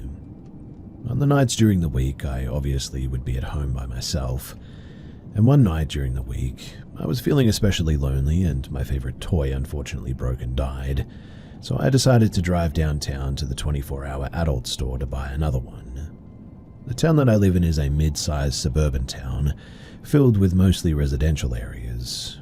The main downtown area was essentially one small area on the way to the freeway. My apartment was 10 minutes away. So, I pulled into the parking lot behind the adult store. The parking lot was dark and had multiple entries all around that led to the bars and the restaurants as well as the store. After parking my car, I walked towards the entrance of the store, which was on the street. To do so, I had to walk towards the driveway I came in to park on. Upon walking to the entrance, I noticed a man standing by himself smoking a cigarette. It was 1 a.m. and not normal just to see only one person standing by themselves. I figured that he was one of the patrons from one of the bars on the block taking a cigarette break or something. As I walked past him, he said hi, to which I responded with a quiet hi back, but didn't make eye contact with the man. Upon passing him, I had a better look at his appearance. He had a shaved head, wore a long white t-shirt with shorts hanging past his knees. He had on a pair of sneakers accompanied with some tube socks that covered his shins. This is not unusual to see in my town, but I was more concerned that he was sitting by himself and instantly took an interest in me as I walked past him.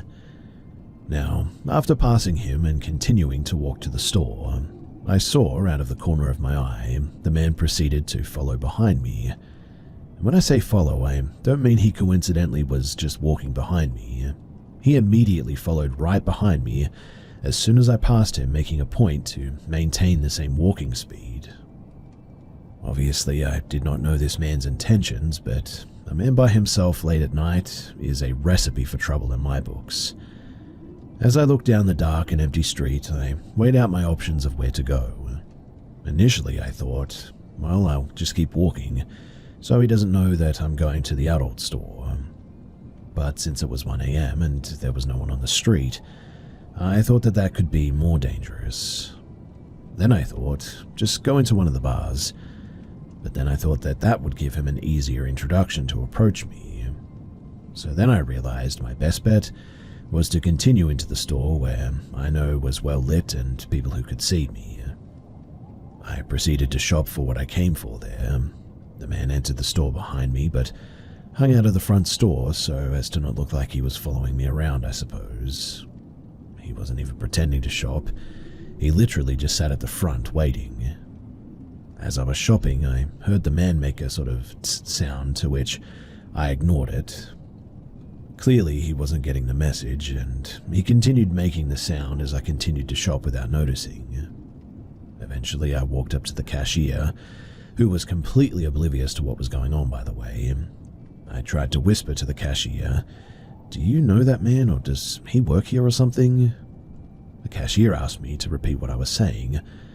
I asked again, but still spoke in a quiet voice. Not understanding my attempt to be discreet, the cashier responded, "I can't hear you. Say that again?" At this point, I felt like my cover was blown. So in a more normal tone, I told the cashier the man in the front followed me from outside and won't leave me alone. I explained my car was parked in the lot behind the store and that I didn't feel comfortable going to my car anymore. The cashier said, "Okay." The cash wrap area was an enclosed square-shaped counter to maintain distance between the staff and the customers. The cashier walked to the front by where the man was and from behind the counter told the man to leave. He then came up and assured me that he had told the man to go away. Though the man did not, in fact, go away. He continued to stay there. Given that I didn't want him to follow me to my car, obviously, I stayed in the store and pretended like I was still shopping, even though I'd already found what I'd come in for. I would occasionally glance to the front to see if the man was still there, and he was. I kept going up to the cashier, explaining that the man hasn't left, so he went up to the front to talk to him again. I heard the cashier say, "Enough already, leave the store," and while he was doing this, I went to the far back end of the store to remain out of sight. By the time that I'd circled back to the cashier, I noticed that the man was no longer in the store. The cashier said that he repeatedly and more assertively told the man to leave. He said that the man claimed that he didn't understand English. The cashier then said that he pulled a baton that he kept under the counter for protection, held it over his head and asked the man, "Do you understand this?" To which the man finally left the store. Well, I made my purchase but was still worried about walking to my car, even though I was parked in one of the first spaces when you come through the driveway. The cashier pointed at a small TV behind him that had 4 angles of CCTV footage. He assured me that the man was gone, and if I saw him to come back to the store. He also said that he will see me when I walk to the car, and even though I would have felt more comfortable with him walking me to the car, I understood that he was by himself and really couldn't leave the store unattended with customers. So, after making my purchase, I sped walked to my car. I always have my keys at the ready when walking to my car, so I promptly pressed the unlock on my car remote, got into the car, placed my bag of purchases on the passenger seat, and proceeded to start the car. Once my car turned on, I took off the e-brake, put the car into reverse, and while putting on my seatbelt, I looked in my side view mirror to back out. And it was at that point that I saw that man in the side view mirror, full-on speed walking right to my driver's side door. I was driving an Accord at the time, and that model automatically locks all the doors when you take the car out of park. And as soon as I saw him, I hit the gas and violently pulled out of the parking space. I pulled out so fast that it startled him and stopped him dead in his tracks. He was standing right next to my driver's side door as I continued to pull out, and even had a go at trying to open the door. I gave him the most serious dead stare that I could, because I know that most predators play off the fear of their victims. The stare must have worked. As soon as he saw me pull out while staring at him, he turned his head back to the driveway entrance and proceeded to walk back to where he was standing. He had a look of defeat on his face. My face, however, was overcome with relief. I pulled out of the parking lot and I took myself back home. I felt a bit of shame being by myself going out so late like that and experiencing this. I did tell my boyfriend about the incident when he came home at about 6 a.m. He also concurred with me that going out that late by myself really wasn't the smartest thing to do. I'm no longer with that person, but I still live in the same town, though I never leave my home for anything past 9 o'clock anymore. While the town that I live in isn't the most dangerous, there is still enough crime here that occurs that it's also not considered the safest. And so the moral of the story is to be careful when going out late at night.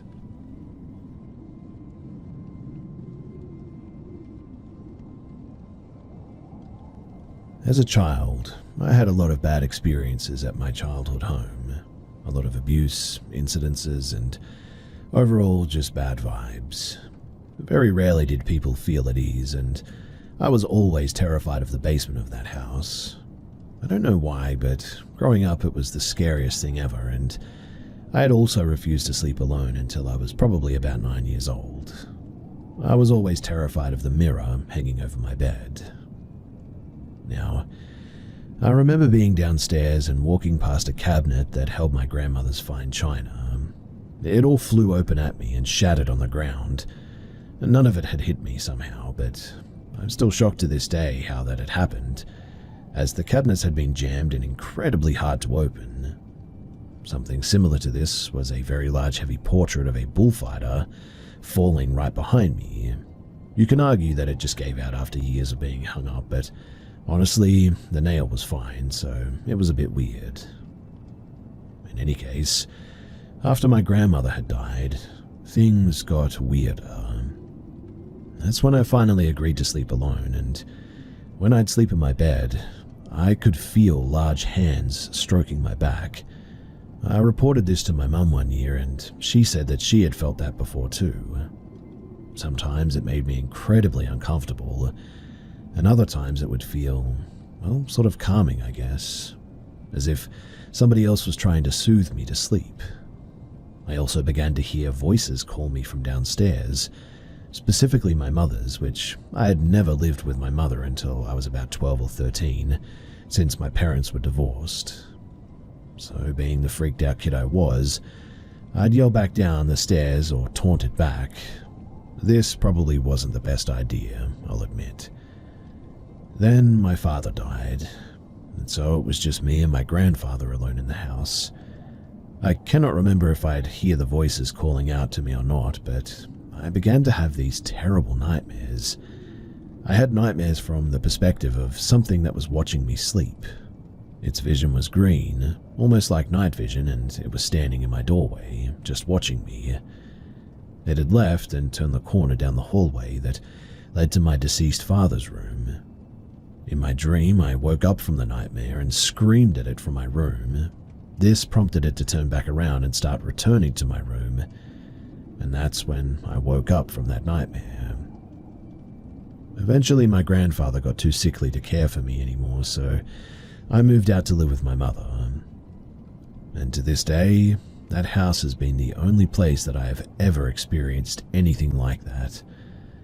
I once visited it with my uncle before they renovated and cleaned it up. I toured the house again and realized that it was even more disgusting than I realized. The floors were rotting, the sinks were full of dirt, and just overall the house looked terrible. When we went out through the basement and turned around to go back in, I realized that we had actually been locked out. That was weird because really that shouldn't have been possible. We had to go through the gate that surrounded the backyard to get back in, and I realized that the house, or whatever was in it, clearly didn't want me there anymore. And honestly, I'm fine with that. Years later, I have never visited that place again, and can only wish the family currently residing there the best of luck with it all. Oh, and I don't know if this is also related, but I also just remembered constantly being shifted in my sleep, like waking upside down all the time. I can't recall this happening since I had moved out, but that could have just been me moving. I'm not really sure, but it sure felt like somebody else was moving me.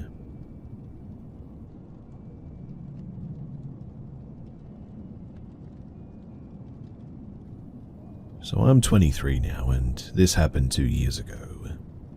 It was maybe 11 p.m. I cannot remember the exact day, but this always brings chills down my spine every time that I think about it. I've also only told 2 people in my life about it.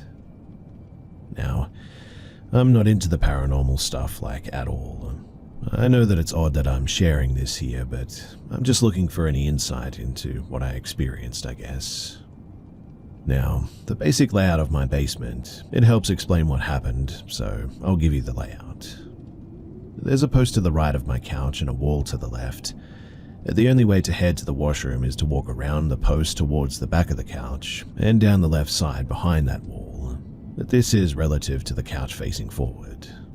And one night, I had to use the washroom, and as I was walking towards said washroom, I had this really strange feeling to just turn around, which, well, never happens. As I turned my head, all I could see was this human figure made of just light, standing on the other side of the couch. Now, this light wasn't bright or anything. My lights were on and it kind of just moved the room's light, so I had a good look at it. I couldn't see through it or anything. It was just there, standing and staring at me for at least 2 to 3 seconds. I felt nothing. My heart didn't race. I was just sort of fascinated, but it seemed like it was caught off guard at the fact that I was staring directly at it, so it ran, sprinted towards the opposite side of the room, and as soon as it passed behind the post, it completely disappeared. This was the only time that I'd ever seen anything like that in my life, and I've never had any paranormal encounters in my life besides this one. It was odd too, because it was like another person was in my house just curiously looking at me. It didn't have a face, but the best way that I can describe it is that it was a human form made of pure white light, but besides that it seemed more scared of me than I was of it. It wasn't until it disappeared when I felt this urge of what the heck just happened. I started to understand the weight of what I had just seen. Mind you, I was dead sober. I don't drink or smoke or anything. My house is only 6 years old at this stage, and no one lived in it before me. I don't have any dead relatives either, and honestly, I just have no idea what that was. So, is there anyone here who might know what that could have been, or maybe experienced something exactly like it? It was both a terrifying and, well, crazy experience.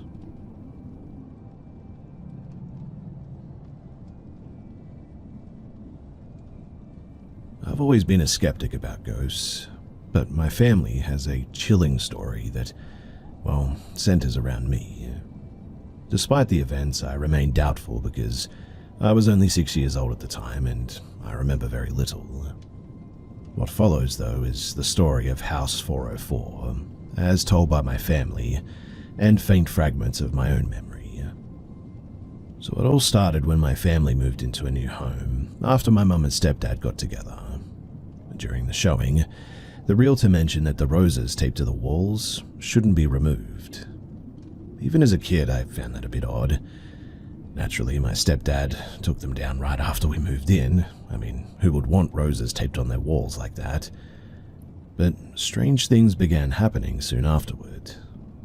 Like one day, I came home alone after school, sat on the couch and put on my Snow Buddies, my favorite movie. Though I hadn't noticed anything unusual before, I suddenly felt uneasy, as if I wasn't alone. Then I heard a pacing upstairs in my brother's room, the only room on the top floor. However, the moment that my brother got home, the noises stopped. This certainly wasn't an isolated incident either. My aunt, who stayed in the basement with my uncle, often heard footsteps upstairs when nobody was home. She too was a skeptic like me, but would often frantically call my mum to tell her about the walking that she could hear when everybody was away. She and my uncle moved out quickly in the end too.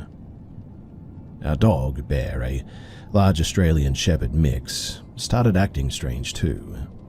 He refused to go upstairs, barked at the bottom of the stairs, and often growled while staring at my brother's bedroom door, where the pacing was heard, and would always sleep outside of my room at night.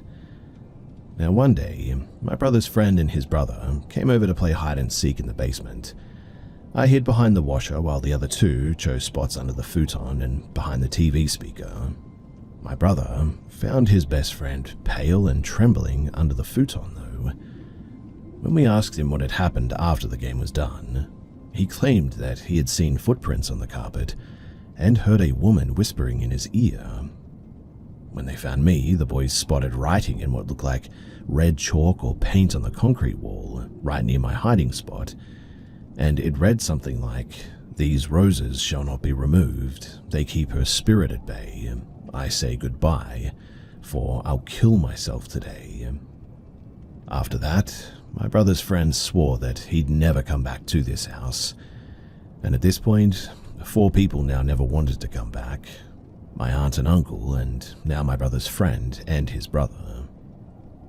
Well, a few nights later, as I slept, my stepdad's cousin, sitting in the living room, which had a straight view into my room, noticed something moving in my room.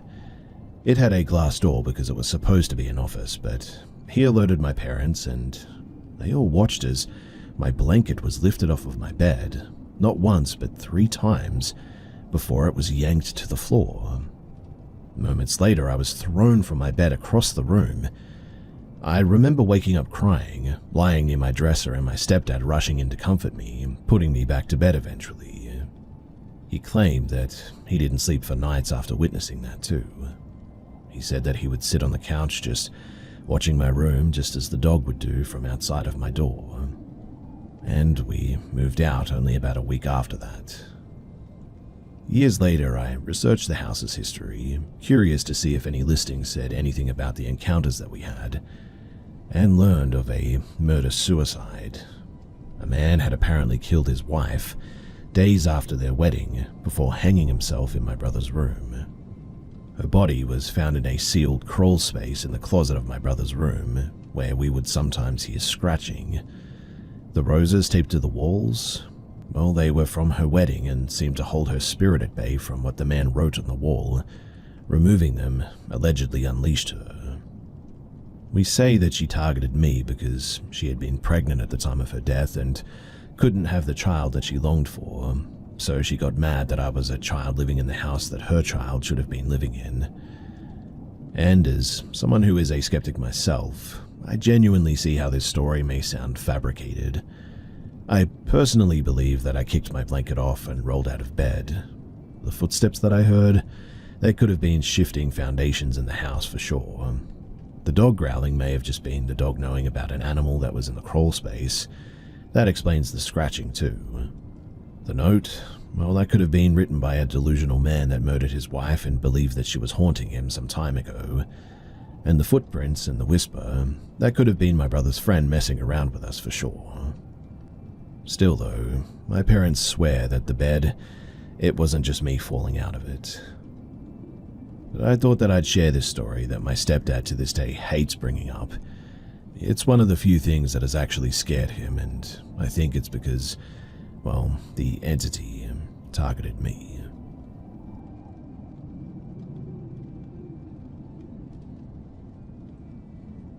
For some context, I work in a small private airport as an admin. The building itself, well, imagine it's a big rectangle. At the front there are two offices, mine and my supervisor's. In the middle there is the check-in and the security, a waiting area and washrooms, and at the back at the end of the long hallway, there's a kitchen and the control room. There are usually about, I would say 2 to 4 people here at all times, not including when passengers come in and out, which is generally at scheduled times of the day. Now, yesterday I was washing some dishes in the kitchen with no headphones on, no music, just the sound of the water running. The sink looks into the wall, so naturally I was standing with my back to the door when all of a sudden I heard a man's voice go, "Hey, how are you?" I immediately turned around, thinking that one of the control room guys had come in and said hello, but when I did, there was no one there. Then the realization dawned on me that that wasn't a voice that I recognized, and it had happened right next to my ear as well. No footsteps were going in and out of the kitchen. The door into the hallway was way too far away for anyone to run out so quickly without me seeing or hearing them at least. And also, the control room guys were gone for the day since there were no more flights. I stood there paralyzed, looking toward the only entrance in the room for a whole minute.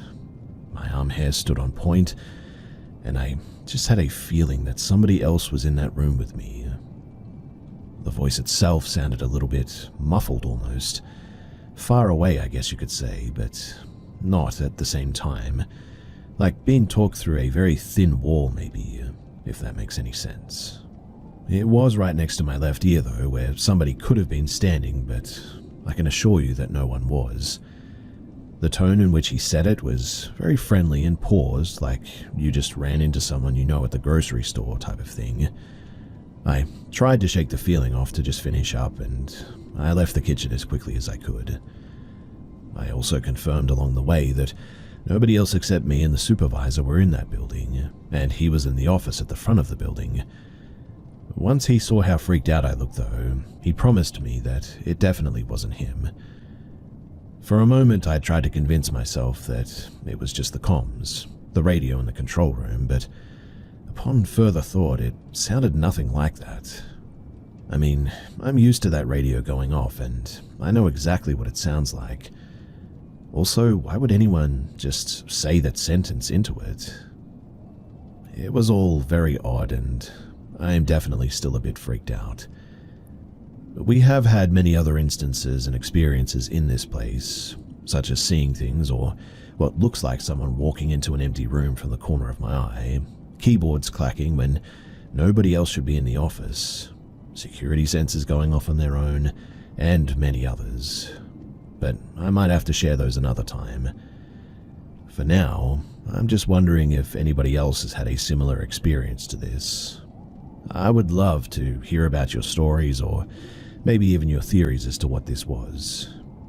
And so, thanks for listening.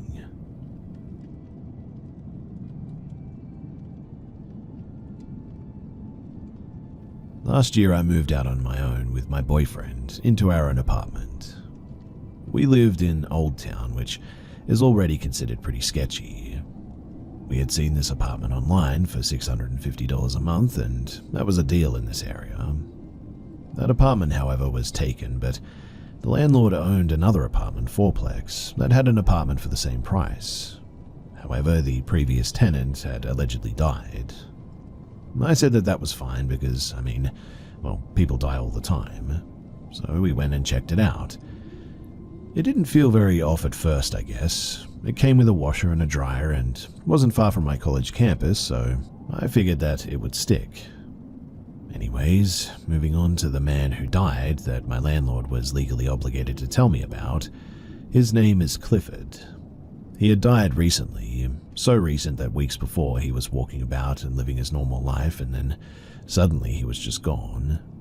He had heart problems and he did die in the hospital, though the landlord said that he had actually died in the apartment, but apparently the man who lived there 10-ish so years ago prior to Cliff, he was the one who had actually died in the apartment.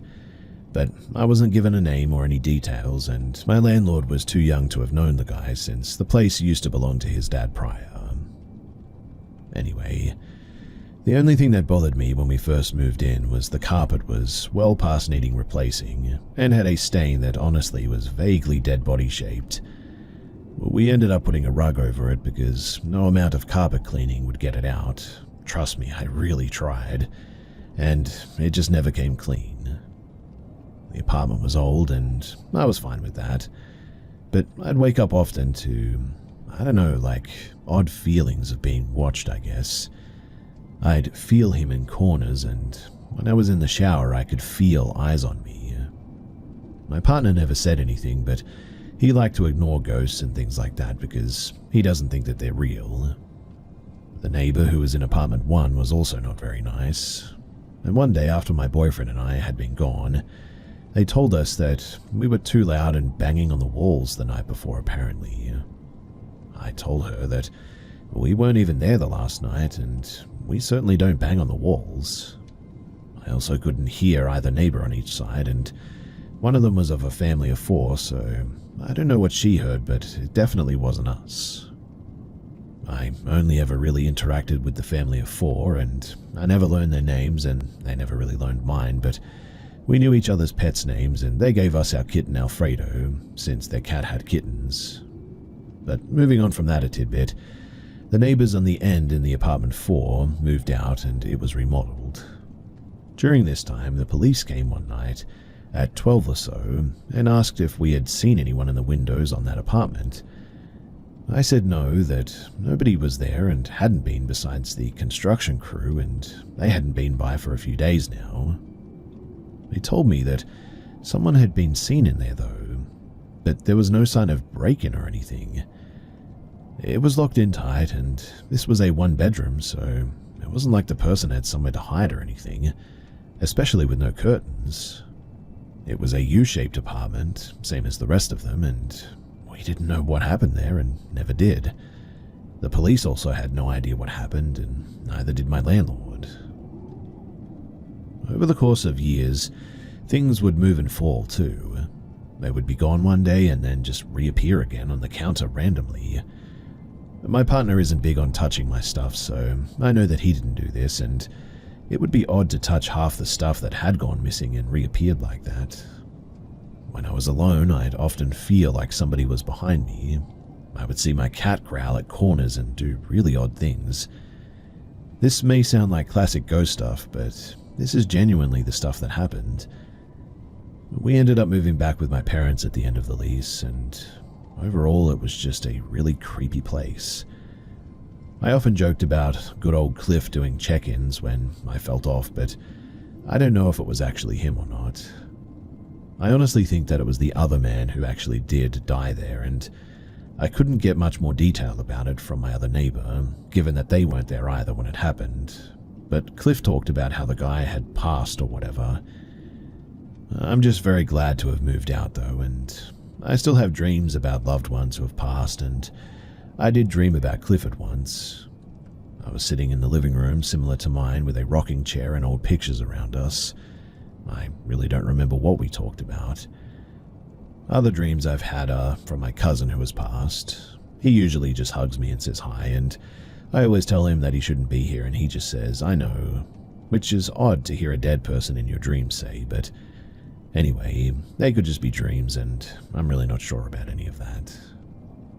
But this was my year of, well, I guess you could call it, paranormal stuff.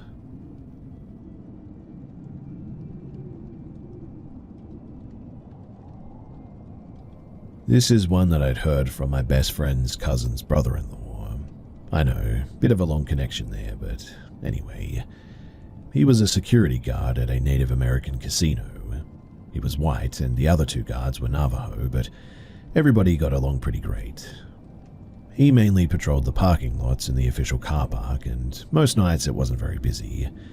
Usually someone passing out drunk on the way to their car, sometimes a fight, once in a while a medical emergency, but really that's about it.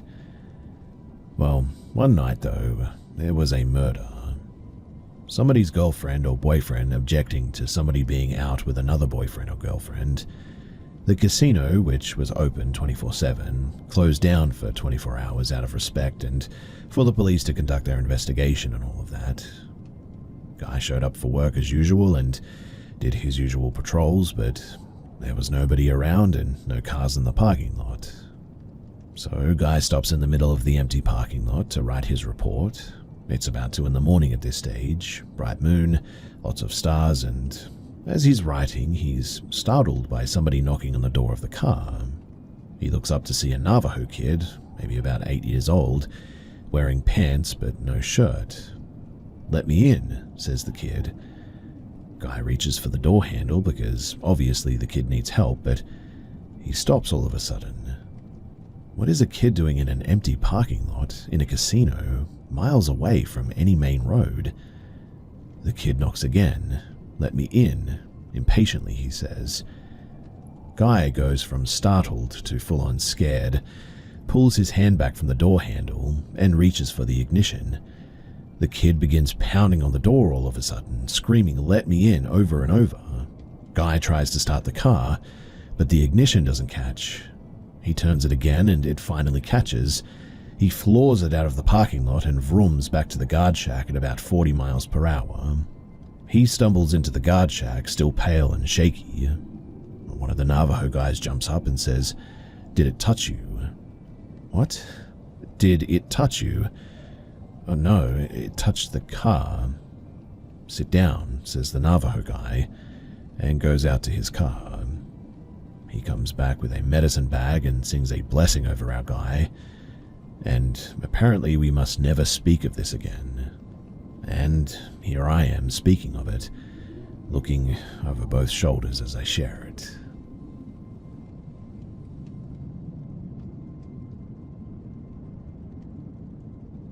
So I've always been interested in the dark, creepy, weird paranormal stuff from a young age, and developed a love for horror films as well. I watched Child's Play and Night of the Living Dead as my first 2 horror films, and honestly I loved them. As I've gotten older, I started to branch out beyond horror films, and I watched paranormal stuff involving aliens, cryptids, demons, and general high strangeness, I guess. And while I've always been eager to learn new things about this field, I've never considered myself a believer. I want to see it to believe it, you know. So I call myself an open-minded skeptic. Now, I've lived at the same house most of my life, and there's been things over the years that have been odd, I guess, or weird, but never anything that I'd call proof of paranormal activity. Like swearing that you've seen a shadow move by you in the basement, hearing someone talking when you're home alone. The regular spooky stuff all hauntings have.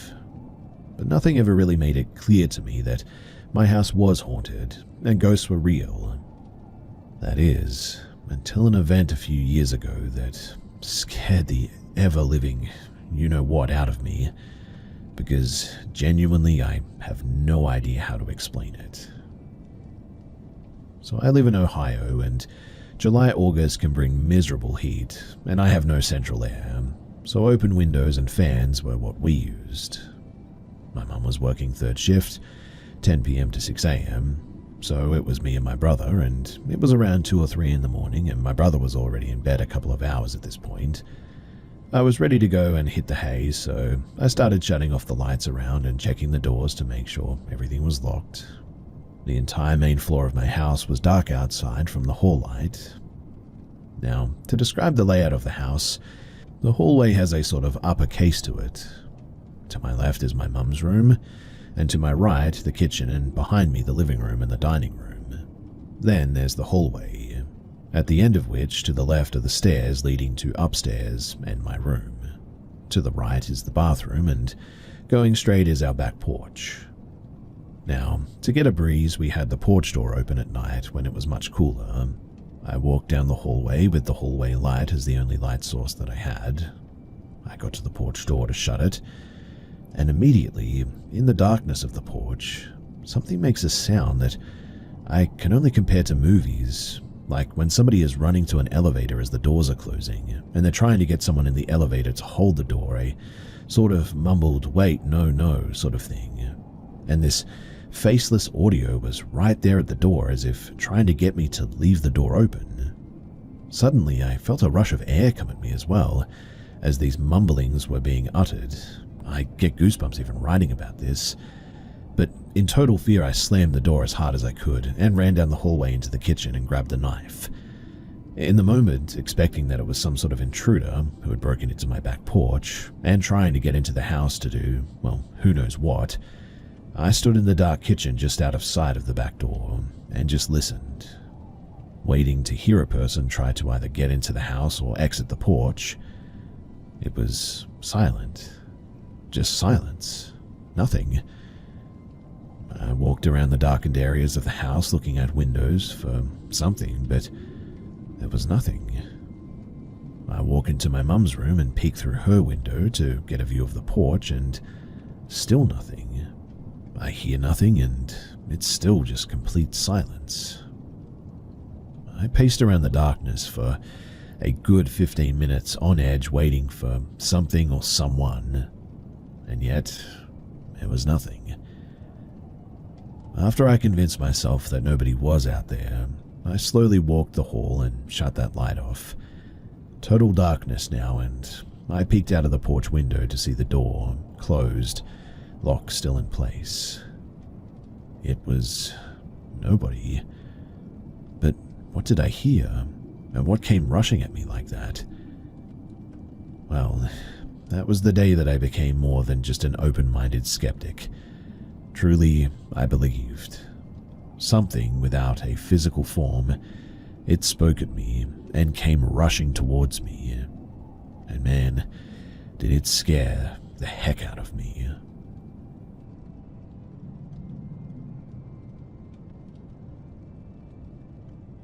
I work overnight shifts as a nurse, and I often take care of patients who are actively passing away. A large part of my work is to make sure that they're comfortable, clean, and that I monitor the patient to keep the family updated on their condition. I have to keep moving at night time, so I always help my nursing aides rotate and clean my patients.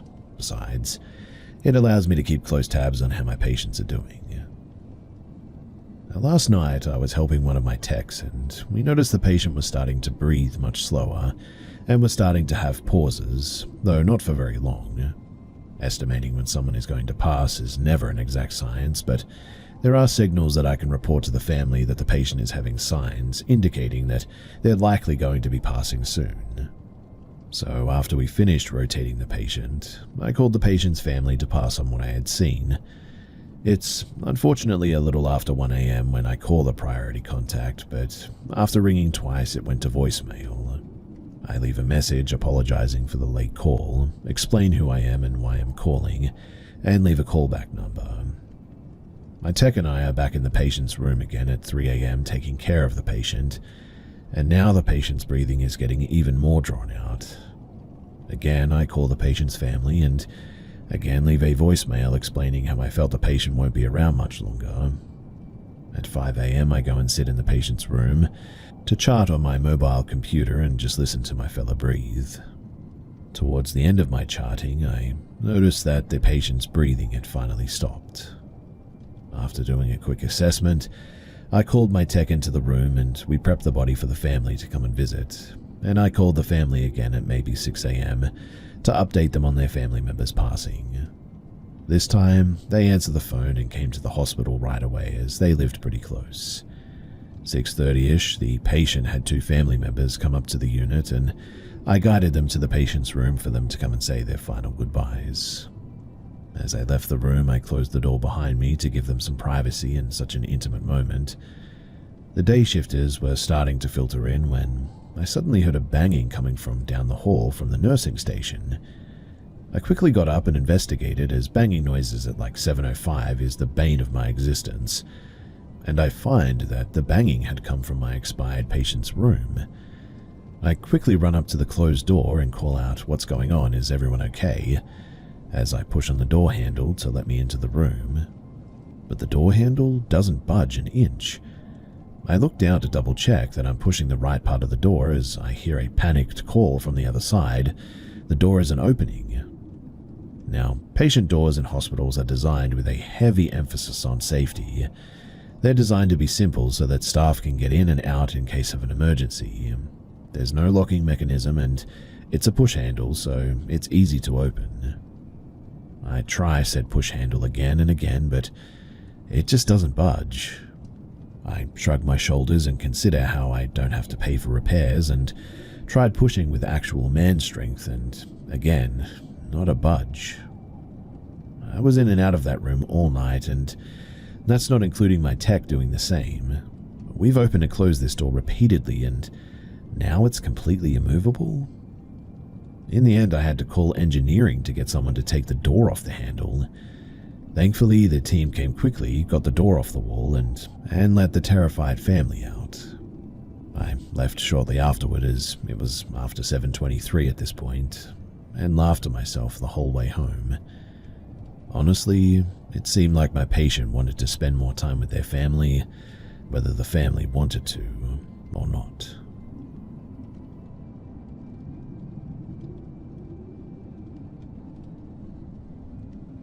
Almost 40 years ago, I was a pupil at a boarding public school, a private school for non-British readers, in a rural part of the UK. The boarders lived in a vast, rambling, Victorian Gothic manor house near the main school, and the story was that the family who originally built it had gone bankrupt a few years after it was constructed, and it was sold to a lady who used a wheelchair. This being in the days before widespread electricity, particularly in such a rural location, she travelled between floors by means of a dumb waiter operated by a servant who pulled or released the rope to allow her to go up or down, with the dumb waiter being accessed through a doorway on each floor.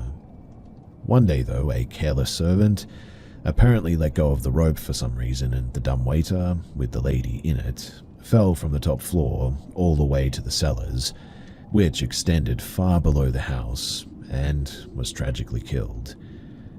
Bear in mind that I was told this story shortly after I arrived at the school and before the main event of my tale occurred. I was also told that she apparently haunted the house, although I was highly skeptical about that part. Now, opposite the dormitory, which I shared with several other boys, was a bricked-up doorway, i.e. a door frame, but nothing else. I was told that this was the entrance to the dumb waiter, and verified that identical bricked-up doorways existed on floors above and below it, including in the cellars. I sneaked down there late one night despite us being forbidden to enter it. Now, about 11 o'clock one night, my roommates and I were in bed. Most were asleep, but I wasn't at this stage. The lights had been turned out by the staff a couple of hours before, and we were forbidden to talk after this took place.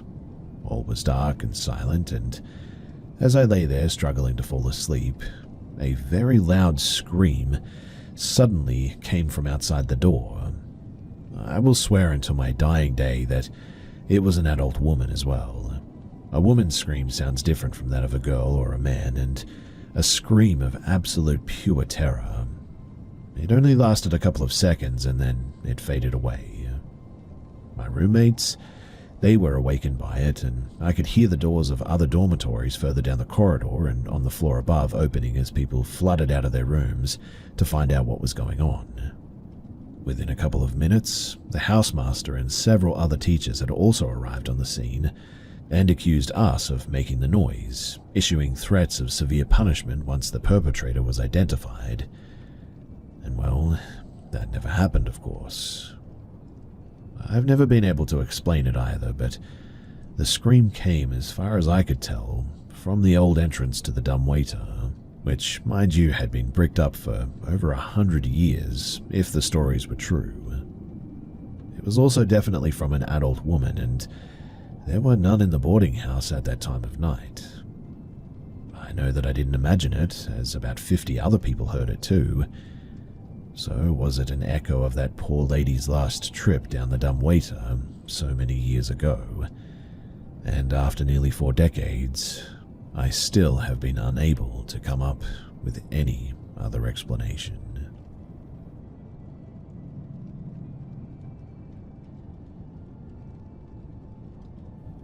So I've told a few close friends about this encounter, and they've all agreed that it was very weird. I thought that I would share it here too to see if anybody else has ever had any similar experiences. This happened roughly about 5 years ago. I was in my last year of university, and I was living in a shared house with 3 other students. This evening everyone in the house was out. It must have been winter, as I recall it not being that late in the day, but it was also completely dark outside by this stage. I got a message that evening from someone that I knew, asking if they could come over. To provide a little bit more context, the person who messaged me was an acquaintance at most, someone that I had briefly met on a night out and had a handful of conversations with. I must have told her at some point that I lived pretty close to the gym that we both went to, because she was either going to or from the gym, and it was pouring down and was wondering if she could stop at mine until the rain cleared. It was a bit out of the blue, I'll admit, but it seemed like a relatively reasonable request, given that it was raining pretty heavy that evening. In any case, I told her that it was fine for her to come over, and to stay until the rain cleared. When she arrived, I was watching a film in my room, and as I wasn't expecting any company, I wasn't going to change my plans for that evening, so I told her that she could join me to finish watching the film if she wished. It started to get weird a short while after she sat down next to me, though. I vividly remember getting weird bursts of light filling my vision. Not faint specks, but bright white explosions suddenly clouding my entire view. They came and went pretty quickly, but I'd say it happened 3 to 4 times throughout that evening. I remember at the time trying not to think too much about it. My justification for it was that it was dark and the only light was the light beaming from the TV, which means that some contrasting light flickers from the film must be playing with my vision or something. Alongside the light burst, though, I kept getting this strong feeling that a hand was hovering over my shoulder, the side opposite to the side that she was sitting on, so strongly that I had to repeatedly turn to look over my shoulder to check. I thought that she was trying to put her arm over my shoulder at one stage. Every time there was nothing there, though, I again justified it as being another trick of the light in the dark room. Well, after the film had finished, the rain had stopped and she was getting up to leave. At this point, I was conscious that a few strange things had occurred, but nothing I was going to lose any sleep over. That was until, while she was getting her shoes on, she made a really strange twitch with her shoulder. Now, I normally wouldn't call someone out on their seemingly innocent twitches like this, but I decided to query her this time on why she suddenly jolted like that. Very calmly, without even stopping to look at me while she was doing up her laces, she told me that she apparently has a demon that follows her, and every time it touches her shoulder, she twitches. I remember standing frozen, unsure of what even to say back to that. I think I mumbled something banal like, I see, while my mind was frantically thinking back to how the entire evening I had spent feeling like a hand had been hovering over my shoulder. If she had told me this information at the start of the evening, I could have believed that being predisposed to this information could have led me to imagine these oddities. But no, I saw it all and then was exposed to this revelation. She finished getting her shoes on and eventually she left. Needless to say, I didn't contact her again. I was pretty spooked about the whole situation for a good few days. Nothing odd has ever happened since this encounter. Those flashing lights never occurred again, and I never experienced that hovering over my shoulder again. I cannot say that this experience has made me a firm believer in the supernatural, but it was definitely the closest I've been to questioning it.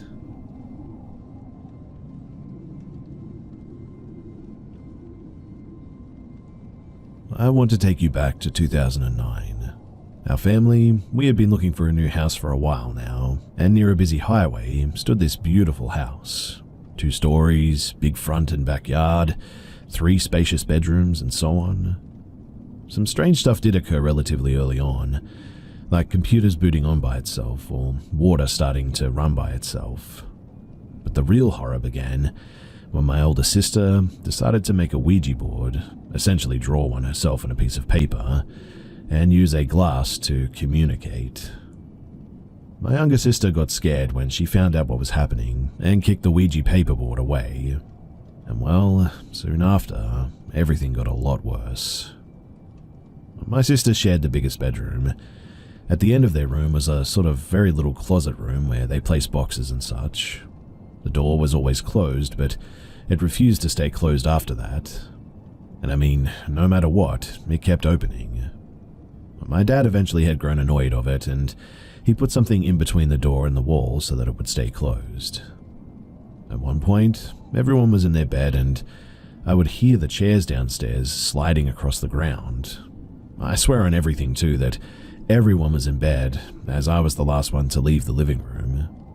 And not soon after, that same night, I would hear this awful sound, as if something was in the walls and flooring, just tearing it apart. It was so loud, and I remember hiding under my blankets because I was terrified. Another time, we were all in the living room, and my mum had some small figurines on the table. We were watching TV with the dog on the couch when suddenly, one of the figures goes flying across the room as if somebody had just thrown it. My mum jokingly said, Hey, no need to get aggressive." She and Dad always believed in the paranormal and just joked about it.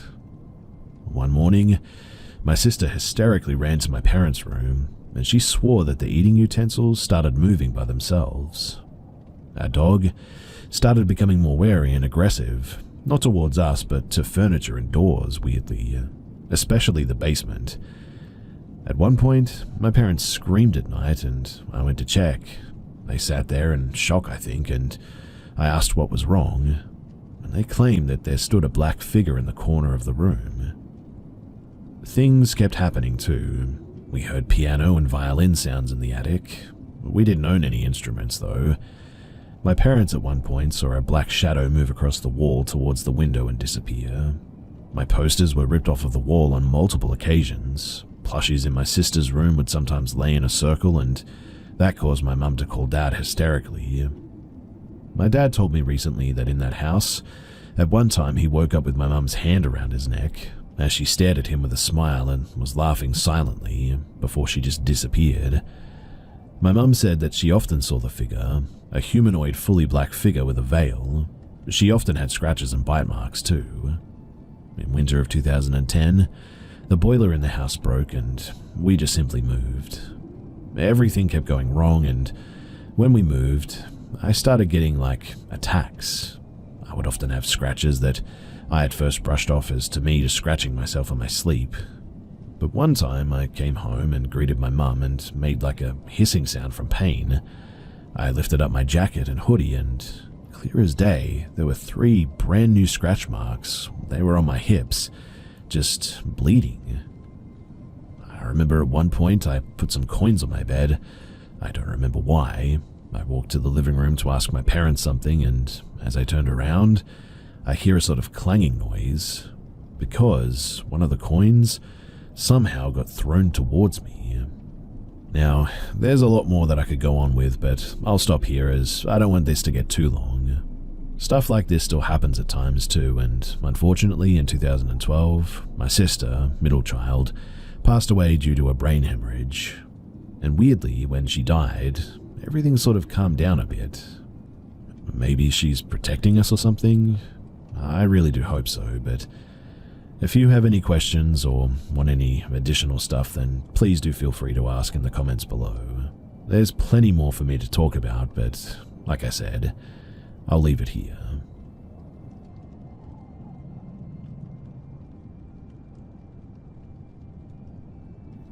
I started this back in September last year, but I never got around to sharing it. I am now though, due to an uncomfortable situation again. So I have to get some context out of the way first. Let me start off by saying that I live in an apartment complex by a golf course or country club on the edge of town. Since not many people live in this area, it can get pretty quiet at night too.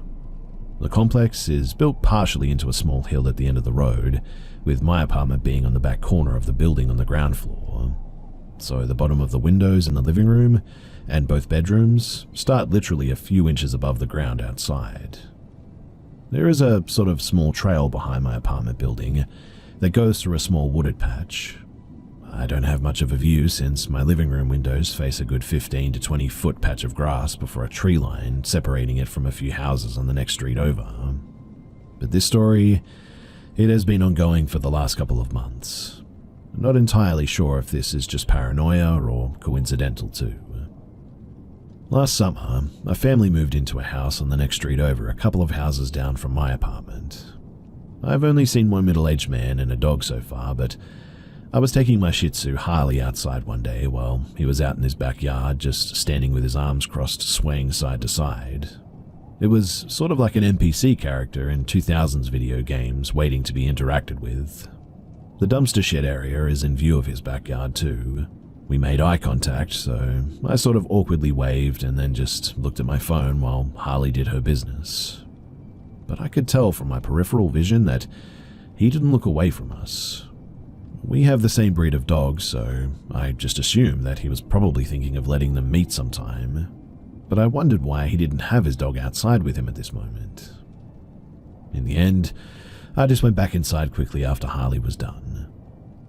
Now, my younger brother lives in the same complex as I do, but on the second floor, and he told me that every now and then he'd see that man take his dog out into his backyard, but cross the tree line into the complex yard. He would circle the building slowly, a little too close to the building before going back into his house. In September of last year, my boyfriend at the time and I split up. The night that I told him to leave, I went to a friend's house to vent. I didn't want to leave Harley home alone too long, so after about an hour or so, I came back to my apartment. I knocked out on the couch while I had a black screen rain sound video on YouTube on. I woke up at around 2 a.m. to Harley going absolutely crazy though, barking and growling. The other couch is right under the main window in my living room. Harley had climbed up the couch and was barking at the window between the curtains. I get up to get her down and to be quiet, when my stomach dropped when I realized something. The curtains are on the thinner side, and I can normally faintly see the streetlights from the next street over through the curtains. I started getting a little bit nervous, realizing that there was a black mass blocking some of the lights above where Harley was standing. I grabbed the remote to shut the TV off while I was getting closer to the window. The TV turns off in the sort of style of retro TVs where the picture sort of closes in on itself. When I turned it off, the flash animation on the TV illuminated the room briefly, and it was enough that I was able to make out the form of someone dressed in black or dark clothes, crouched down, looking into my window. In the flash, they probably saw me too because they ran away quickly. I picked up Harley and ran to the kitchen to grab a knife, and went to my room and I locked the door. I texted my ex asking if he was outside of the window just then, and he replied no and asked what was happening. I didn't believe him though, because he's never awake that late, and told him that I was about to call the police, so to just tell me the truth and all that. But he told me that I should call them either way, and sent me his live location showing that he was at his friend's house over an hour away. I called the police and let them know that I had seen someone outside of my window. They came and looked around, finding nothing obviously. An officer did tell me though that they would keep somebody in the area, so to just call back if anything else happened. Over the next couple of weeks around the same time, 2 or 3 a.m. each night, Harley would freak out at the window. By the time that I would get there, I couldn't see anyone outside though. Fast forward now to May of 2024. This last week I went through my storage closet and found some of my ex's things. I was out with some friends tonight when he came to pick them up. He ended up texting me to come home so that we could talk about something important. I get home and I notice that he has a sort of puzzled look on his face. I asked what couldn't have been just texted to me, and he told me that while he was loading his stuff in his truck, he took Harley out quick, and he was approached by an older lady that lives on the second floor. Now, the dumpster is at the end of the parking lot, and if you turn right, you'll face the side of the building in the general area outside of my living room window. There's a few big trees keeping the area back there pretty dark. Even during the summer, it's pretty much deeply shaded. And she said that as she was taking her trash out, she heard a twig snap or something like that, and looked in the direction that it came from. She said that she saw a man outside of my window, not just walking around. He was up close peering into my living room, one hand up on the window trying to block the light so that he could see, and his phone in the other hand pointing inside of my apartment. She yelled out asking him what the heck he was doing, but he just acted like he didn't hear her and walked away slowly in the opposite direction. She said that it would have been one thing if he was just walking through the yard and sort of glanced over at my window, but he was apparently full-on pressing his face against the glass looking in, and recording allegedly. My blood instantly ran cold and I got goosebumps. I have since then bought a Ring camera, which is honestly something I should have done a long time ago, but I'll update if anything else happens, so please, do wish me luck.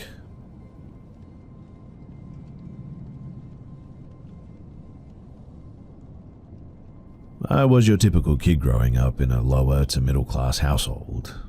We had a decent older house in the suburbs, and Mum and Dad were always working. This was the 80s, so my brother and I were often home alone or over at a friend's house.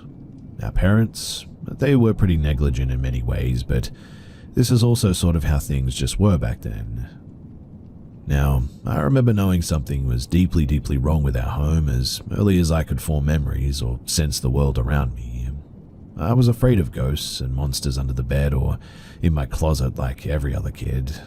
You know, things that obviously weren't real and just some primal monkey brain remnant that kids work through as they get older. But there was a distinct difference between these imagined monsters and the very real ones that I would encounter over the next few years.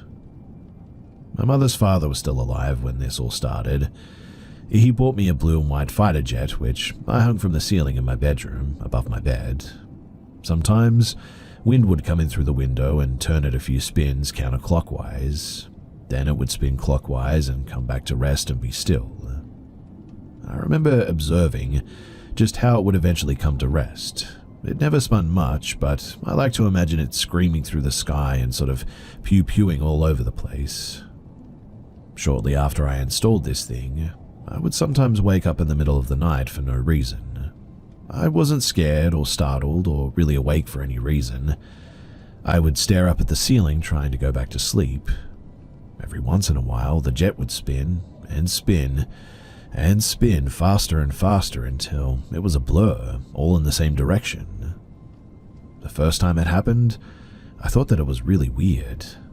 By the 5th or 6th time, this became genuinely a terrifying event. Other times it would be spinning at warp speed and suddenly just stop abruptly, as if someone had grabbed it and held it in place. I have a memory of running out of my room screaming and crying over this. Grandpa, he died the next year. That jet meant more to me than it did before, obviously. I cherished this little treasure, but it was terrorizing me. And eventually, I just had to get rid of it. I was in first grade and walking to and from school with my friends. I had a house key, which wasn't unusual at the time. Downstairs, we had a living room with a TV and a couch. I remember coming home one of these days to watch cartoons. On my left side, there were slotted folding doors that hid the clothes washer and dryer. They always spooked me out for some reason, like there was someone in there sometimes sitting there just watching me. I never saw anyone or heard anything, but I could just never shake that feeling. In fact, I would often run by them. They were a source of fear for me, but I was already taking my own clothes out and putting them away, so it wasn't alien or unusual. It just very often felt like someone was behind there, just sort of watching me. I think I was actually watching Pinwheel or something similar on TV, maybe Lamb Chop, I don't know, but I remember sitting there once and the left door folded open abruptly, like someone tied a rope to it and a car outside, and the car just suddenly took off. They weren't on wheels or anything, so this scared the daylights out of me. I cried to my parents about it. I was being a baby apparently, and it was nothing though. Until it wasn't. You see, one day I was sitting there and it opened and shut like this, over and over, just slamming. I wanted to run by to get out, but it wasn't safe because something kept slamming it open and slamming it shut. I almost want to say I heard laughter, but I don't know, I don't think I did. I was being terrorized though, and it stopped, and as I ran by it, it started up again, and it scared me half to death. I slammed the door behind me and instantly just ran upstairs. Things calmed down for a few months after that. I was in the second grade, Mrs. Tubman's homeroom. I'm a big boy now, and I don't get scared or pee in the bed over ghosts that aren't real anymore. I'm helping my older brother with yard work and delivering papers now. I'm quickly becoming fiercely independent at a young age. I get my own key and start walking home alone from school even. Now, we had a Raggedy Ann doll that sat on a rocking chair in one of the adjacent bedrooms. It always creeped me out, especially because it used to be in the attic where I'd see it every time that we got Christmas ornaments out. For some reason too, my parents, they brought it down and set it downstairs on this rocking chair. I came home one day to watch cartoons, and as I go to reach for the handle leading to the basement, the doorknob suddenly spins. Someone is on the other side holding it closed. Naturally, it must be my brother. He got out earlier than me, of course, and he was playing a trick. I tried opening the door, but it just wouldn't budge. It was unlocked or the knob wouldn't turn, so I pushed my shoulder into it because I knew I was stronger than him, but it still didn't open. I moved back to get some speed behind me and go to shoulder it again, but the door slowly opens as I'm about to hit it. In fact, I fly through the open door and stumble into the room with that doll sitting there instead. And to my abject horror, the rocking chair is moving back and forth. The doll is just a doll, obviously, but it was as if a person was sitting there. I scream, run out, and I make it halfway up the stairs. I'm losing my mind. I mean, this can't be real. And in the end, my parents told me that it wasn't real, and they made me go to the school counselor and coach me to swear that it wasn't real, that I was brave. I deliver newspapers and I do yard work. I'm a big boy, so it can't be real. I go back down eventually and peek my head around the corner. The doll is now sitting there facing me with its back against the arm, and the chair is still rocking at the same mathematical, rhythmic, and predictable speed. It's just the wind, though, I say. My parents had told me this. But when I look at the windows, they were closed. At this, I completely lose it. I run out, make it up half of the stairs to the front door landing. I got up the other half of the stairs to the kitchen. I look around, but there's nothing. No one is home. It's just me, and I'm just freaking out. Mum convinced me that I made these up and none of this was real. I try to pull myself together. We can't afford for them to come home early from work, so I come down, get my head straight, and pour myself a glass of water. And that was when I hear the bang. 2 bangs, 3, 4, and 5. It is the unmistakable sound of the attic door. You pull a cord and the stairs fall out and down and you climb up the hole in the ceiling. Except you can slightly pull it to a certain length and let the cord go and it will still slam. I know too exactly what it is and why it is making that noise, but I just cannot believe it. So I peek my head around the corner and I see the rope is taut. It's straight down to the floor like someone is pulling it. It wasn't swaying or dangling as the attic opens and slams. There's something invisible there pulling it and doing this on purpose. I completely lose my mind over this and I run to the neighbor's house. I tell them Mum and Dad come home early. I get in trouble. I have to see another school counselor. Tim, I think, this time, but he had soft curly black hair and he's pleasant enough, but my parents tell me to tell him that it's not real. I refuse, though. I see a Dr. Glickstein at some fancy office downtown. I tell him everything that I've told you guys up to this point. I have to see him a few more times. Eventually, my mother convinces him, though, that I'm just making up stories. The terror campaigns, though, they continue for another whole year.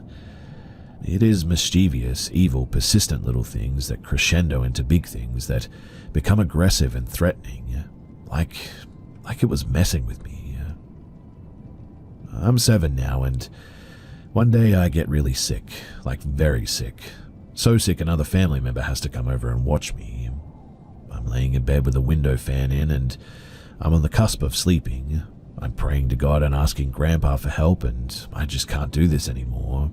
When I see a little golden tornado-looking thing come in from the outside, through the window fan into my floor. It's in the corner of my eye, but I'm frozen in terror because, what now, right? But I suddenly just sort of feel peaceful.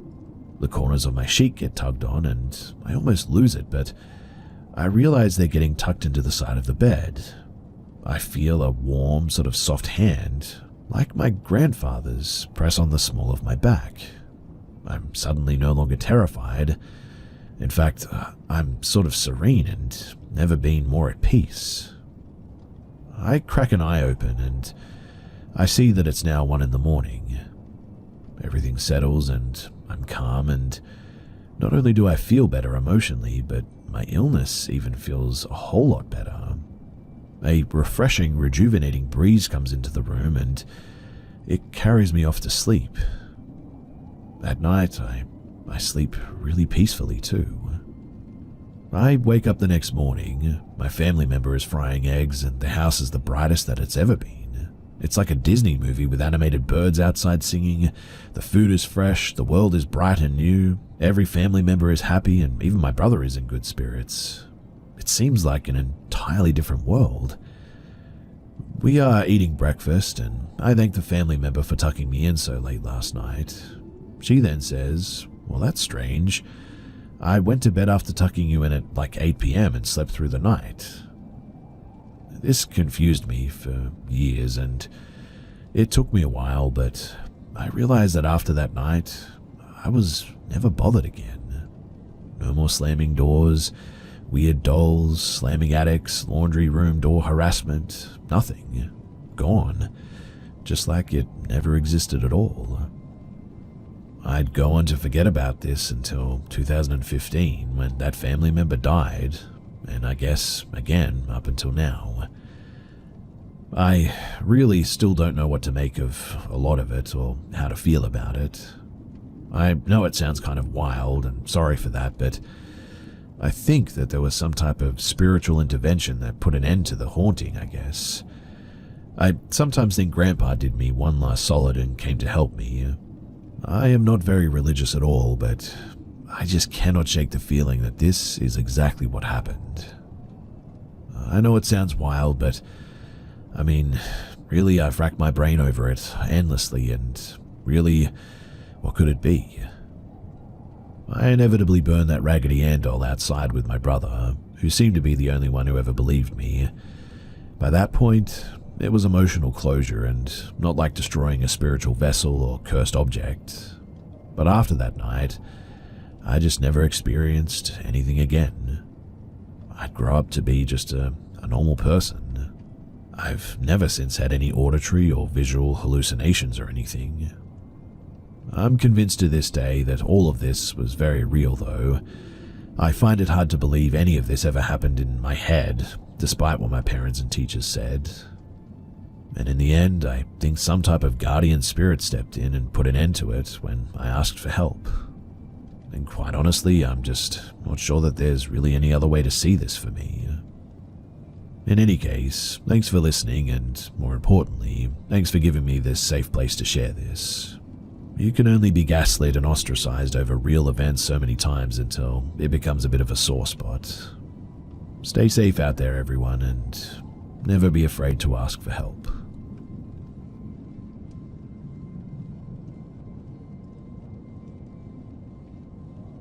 So I've got a hobby carpentry shop, furniture, bows, canoes, etc. I don't know, it keeps me out of the bar, but a local guy at my shotgun range has a furniture restoration business too. We got to talking one day and he said that he had decades of abandoned material, stuff where people dropped it off and decided it wasn't worth paying to chemically strip and refinish, sort of thing. Basically, Buddy has heaps of milled hardwood taking up space, and he would be happy to give it to me for free. He's a bit of a weird guy, I'll admit. Sort of quiet and just had a keep-to-himself thing going on mostly. He didn't typically do small talk, but occasionally he restored some people's gun stocks, so he was known about the place. But materials, they are not cheap when you're just being a hobby sort of guy. And I don't mind re-milling stuff at all, so I go down to the shop, and first thing that I noticed is that he and his co-worker, there were no projects on the go in his shop, were visibly upset that I brought some buddies to help me. I also noticed that the front office or lobby is a cramped affair full of taxidermy, which isn't too much of a red flag, I suppose. I mean, I met this guy at a gun range after all. But once you go into the back, there was a lot of stuff that progressively made my eyebrows go a little further up my face. Buddy does chemical stripping of furniture, so he's got several chemical vats or buckets that you can fit a full-size couch into. I know what stripping chemicals smells like. Smells like blue, if anyone's wondering, but there was definitely another smell to the room. Sort of rank and musty. Big chains from the ceiling, which I guess could be for picking up the furniture pieces. All this material that he's got for me is in a mezzanine, so up I go for some good old-fashioned garbage pile diving. There's 2 major rooms in the mezzanine. One is full of his materials that he's giving me, just dozens of old hardwood tables and chairs, etc. In fact, I got some really nice old oak pews for my trouble, hundreds of board feet of old 2-inch thick oak, which was a real score. The other room, though, was maybe, I don't know, a showroom? But this showroom, it clearly hadn't been touched in years and had some pretty interesting things going on in it.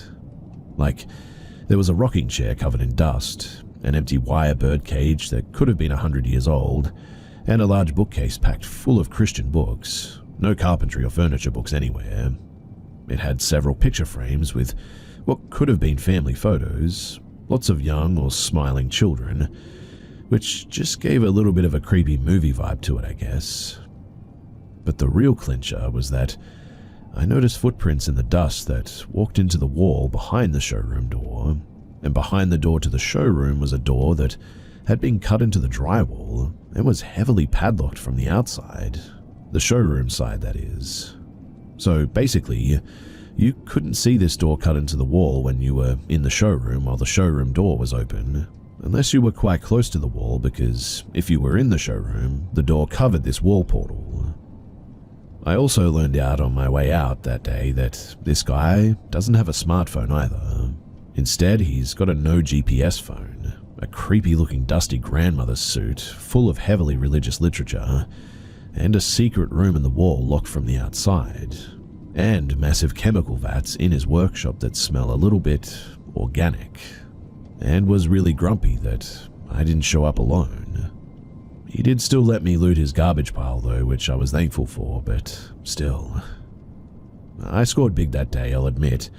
Probably took home enough stuff to mill into about 7 or 10k worth of hardwood boards, but I was really, really glad that I went there with 2 other people to help me load material that day. We made Buffalo Bill jokes the whole way home, and I haven't seen him since. He hasn't been to the range in 2 years now, which is sort of odd too, but I don't know. Something was off about that place and that guy, and I'll never go back there.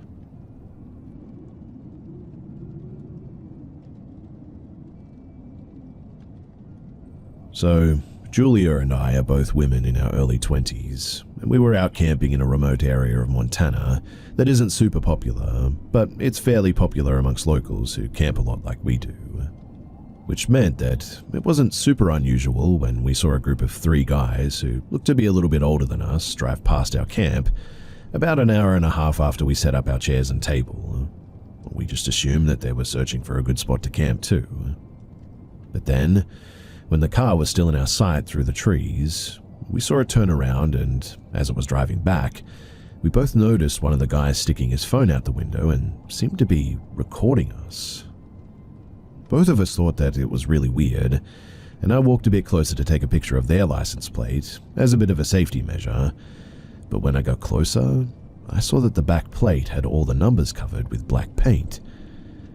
Julia and I both got bad vibes from this, but both of us are aware that men are creeps towards women all the time, and both of us are prepared with bear spray because Montana is grizzly bear country. So we decided that it wasn't a weird enough interaction to pack our stuff up and find a different spot. Instead, we just decided to put up an empty tent outside and sleep in my car instead to trick people into thinking that we were sleeping in the tent if they tried to attack us. So, later that night, when both of us were sleeping in my car, we heard branches rustling and snapping outside by the empty tent, despite the fact that it wasn't windy. Originally, we assumed it was a bear trying to climb up to the bear hang with our food and scented hygiene products. But then, we heard male voices outside, and I lifted my head up to the window and saw the same car that passed us earlier. I got off the air mattress on top of the back row of seats that we put down to make an area for us to sleep, and locked the doors individually so my car wouldn't make a beeping noise. Julia and I stayed still and hoped that the men would leave. For a while we heard them talking, but it was hard to make out what they said from inside the car, obviously. But eventually we heard more rustling and branches snapping, which made us think that they were trying to steal something from the bear hang, which was weird, but neither of us wanted to actually look out the window in case one of them spotted us.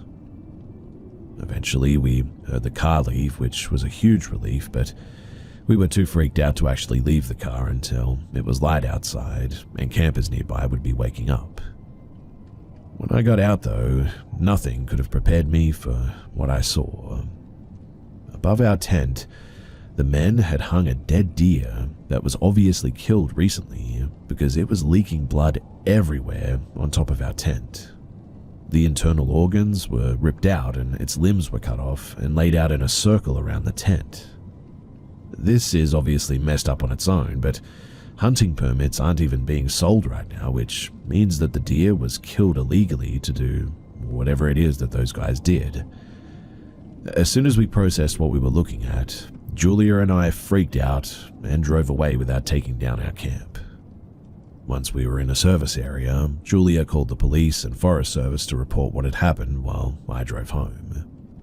The Forest Service was nice enough to get our stuff for us, but honestly, I don't even want mine back in case that there's some weird curse on it or something.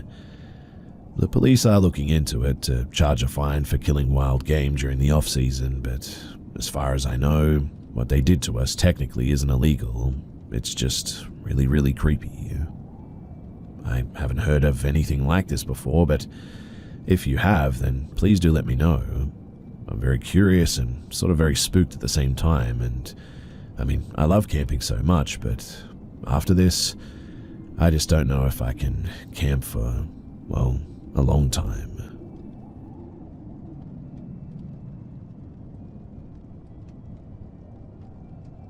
I would like to preface this by stating that the following is not creative writing by any means. This is a story that I was originally told, secondhand, by my mother, but confirmed by my grandfather when I was about maybe 14 to 15. I leave it to you to form your own opinion, obviously, or to debunk it or whatever. Regardless, this story has always stuck with me my whole life. So, a bit of background. My grandfather passed away back in 2013 from cancer, but in his lifetime, he was a decent guy who helped a lot of people in various ways. After he met my grandmother, they both joined the army and they served in Japanese-based US Army hospitals during the Vietnam conflict, helping to save a lot of people. After his time with the Army, he also joined the Air Force for a stint. This all helped him to get his nursing degree and became an anesthetician. After the Air Force, he became a clergyman at their church, and years later, he would become a Russian Orthodox priest. For over 40 years, he served as a priest too, and by the way, just for reference, in most sects of Orthodox Christianity, they allow clergy to marry unless they were a bishop or higher. My grandfather, though, was the sort of priest that the archdiocese would call up and say, "Father, we have these people in Alabama, they're believers, but they have no church in like 100 miles that they can attend. Will you go there and help organize something?" Then what would start as people holding liturgy in somebody else's living room with like 24 people would become a full-on church eventually. He repeated that more times than I've ever gotten a straight answer on, by the way. The only thing that I thought that he was not so great for was always putting the church before his wife and 3 kids. Anyway, it was the mid-70s, and my grandfather had moved my mum, my aunt, and my grandmother to New Jersey to help one of these struggling churches that were without a priest. My mum, she was about 5 or 6 at that time, and she remembers this point in time pretty well too. One day, my grandfather was contacted by his bishop, who told him that his assistance was needed with something very serious. He told my grandfather that there is this young girl, 17 years old. She's a gypsy, and her family brought her to the monastery claiming that she was apparently possessed. The monks there tell me that they believe this to be serious too. Will you go there to help them? Now, my grandfather had been a priest for several years by that point, but understand that most priests who serve their entire lives are never asked to help exorcise a demon. Actually, the Roman Catholics require special permission from the Vatican to perform any exorcism rites. But he agreed without knowing what he was walking into. The story that I was told about the girl was that her name was Juliana and her family were gypsies or travelers. She had come from a family that was heavily involved in occult practices, which shouldn't surprise anyone familiar with that culture. But Juliana was married to a man from another family in their clan. I don't know much about him besides that he was a bit older than her, and he also practiced a lot of magic. Juliana's family started becoming concerned when she started acting different. She was very moody, aggressive, wrathful in fact, and just straight up mean.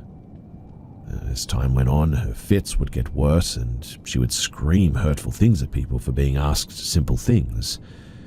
But the family was terrified when the caravan that they lived in would rattle, rise up off the ground a few feet, and drop to the ground, and even on many occasions seeing things fly off the wall or out of cupboards and break against the wall. They obviously tried their own rites and rituals to cleanse whatever darkness they believed was possessing Juliana, but nothing had worked. So that's when they turned to this monastery, desperately seeking help. And this is where Grandpa gets involved. He said that when he got there, everyone was in the church. Another priest and a handful of monks, all preparing holy water, oils, saying prayers for help with God's strength. In the back of the church were several curious lay people that live and help work on the monastery grounds. And then there were a bunch of Juliana's family. I guess they had her in room with a few family members until they were ready. But they bring her in, sit her on a chair in front of the altar.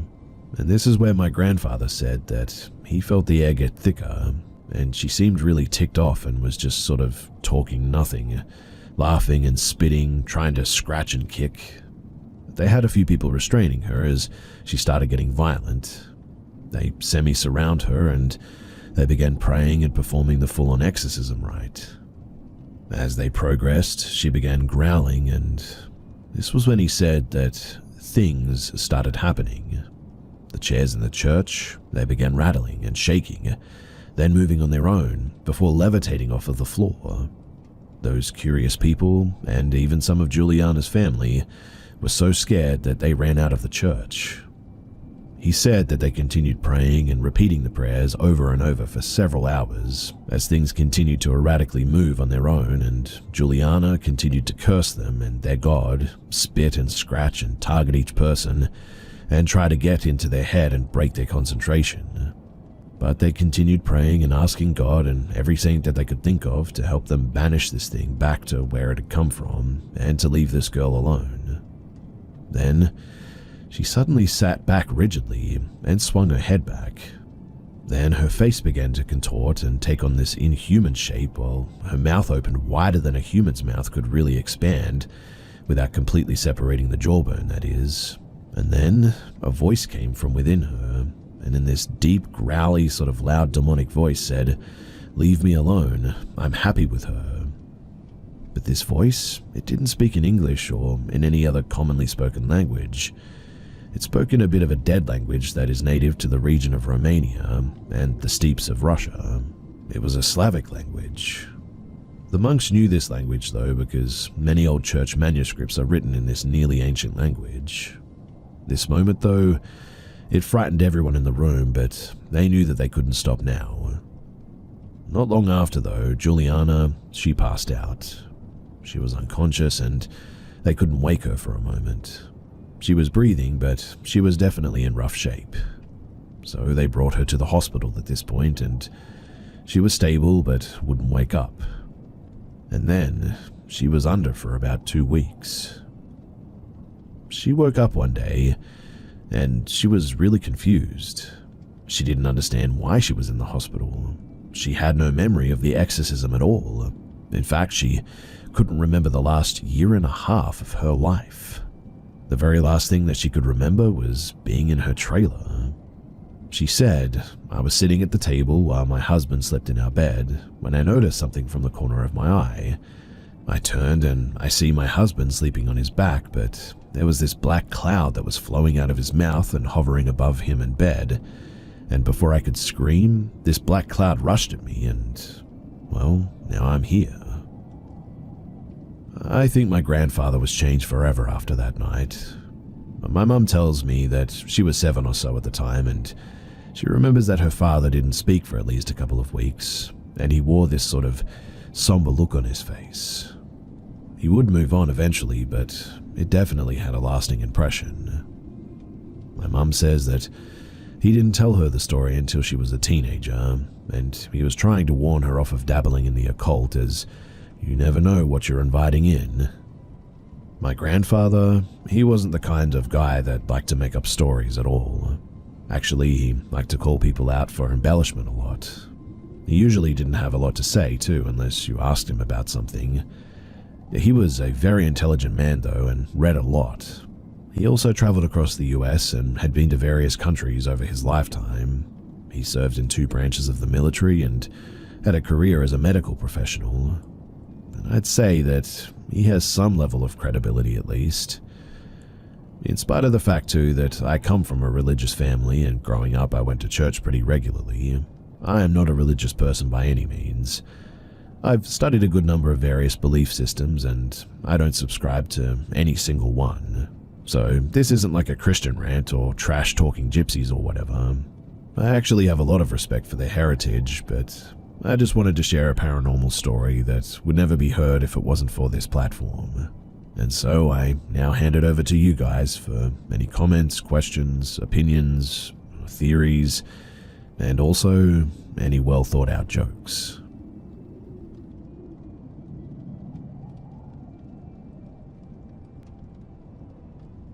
In 1982, I and 6 buddies went bear hunting in the Upper Peninsula of Michigan. We stayed at cabins near Twin Lakes at the base of the Keweenaw Peninsula.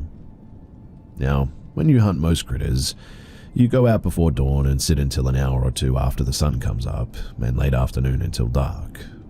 Most bigger game animals hunker down during the daylight hours, so it doesn't pay to sit there all day. And this means that you have a lot of time between hunts. Now, this part of the Upper Peninsula has some remote areas, It is also where a lot of copper mining went on in the old days. The mines are all closed now, obviously, and mostly full of water, but there are a lot of big paper mill holdings there also that are still being logged. So there's a lot of logging roads built up by the paper mills. They are good enough roads for large double trailer log trucks filled with many tons of logs to travel on. One thing that you learn quickly when you use these roads is to get the heck off the road when a truck is coming down, because they take up the whole road, and they don't even slow down for civilians because the mill owns the roads, not the state or the county, and you're on their land technically. But as long as you don't get in their way, then they don't care.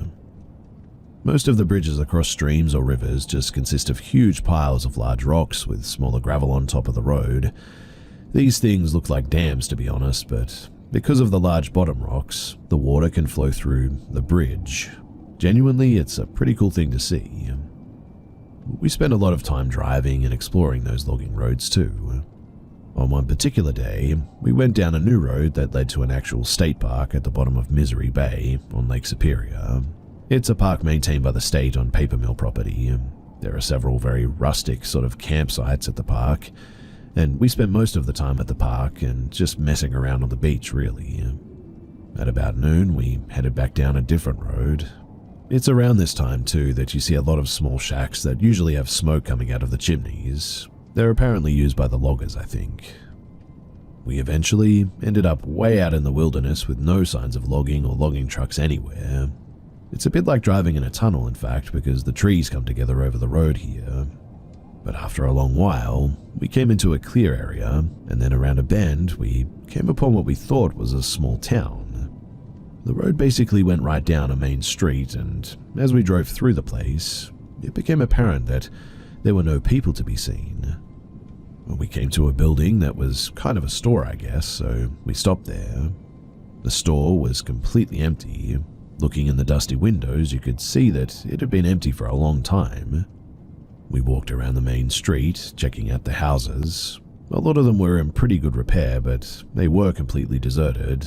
Dust on the floors had been undisturbed for many years, and there were no signs of foot traffic anywhere. We eventually got back into the trucks and moved on. We were all pretty intrigued by the town, but we didn't go into any of the houses because, well, it just sort of looked like the owners might actually come back at any point. The main street, it went up a pretty big hill, and at the top of the hill was a large building that was obviously some kind of industrial use building, covered in that old sort of galvanized corrugated metal sheeting. We stopped at the building and found an opening in the siding. The inside of the building was wide open, and it was very tall, like 30 to 40 feet tall, with a lot of supporting steelwork. Everything was pretty rusty and obviously hadn't been touched in many years. There were large windows with no glass, just sort of open to the outside high up in the walls that allowed the sun to light it up pretty well inside. At the center of the place, there was a large hole in the floor though, like 15 to 20 feet square. We peered down into the opening, and it was a really deep and dark hole. Somebody dropped a stone down the hole, and it was a long time before you could hear a faint splash of water. So we dropped another stone, and we had a couple of those old Casio watches with a stopwatch function, so we dropped the rock and timed it to the splash. And it took almost exactly 10 seconds. There were no guardrails, mind you, or safety measures of any kind here, and it was pretty scary thinking about falling into that deep black hole.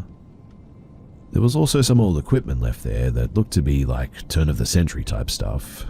We assumed it was a closed copper mine, but the whole time we were exploring, we had two 35mm film cameras taking a lot of pictures. This was 30 years before cell phones and 35 to 40 before smartphones.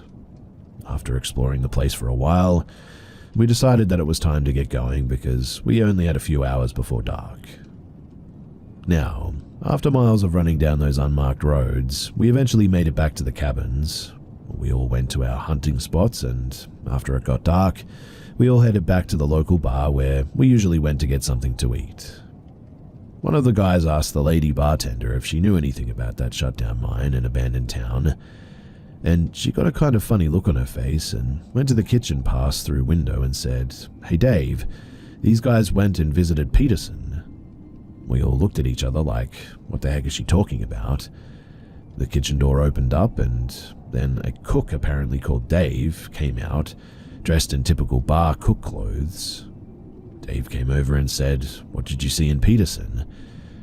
We said, first of all, we never saw a sign with a name on it, but it was just an abandoned town and pretty decent looking buildings, and a closed down copper mine up on the hill. Dave then said, "Yep, that's Peterson. Some people see signs going into town and some don't. The thing is that there never was a Peterson. It never existed." We were like, "What are you talking about? I mean, we were there, looked into the buildings, dropped rocks down the empty mine shaft, and even took many pictures." Dave then said, "Yep, you and many other people. But if you try to return, I guarantee you won't find it." We were like, "What? We know the road that we took. We could get back there easily, man." And he said, "Go ahead and try. You won't find it." Dave also asked if we by any chance dropped a rock in the hole and timed it to the bottom. And yes, actually we did, and it took almost exactly 10 seconds like we said. Dave then said, "I did too, and I looked it up. A falling rock, or anything really, falls about 400 feet in 10 seconds. He then said that Peterson is a real ghost town. The whole place is a real ghost town, he said. He said that he was there and saw the same things years ago. Apparently, he'd tried many times to go back and he'd never been able to find it.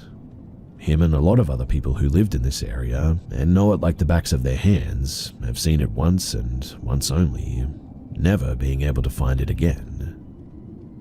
Dave said to go to Houghton Hancock and to get our film developed and to let him see the pictures. So the next day we decided to take off from hunting and go up to town and get the film developed. Hancock is home to Michigan Tech, so it's a college town with all the amenities, and it had a quick film developer place, so we dropped the film off and went to see the sights. It's a really picturesque place too, and I highly recommend you go and check it out if you ever get the chance. Anyway, about an hour northeast of Hancock is Copper Harbor at the very top of Michigan, where it ends into Lake Superior. It's a really cool place, and when we got back to Hancock, we were dying to see the pictures, so we went and got the film and tore open the envelopes. There were a lot of pictures, beautiful pictures, but weirdly, not a single picture of Peterson. We were thinking, hold up, wait a minute, this is impossible. So a couple of guys went back to the film place and asked where the other pictures that were on those rolls were. But in the end, there were no other pictures. We had all the negatives. They don't keep other people's pictures apparently, and they see thousands every month. Now, there's a park in town, and we stopped there and all sat at that table just kind of in shock really, not saying much for quite a while. In 1982, I was 23 years old, and at 23, you think you know it all, but when you're hit square in the face by something like that, it shook me to the core. Everything that you think you know is now suspect because, I mean, we were in that abandoned town. It was just a cool old abandoned town. I saw it with my own eyes in the wide open sunny broad daylight, not on some dark foggy creepy night. Nothing creepy happened, but we took those pictures. Pictures that apparently don't exist. All that changed my life from that point forward. After that, we went back to see Dave and gave him the stack of pictures of the woods, the Big Mac Bridge, Misery Bay, the park on the bay, logging trucks, the rock bridges, some of the shacks, one of which was just about 2 miles from Peterson. Dave just kind of chuckled and said, "Yep, that's our Peterson, all right." For the next 2 days, we totally forgot about hunting. We split up into 2 trucks and we drove those roads over and over and over again, and we never refound Peterson.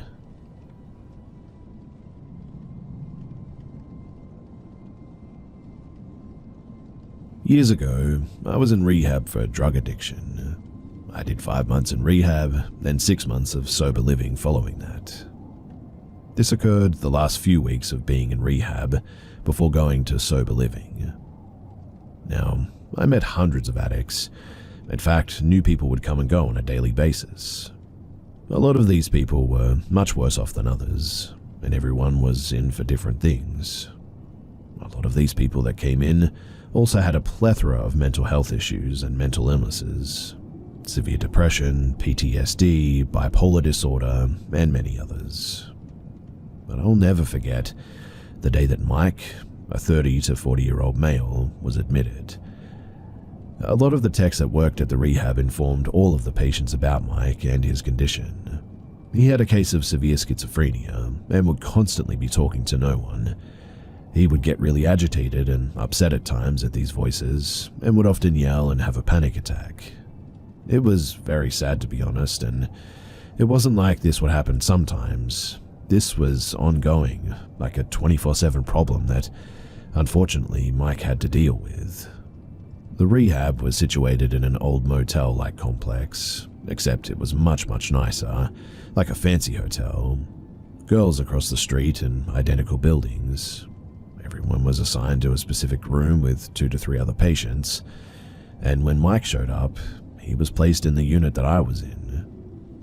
I introduced myself to him and shook his hand. He seemed so timid and nervous, but I gave a rundown of how things work and a rough daily schedule for our program. I showed him his room and I told him not to hesitate to ask me for anything. Before I walked away, I told him, "Mike, we're all in here for our own reasons. I just want you to know that there's no judgment whatsoever on my end, and that no matter what you may be dealing with, you can come to me and confide in me for anything you like, man."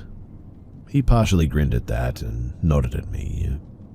And that was the last time that we spoke for the 2 weeks that he was there.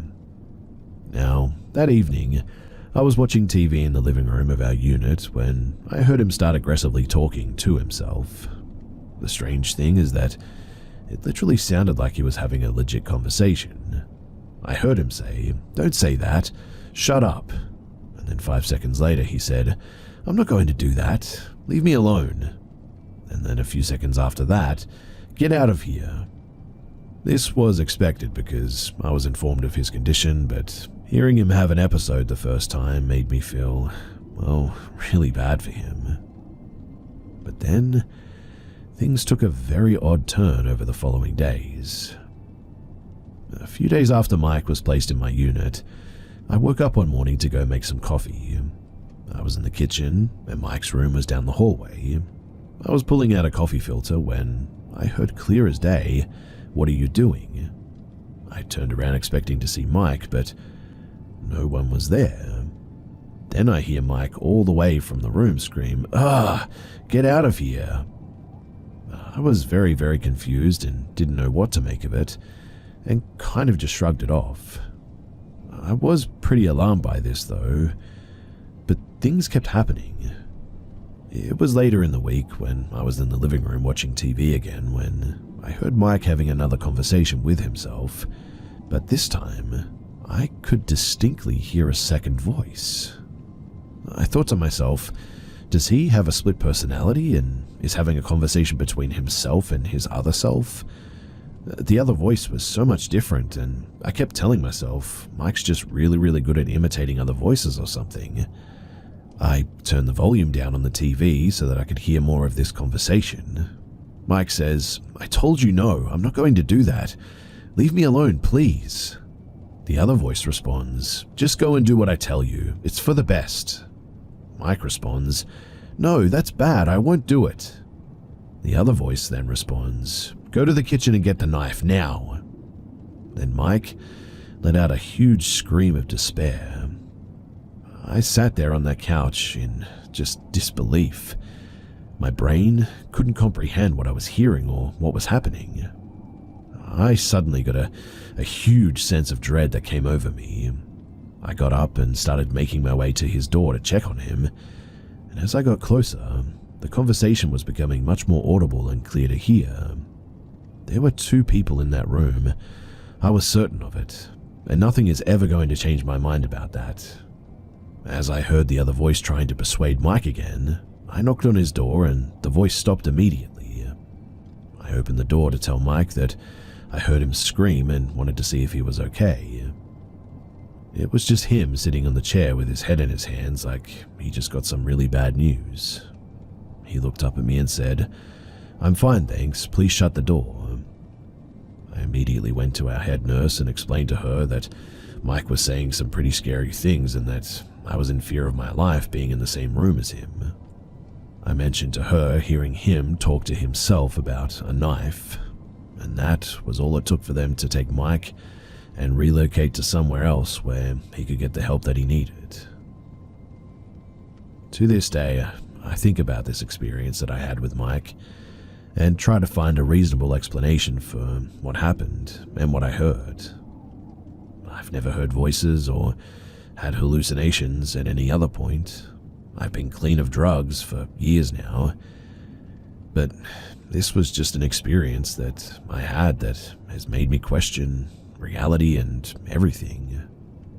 Honestly, I feel like he didn't have schizophrenia, but that maybe he was possessed.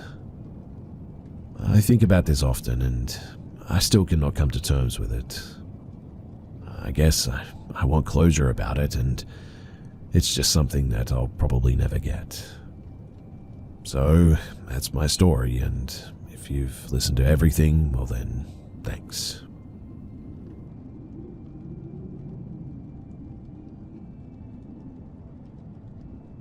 This is probably the weirdest paranormal or unexplainable experience that I've had. Other than feeling someone poke their finger in my back when laying on my side in the bed, this one pretty much tops it. I work swing shifts, so when I get home from work, everyone is usually asleep. I usually watch some TV to unwind before going to bed, and because of that, I always make sure the bedroom doors are closed so I don't wake up my wife and kids. Now, when I got home one evening, I noticed the master bedroom door was closed but not latched, so I figured that should be fine. But a few minutes later, I hear psst coming from the master bedroom. I look and now the door is ajar enough to stick your head out. I figured the wife is feeling frisky, so I jump up and walk into the bedroom. But she is in bed covered up and I'm thinking, she's pretending to be asleep. I climb in bed and tell her to stop playing. She wakes up though, and I could tell that she wasn't pretending. We've been married a long time now, so I know how she is when she wakes up. Long story short, I explained to her what happened, and she's weirded out like I was. Genuinely, it made my skin crawl, and it was hard to fall asleep that night. Ever since that night, I randomly feel something around me too, like the hair on my neck will stand up. I feel like I'm being watched.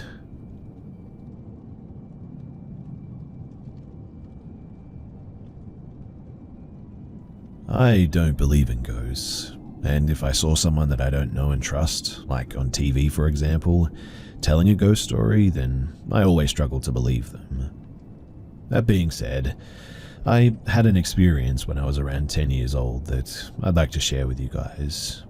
This was in approximately 2003. So my friend and I were walking to football training. I live in a quiet countryside town in Scotland.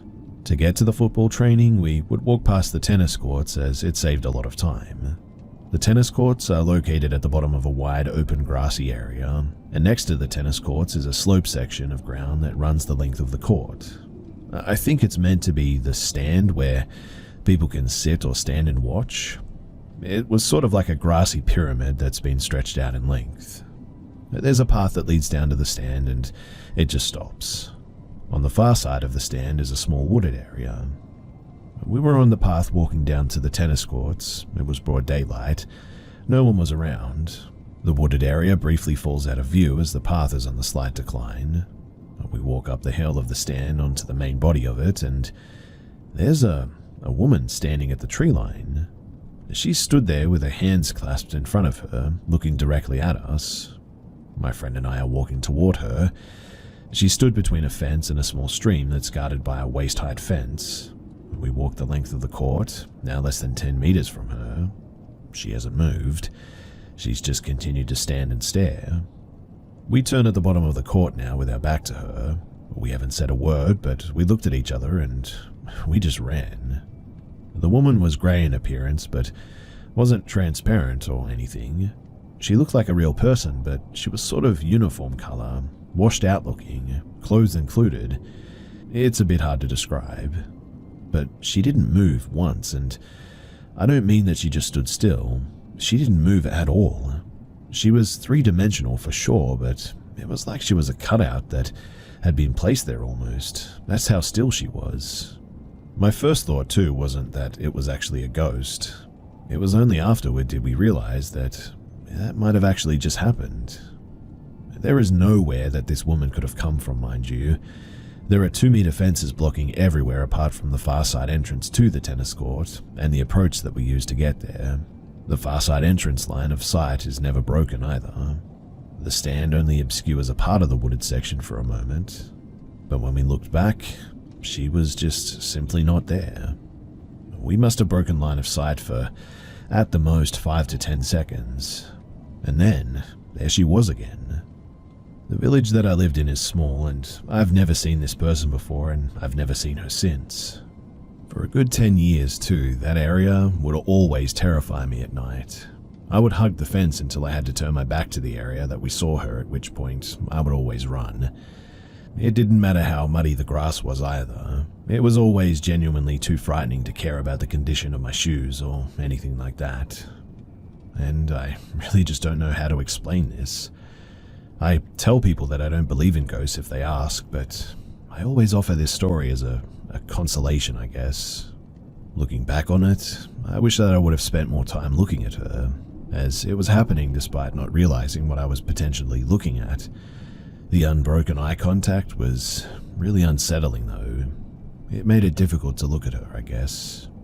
That friend and I, we don't really speak anymore. We haven't for around 15 years, but I actually bumped into him in town about 4 years ago. And the first question that I asked him once the greetings were over and done with was, "You remember when we saw that ghost?" And he said, "Yeah, I do, mate."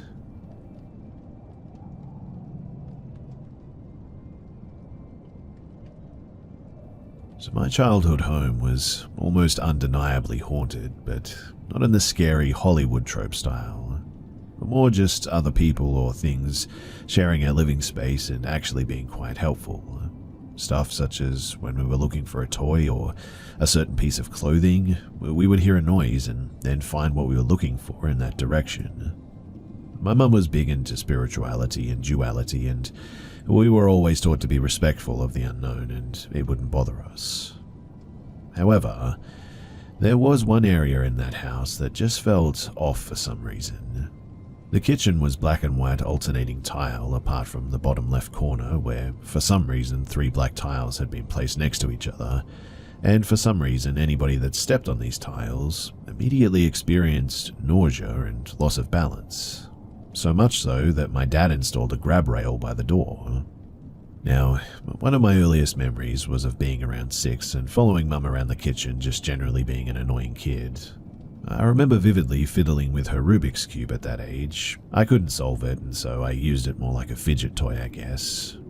But I remember vividly walking over these tiles, losing my balance, and dropping the cube, but whether it was the sound of me falling or some other reason, I never heard the cube hit the floor, and no matter how much we looked, we could just never find it. My kid brother at the time was 3 years younger than me, and says that he saw the cube go into the floor. I'm guessing my mum just wrote this off as a child's imagination at the time. He doesn't remember this now, by the way. But cut to today, 24 years later, and after 12 or 13 years of renting this house out, my mum has made the tough decision to sell the property to help pay for my grandparents' care home and medical fees. Both have quite severe Alzheimer's and dementia, and my nan is currently receiving palliative care for bowel cancer as well. Myself and my brother were generally touching up some paintwork and tidying the living room up when we heard a plastic clunk from the kitchen. When we walked in, there was a plastic Rubik's Cube sitting right in the middle of these 3 black tiles. Mind you, it wasn't dusty or dirty as if it had been there for ages.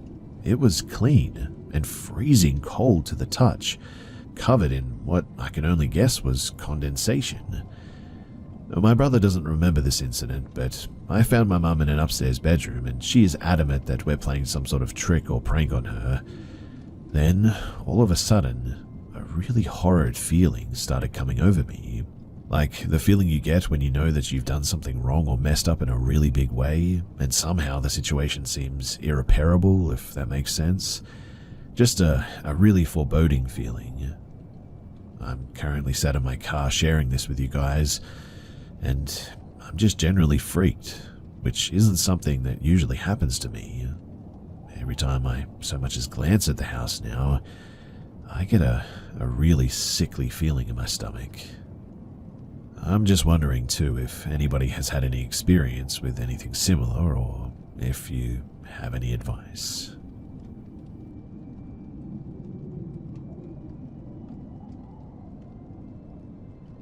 This happened about a month ago. For a bit of background, me, my cousin, and my brother took classes over the summer at a local college. Me and my cousin, we took a biology class, while my brother took a pre-calculus class. My brother's class ends later than our class, giving us about a 2-hour window, where we would sit around the college to wait for him. The drive back and forth is about an hour, so we always wait to conserve gas. During the encounter, we were waiting for him at the cafeteria, passing the time. After a while, this woman in a wheelchair shows up in front of some vending machines a couple of feet in front of us. I paid it no mind, but she sat in front of that vending machine for a good 10 to 15 minutes and started to play loud music. It startled me, and so I looked up at her. She then looked at us and asked, "Do any of you boys have 10 cents that I can use for the vending machine?" I had 2 $5 bills in my pocket in case I needed some food, so I gave her a 5 and I got handed back my change. Then she asked for another favor. This time it was to bring her to a parking lot near the football stadium where her ride would be waiting. She said that she had never been there and she needed some guidance. I figured that there was no harm in helping her, so I took the handles, but she immediately stopped me and asked for my cousin instead. I was being pretty oblivious during this entire encounter, so I didn't even realize how strange that request was, and didn't notice any of the strange things that she did until later. I also want to clarify that she was able to move on her own just fine, so the request for her to push at all was a bit strange too. And as my cousin was pushing her, she kept looking back at me and giving an uncanny smile, like it was meant to be a friendly smile, but it came off more like she had some sort of malicious intent. In any case, after we arrived, she looks at us and asks, "Could you stay with me until my ride comes?" Still giving us a smile. We reluctantly agreed. You know, once I had to go back and forth from here in the other parking lot, it was so annoying, she recalls as we wait. Me and my cousin shuffled at this because we found this extremely unsettling. This was because it meant that she had lied to us about not knowing where she was going. Even stranger, she tells me about how she loves to smash glass bottles to tame her anger, like the glass bottles that she had in her hands at that moment. I hadn't caught on to the strangeness just yet, but my cousin was really unnerved. He was trying to discreetly point out that no cameras were around, and that not many people were around, but I didn't catch much of it. At some points while we were waiting, also this one car would keep circling the parking lot. We asked if it was her ride, but she told us that her ride was a van apparently. At that time, our ride came, so we just apologized and left. Now, we've told many other people about this story, and they all agree that she was acting pretty strange. Later, I realized how it seemed like she was trying hard to be friendly, how anxious she seemed, and how many of the things that she said just didn't match up and seemed off as well.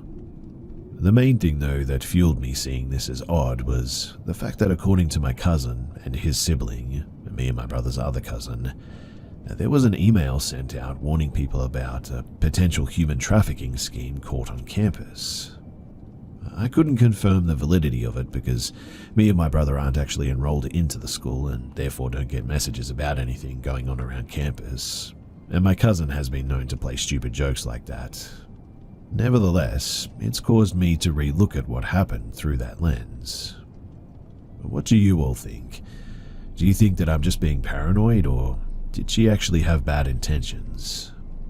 Also, I should mention too that the email about the potential human trafficking ring had described someone who looked eerily similar to that woman that we walked to that location, being the very front man of that operation.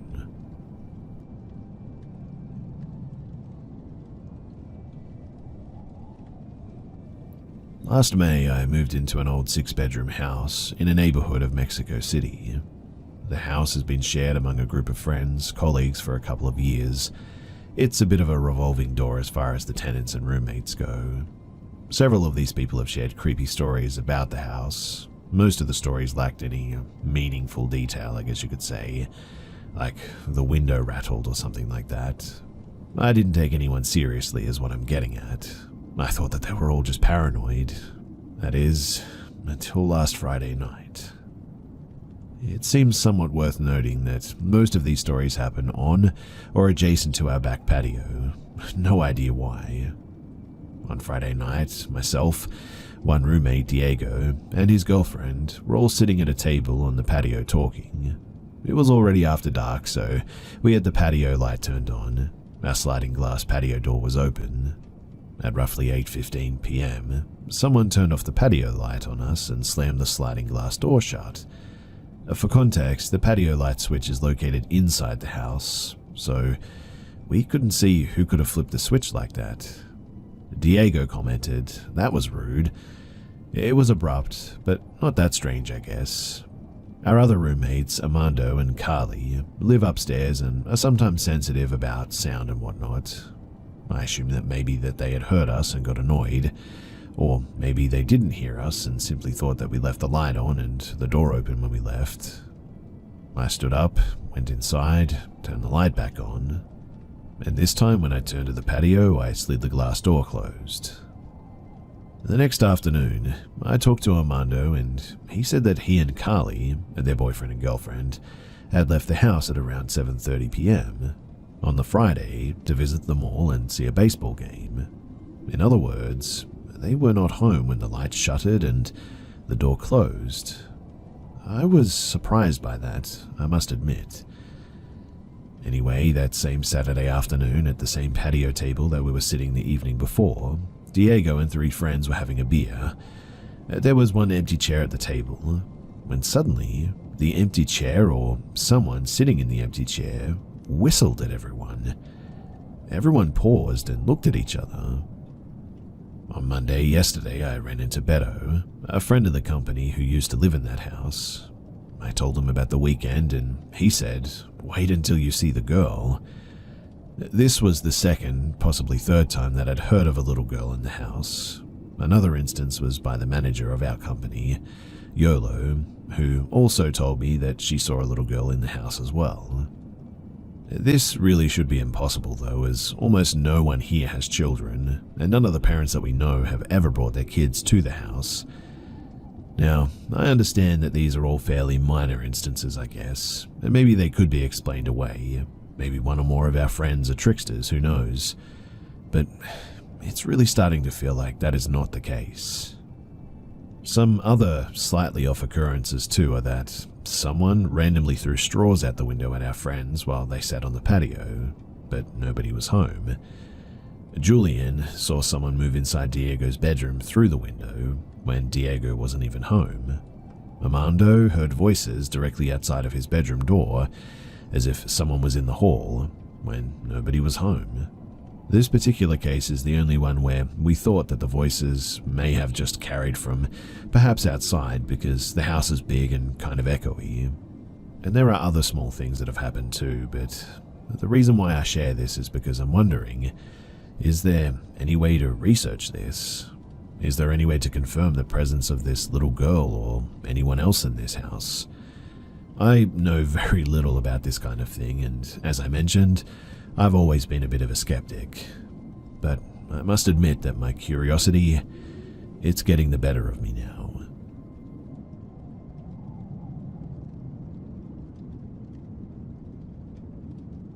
When I was in basic training for the army, I was in a barracks that I honestly believed was haunted. The main experience that I had that makes me believe this was what happened one night while I was on fire guard. For context, for fire guard, at least when I did basic, there would be one person up at a time. They would have an hour shift, then they would wake up the next person, and so on and so forth. Some of the other people were saying that they had paranormal experiences too at this time, where they had seen, heard lockers being slammed shut when nobody was awake, and they heard clothes hangers moving in closed lockers as well. They would also say that they felt like they were being watched. I hadn't seen anything myself, so I just brushed it off, at least until this one night. So I was on fire guard from 2 a.m. to 3 a.m. I was just doing what I needed to do and cleaning. All of a sudden, though, I hear a locker slam shut. I was in the bathroom area at the time. I walked out to see what was going on.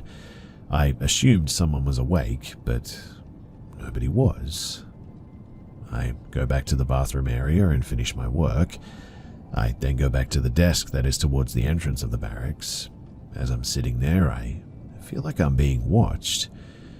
I try to ignore it when suddenly I hear what sounds like clothes hangers moving in one of the lockers that were beside me. Nobody was there, mind you. I couldn't get back to sleep when my shift was over after that, and when everybody was awake the next morning, they all said that they had heard a locker slam too, and that each of them were in their bunks.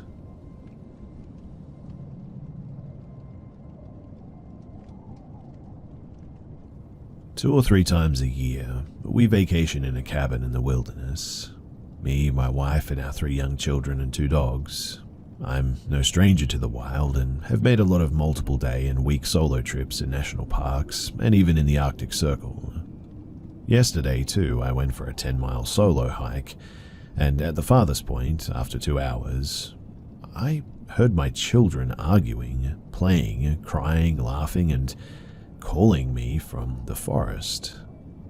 I was totally alone, and my first instinct was to run through the thick brush and trees where the sound was coming from, but then I realized that there's no way that it could be my kids, and I should just walk on and try to ignore it. I decided to walk back to the cabin in the end. The whole family was there, and they told me that they had never left. Now, I know how my children sound, and I swear that it was them. Later, I realized the combination of all the sounds, laughing, crying, playing, etc., made no sense. So, what was this? What did I actually hear?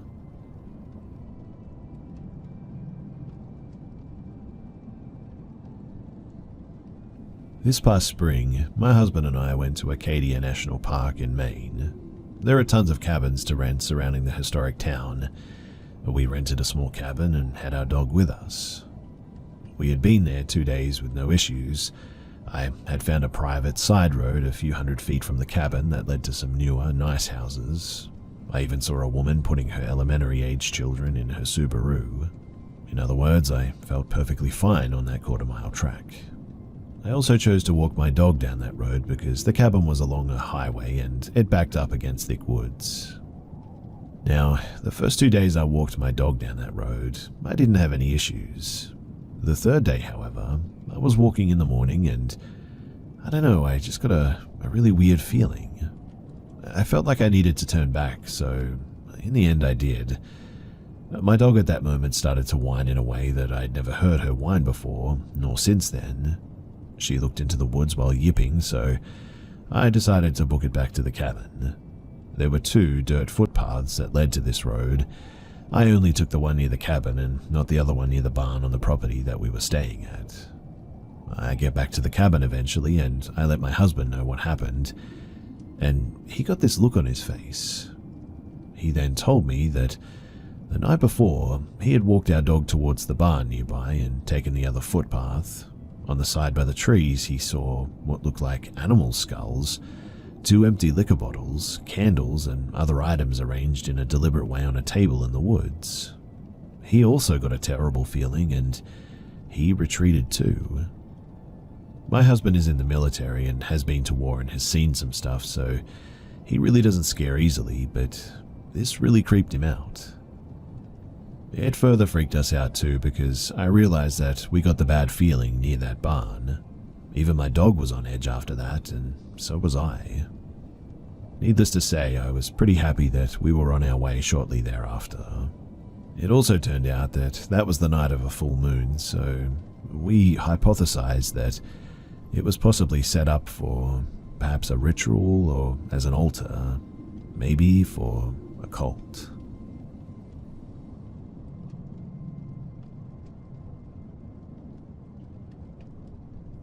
I've been thinking about this for years, and to be honest, I'm still baffled. So when I was a child, maybe 11, I lived near the river in Pulaski County on very private land. It was one road, no walkthroughs, fenced off.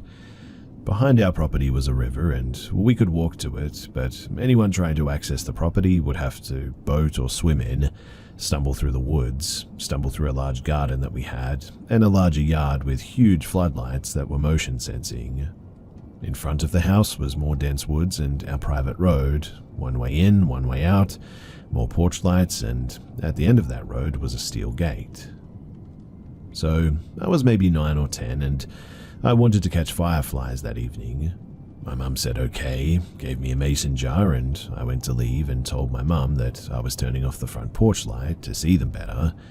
She said that that was okay, but not to go to the tree line. So I was out there for maybe 6 or 7 fireflies worth when I started to see something odd. There was a strange light hanging in between some trees. It didn't move, didn't turn, shake, rotate, or anything. I stared at it for a while, fascinated and scared, but trying to puzzle out what it was. It looked to be a ball and not a beam, and was definitely well defined. I was starting to get past my fascination, and I began to get a bit scared. Then another appeared further in the trees, maybe 5 feet further back. They were literally just hanging there in the air, single balls of light, clearly defined. I decided that enough was enough, and I ran to the house. My parents said that I was hysterical enough to warrant a rifle search of the property, and my mum called the police, who came out. In the end, though, nobody found anything. No evidence of a fire, lanterns hung in the trees, or a joke, nothing. I already knew that it was neither, but I hoped someone would figure it out in the end. But I was in deep trouble with my dad, who told me that I was making up nonsense, and I got the belt that evening and was put on a diet of stacking wood for the winter that my dad was splitting, housework, etc. That was obviously no fun, but the reason why I'm sharing this is, does anyone have any idea of what this could have been?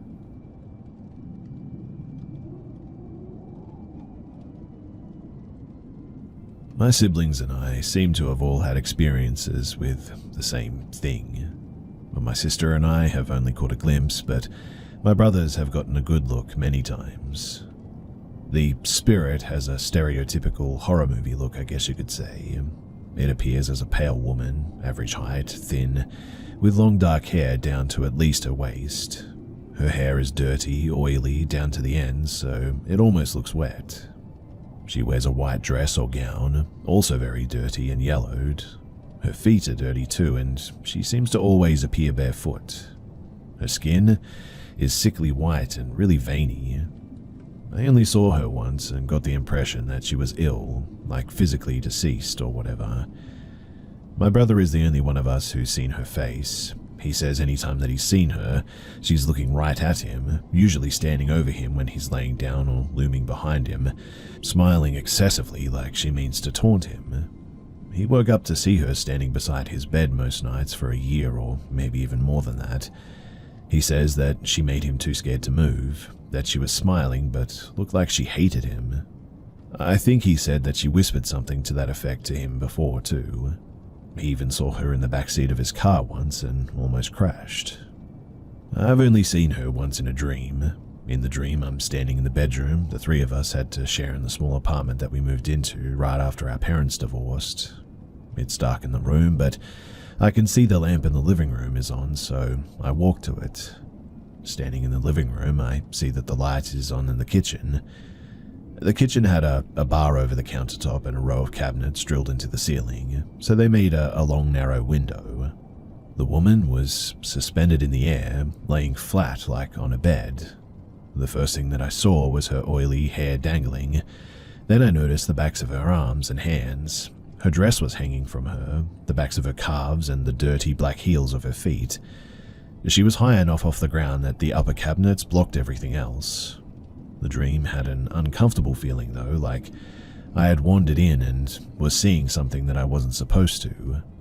I remember being afraid of her and wanting to leave before she noticed me. Then I woke up and that was it. My brother and I were swapping ghost stories a few years later though, and I told him about it. He'd never mentioned his experiences with the woman to me before that, and spilled it all after. I asked why he'd never brought her up, and he said that seeing her made him feel crazy. He felt relieved, in fact, when he heard that I had seen her too. We then called my sister up and asked if she had ever seen anything in many places that we lived in as kids, making a point not to share what we had talked about. She eventually told us that she'd seen the dark silhouette of a woman with long hair in a light-colored dress one night watching her from the hallway of the apartment in my dream, the divorce apartment. She and my brother were both awake for their experiences. My sister experienced sleep paralysis too for the first time in the divorce apartment. She never saw anything when this happened, just felt something malevolent in the room with her. Her sleep paralysis continued on to my grandmother's apartment, who they moved in with after I got married and moved away. That's where, and around the time that my brother started to see her, she tormented him for a long time as well. I didn't have my dream until some years after she stopped, and he hasn't seen her since. But I think about this a lot and wonder sometimes about what exactly she is, how long she followed us around, why she was so bold and aggressive with my brother but not my sister and I, and also why she stopped. For my brother's sake though, I'm glad that she did.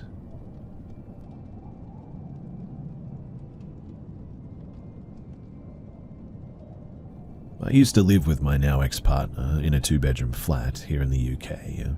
It was a strange layout. You entered a sort of communal door and right in front of you was your own door to then enter your flat.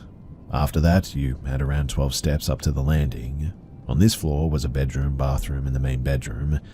To get to your kitchen and living room, which was all one room, you then had to go up to another set of around 10 steps. Now, as mentioned, I lived here with my partner at the time around 13 years ago. It was a cheap rental and all we could afford at the time. Nothing seemed off in the beginning, but weeks into living there, messed up things started to happen. And yes, we did move because of it as well. The first things to happen were passed off as explainable, I guess. Things like electrical issues, the kettles turning on and off by itself, lights being on when you knew for certain that you'd turn them off. However, around 1 month into living there, it turned into sounds and one vision from a close friend. My ex and I still talk about it to this day now and again. But I had 9 of my favorite records framed in rows of 3 and hung onto the living room wall. As they were all collectibles, I ensured that they were placed firmly to nails that I had drilled in the wall. One day I was lying on the sofa and the next minute, one of the records flew across the living room floor. I jumped and picked it up, expecting to see that the ridge was broken and it simply dropped. But it didn't. Not only that too, but it didn't drop directly below where you would expect it to. But it was now at the other side of the living room. I tried to be rational, maybe out of fear I guess, and didn't automatically jump to assuming that it was a ghost, so I passed it off. Looking back now, this ghost liked to throw things. After this, though, a few days passed. My partner and I were standing in the open kitchen chatting and putting shopping away. The next minute, very clearly, footsteps came running up the stairs. Fast footsteps that sounded like they were going to barge in and attack us or tell us seriously important news or something. This all happened in seconds, so we really didn't have time to do anything apart from stand there and wait to see who it was. Maybe an intruder? A friend or a drunk person? But no one had a key to our place, apart from the 2 of us and the landlord. But in the end, nobody appeared. We both looked at each other in disbelief, and I went to the stairs and all our windows were closed. Our flat door was locked from the inside. This, though, was the start of me either thinking that we were both going crazy or spirits were real. After that, my partner and I both sat down to talk about what the heck just happened. She stupidly decided to name the ghost. She named it Biddy. I remember telling her to stop it as I was freaked out and trying to stay level-headed. She laughed at me and said aloud something along the lines of, "All right, Biddy, cut it out, you weirdo," and scoffed. I tutted and went to bed in a foul mood as the event had really creeped me out, as I couldn't explain what the heck just happened. For the next few weeks, things were really quiet though. I started to relax again by telling myself that maybe the flat next to us had the same creaky step and the walls let in a sound. We decided that weekend to have a friend come to stay overnight and have a movie night. That friend's name was C, and this is when things really heated up. I should reference at this point that my partner and I were in a same-sex relationship. We're both female and the mutual friend that we had over is also female. We watched Spice World, 90s Kids and all that, and went to bed. C stayed in the spare room, which was on the same level as our bedroom. My partner and I were settling down in bed when C BBM'd me, instant message like WhatsApp, around 20 minutes later, and asked if we were okay and why one of us were pacing back and forth in the bathroom. Now, from the spare bedroom, if you looked out the window, you would be able to see the translucent bathroom window. I messaged back saying that nobody was in the bathroom. The next minute, C came running into our room crying and shouting that there's somebody in there. I ran out and kicked open the bathroom door, which was already half open. But when I did, nobody was there. I checked upstairs, the windows, and to ensure our front door was locked. Everything was really as it should be. I didn't know what to do, so again I tried to be rational and calm her, saying that maybe it was just a shadow from outside or something. The three of us had a cigarette and sat up in our bed talking about what she had seen and discussed the other strange happenings in the flat. The more we talked too, the more I knew that this just wasn't normal. My partner said, "Get lost to Biddy, you're not wanted here." I told her once more to stop it. I didn't like naming it. I think making a joke out of it relaxed her, I guess. I mean, what else do normal day-to-day people do in a situation like this anyway? The next morning came and we said goodbye to C and that we would catch up with her the following weekend. There were days in that flat in hindsight which were sunny and bright, and other days that something just always felt off, like a heavy feeling in the air that's hard to describe. Some time had passed though, I can't be sure how long exactly, but I'd assume another couple of weeks. Not much happened, but we had another friend from Scotland come to stay with us for the weekend. I remember asking my partner should we tell her about the recent events, and she said no, it would only freak her out and she wouldn't stay. Plus, really, we had no solid evidence that we had a ghost. I agreed that it was probably a good idea to just keep it quiet. I didn't like to think about it more than I needed to anyway. And this friend's name was N. That weekend, my partner, N, and I ordered Chinese food and had a couple of drinks. Our friend C also decided to join us, but I had texted her previously saying not to mention Biddy. She told me that she wouldn't, and right enough, she never mentioned the name again. But as we were all eating our food and chatting, I totally forgot that I didn't actually hoover the back bedroom where C and N were going to share the bed for the night. Everyone told me not to worry, but I felt like I needed to give it a quick hoover anyway and tidy it up before they used it. I told them to give me 10 minutes and I'd be back with them. I went into the spare room to lift the hoover when I swear to you that my senses just told me that something was off. It was as if the room turned quieter, then almost like silence itself. I stood still listening to my surroundings when I heard what I can only describe as a sort of gurgling sound, like the noise that you'd hear when someone was choking on a lot of water. It was coming directly from behind me as if it were right up behind my back. And man, as I share this, boy do I get goosebumps on my arms. I was too afraid to move, wanting to run out of the room, but physically unable to. I must have stood there with this gurgling in my ears for around 30 seconds, which honestly seemed like a lifetime, before I had the courage to turn around.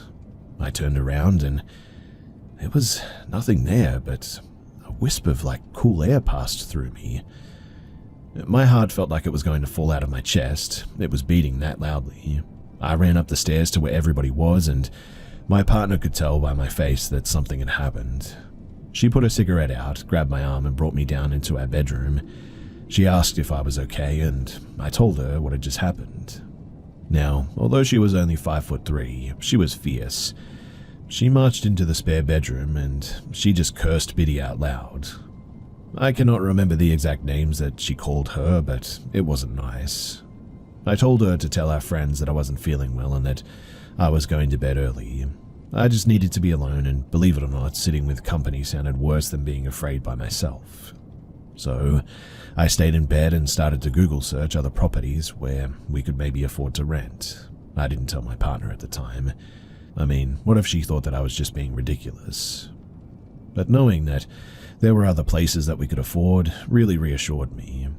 My partner came to bed that night as C and N shared the back room. My partner asked if I was okay, and I muttered that I was, and we all went to sleep. The rest of the night and morning was, well, pretty uneventful. But another few weeks went on, and again things were semi-quiet and tolerable. I seemed to cope with minor things happening, like lights and that kettle switching on and off by itself all the time. Even during these times, I found myself making stupid comments about how Biddy just loved a good cup of tea. Looking back, it was as if Biddy controlled us almost. She told us when it was okay to laugh, and she told us when she was mad and didn't want her there. But as this story comes to an end, I'll tell you the final happening, which this was the moment that made us pack up and leave. So my partner and I got into bed like most other nights, lay chatting on our phones for a bit, and eventually we went to sleep. Beside our dresser was my acoustic guitar, which sat tilted back in its guitar stand, with the clip across the neck of the guitar itself to hold it in place. The only way to get the guitar out is to release that clip too. During the night though, we were awoken to the crashing sound of my acoustic guitar when it hit the other side of the bedroom wall. As we both jumped up, there it was, lying with the hum of the strings. It bounced off the ground. I immediately started shaking and crying as my partner switched the lights on. The clip from the guitar stand was open, and I remember saying, "I don't want to stay here anymore. I don't want to be here anymore," as I cried. My partner told me that she felt the same way and reassured me that we would move as soon as we could. I couldn't be in that house anymore though. This thing, whatever it was aggressive, and it was obvious that it did not want us there. It was around 2 a.m. at that time, and we called C to ask if we could come and stay with her, to which she said of course. The next morning, my partner and I started looking for a new place to live, and we contacted our landlord saying that we unexpectedly needed to terminate our tenancy. And at this point, we didn't even care about losing our deposit. We left 2 weeks after contacting our landlord. During the 2 weeks, we stayed with C, only returning to the flat after work together to pack up. My partner and I broke up around maybe 2 years after moving to the new place. We remained in contact for a while, but then we grew apart, and I hadn't heard from her in over 8 years, until recently when she reached out to me to ask how I was keeping. The third question she asked me, though, was, do I remember Biddy? And honestly, how could I ever forget Biddy?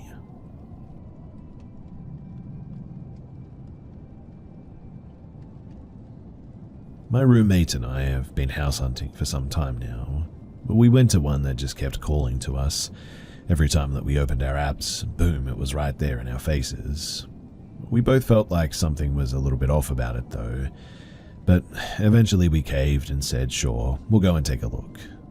We get to the house, walk around it, everything seems okay. Garage is boring, paint's peeling, boards outside are rotting, etc. So that was a turn off for us, but we started to go back toward the front of the house and I noticed the back door was wide open. I thought that was a bit odd, as literally anyone could just walk in and squat. It was then, too, that I got a funny feeling like I was being watched as we walked past it going back to the front of the house. Well, we went inside anyway, just to see it since we were there anyway, and our realtor put in the effort to get us a showing. Everything was okay, it was a cute little place, but that's just it. It was tiny. There was basically no living room. We walk through the place in any case, and we get to the basement stairs. There's no door to them. Just in the back behind the kitchen, there's a small hallway that has the door to the backyard, and at the other end, an open doorway and the stairs down. But instantly, I felt my hair stand up on the back of my neck, and I felt scared to even look down those stairs. My roommate looks at me and said, "I feel it too." Maybe I had a look on my face or something, I don't know, but we go down the stairs and I said out loud, "Just please don't touch me, I'm just here to look." Our realtor looked a bit uncomfortable too. We get to the bottom of the stairs and the oppressive feeling backs off, leaving in its place the feeling of still being watched, but by something that feels almost scared, I would say, almost like a scared kid. We look in the bathroom, the 2 bedrooms, and once I got to the closet in the second room, the I'm scared feeling got stronger. Not like me being scared, but whatever was down there with us was skittish. I walked out of the room and straight across the living room down there. There was a very small area about the size of a small closet, with half an original concrete wall still there, and I instantly felt an overwhelming dread and almost burst into tears.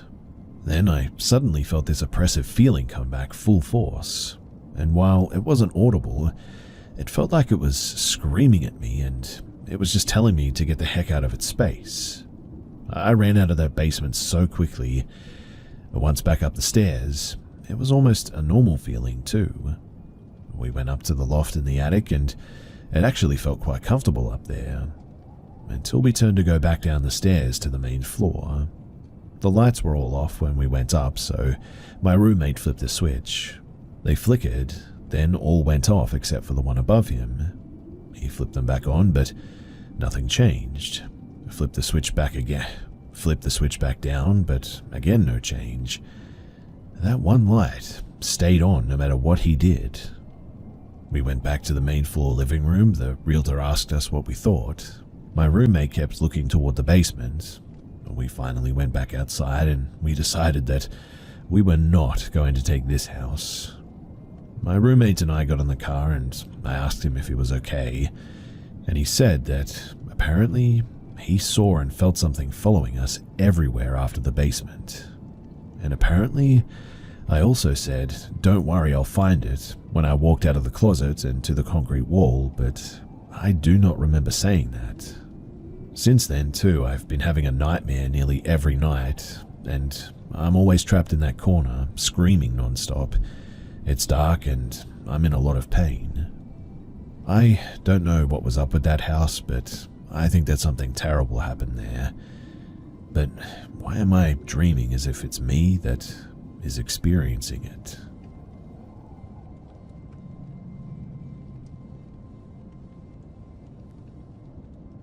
A few years back, when I was around 18, I entered a very rebellious phase in my life.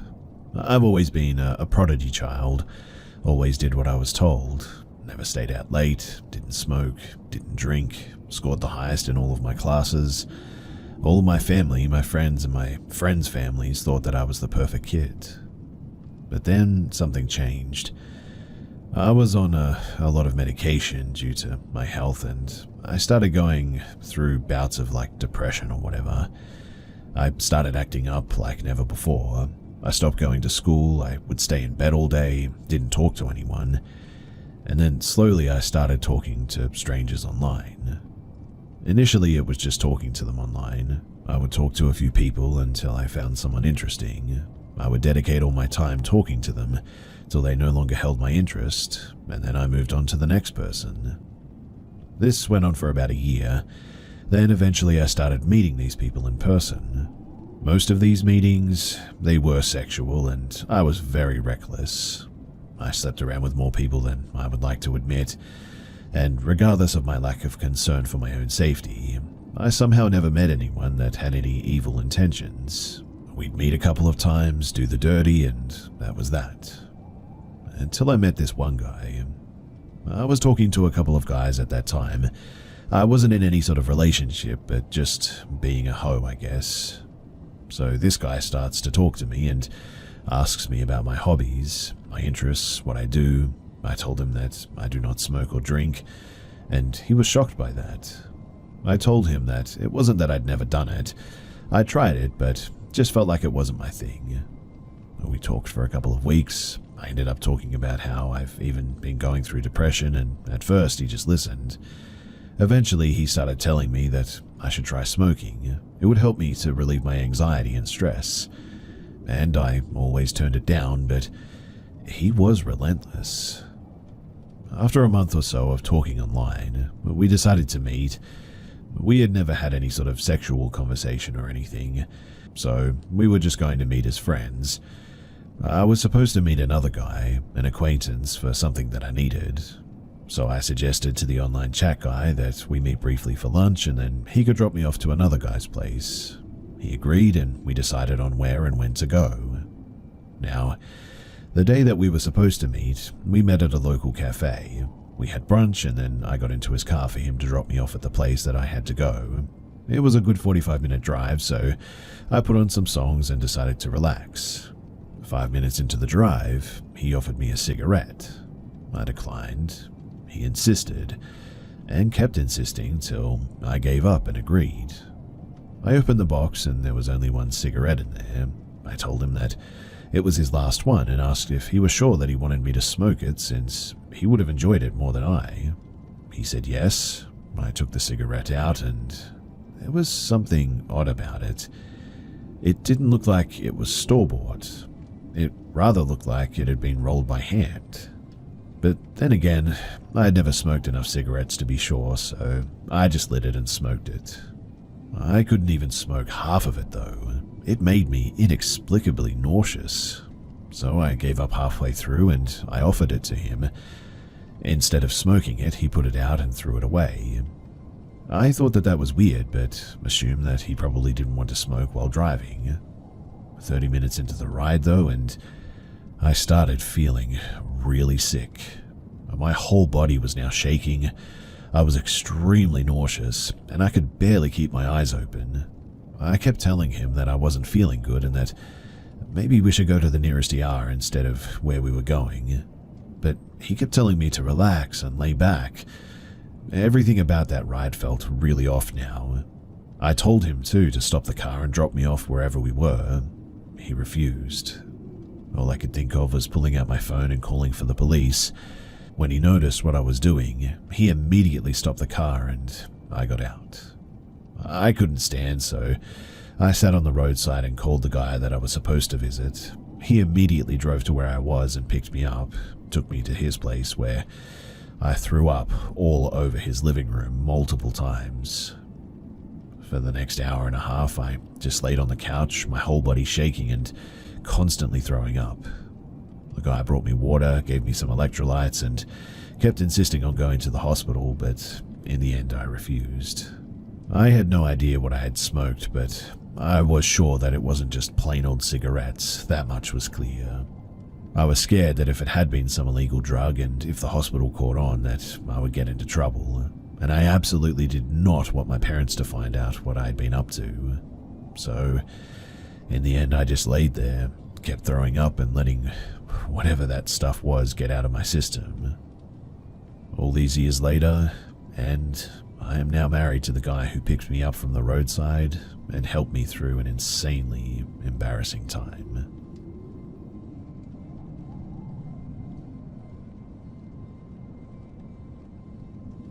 When I was 17, my bedroom had a window looking out at my backyard.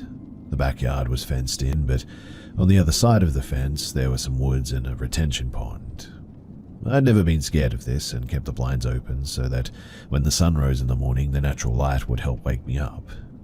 But one night, I was up late on my phone with my dog laying in my bed next to me. At around 2 a.m. my dog jumped up and started barking at the window. At first I honestly thought that he was just barking at his reflection and told him to stop. but I then realized that he was looking at the left side of the window while his reflection was on the right. I couldn't see outside the window because I had left the lamp on my nightstand on. All I could see in the window was the reflections of my bedroom. Not wanting to alert whatever might be out there that I was scared, I faked a yawn, set my phone aside and turned off the lamp. I then laid face down facing the window, and I swear that I saw a set of human eyes looking back at me from the left side of the window. I drink a lot of water at night, so I had an empty bottle on my nightstand. So I grabbed it and pretended to just realize that it was empty. I turned on the lamp and acted like I was going to get some water. I went to my parents' room and my dad told me not to worry. We had these motion-activated floodlights and they hadn't turned on, so there was no way that anything was out there. I went back to my room and I told myself that I must just be seeing things. I ended up closing the blinds and I turned on the lamp and I just got some sleep. When I woke up in the morning, I went to take my dog out and decided to check out the pine straw bedding underneath my window. And when I did, it was visibly disturbed. I did my best to ignore that and tried to remember what my dad said about the floodlights. That worked pretty well, until my dad tested the floodlights later that day and found that the bulbs, they had been burnt out. To this day, I keep my blinds closed and my lamp off when I sleep. I don't want to risk anything being able to see me if anything is somehow peeking through my window. I would prefer to know if something is there, and I'm pretty sure that there was someone at my window that night.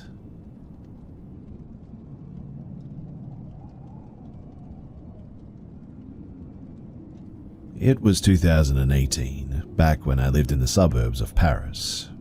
I've been playing Pokemon Go since its release, and I used to go out at night to play, always with my best friend on voice call. It was a night like any other as well, following my usual route. It was around 2 in the morning, and I had already covered a good 2 kilometers. I found myself about 1 kilometer away from home at this point, standing near a Pokestop, catching what I could while talking to my friend, just like every night.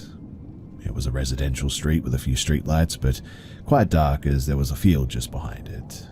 After about 5 minutes, I noticed a man in his 30s on the opposite sidewalk, just a few meters away from me, holding hedge shears in his hand, and there was a pile of branches at his feet. I thought the man was just trimming the branches of his tree. However, when I described the scene to my friend, he said, "You should leave right away. No one does gardening in the middle of the night." Despite my friend's warning, I was so focused on Pokemon Go that I wanted to capture all the Pokemon before leaving, so I stayed while keeping an eye on the man's actions. As I looked at the man, I realized that he wasn't cutting any branches though. He was now just staring at me. He would occasionally move and also hide behind a parked van nearby while spying on me through the windows. However, he knew very well that I could see him, and I began to feel scared at this point. Despite my friends pleading for me to leave, I still hadn't caught all the Pokemon, so I hesitated to go at first. The man continued his strange behavior, crossing over to my side of the street and hiding behind some bushes while staring at me. Then, he went back to his pile of branches and stared at me again. Finally, I had had enough and I decided to leave. I walked normally towards my home, trying not to show my fear. I had a straight path back home. My friend on the call asked me to check behind me in case the man was following me. And when I did, indeed, he was, still holding the hedge shears, about 10 meters behind me now. I then made a left turn instead of going straight, even though it made my way longer. I wanted to be sure that he was actually following me and that it wasn't just a coincidence. He continued to follow me, though. At that, I picked up my pace, taking snaps just in case something actually happened. When I reached the end of the street, I was out of breath but safe. There was no one behind me. I entered my home feeling relieved. Suddenly, a white car pulled up right in front, stopped, and the driver's window rolled down. And it was the same guy with his pruning shears, which meant that now he knew where I lived. I rushed inside, locked everything, grabbed a kitchen knife, and I just waited until somebody woke up so that I could go to bed. There was no further incidences, thankfully. Nobody believed me, of course, so we checked the surveillance cameras at home, and unfortunately, I was right. Everybody saw it, and everyone was definitely creeped out by it.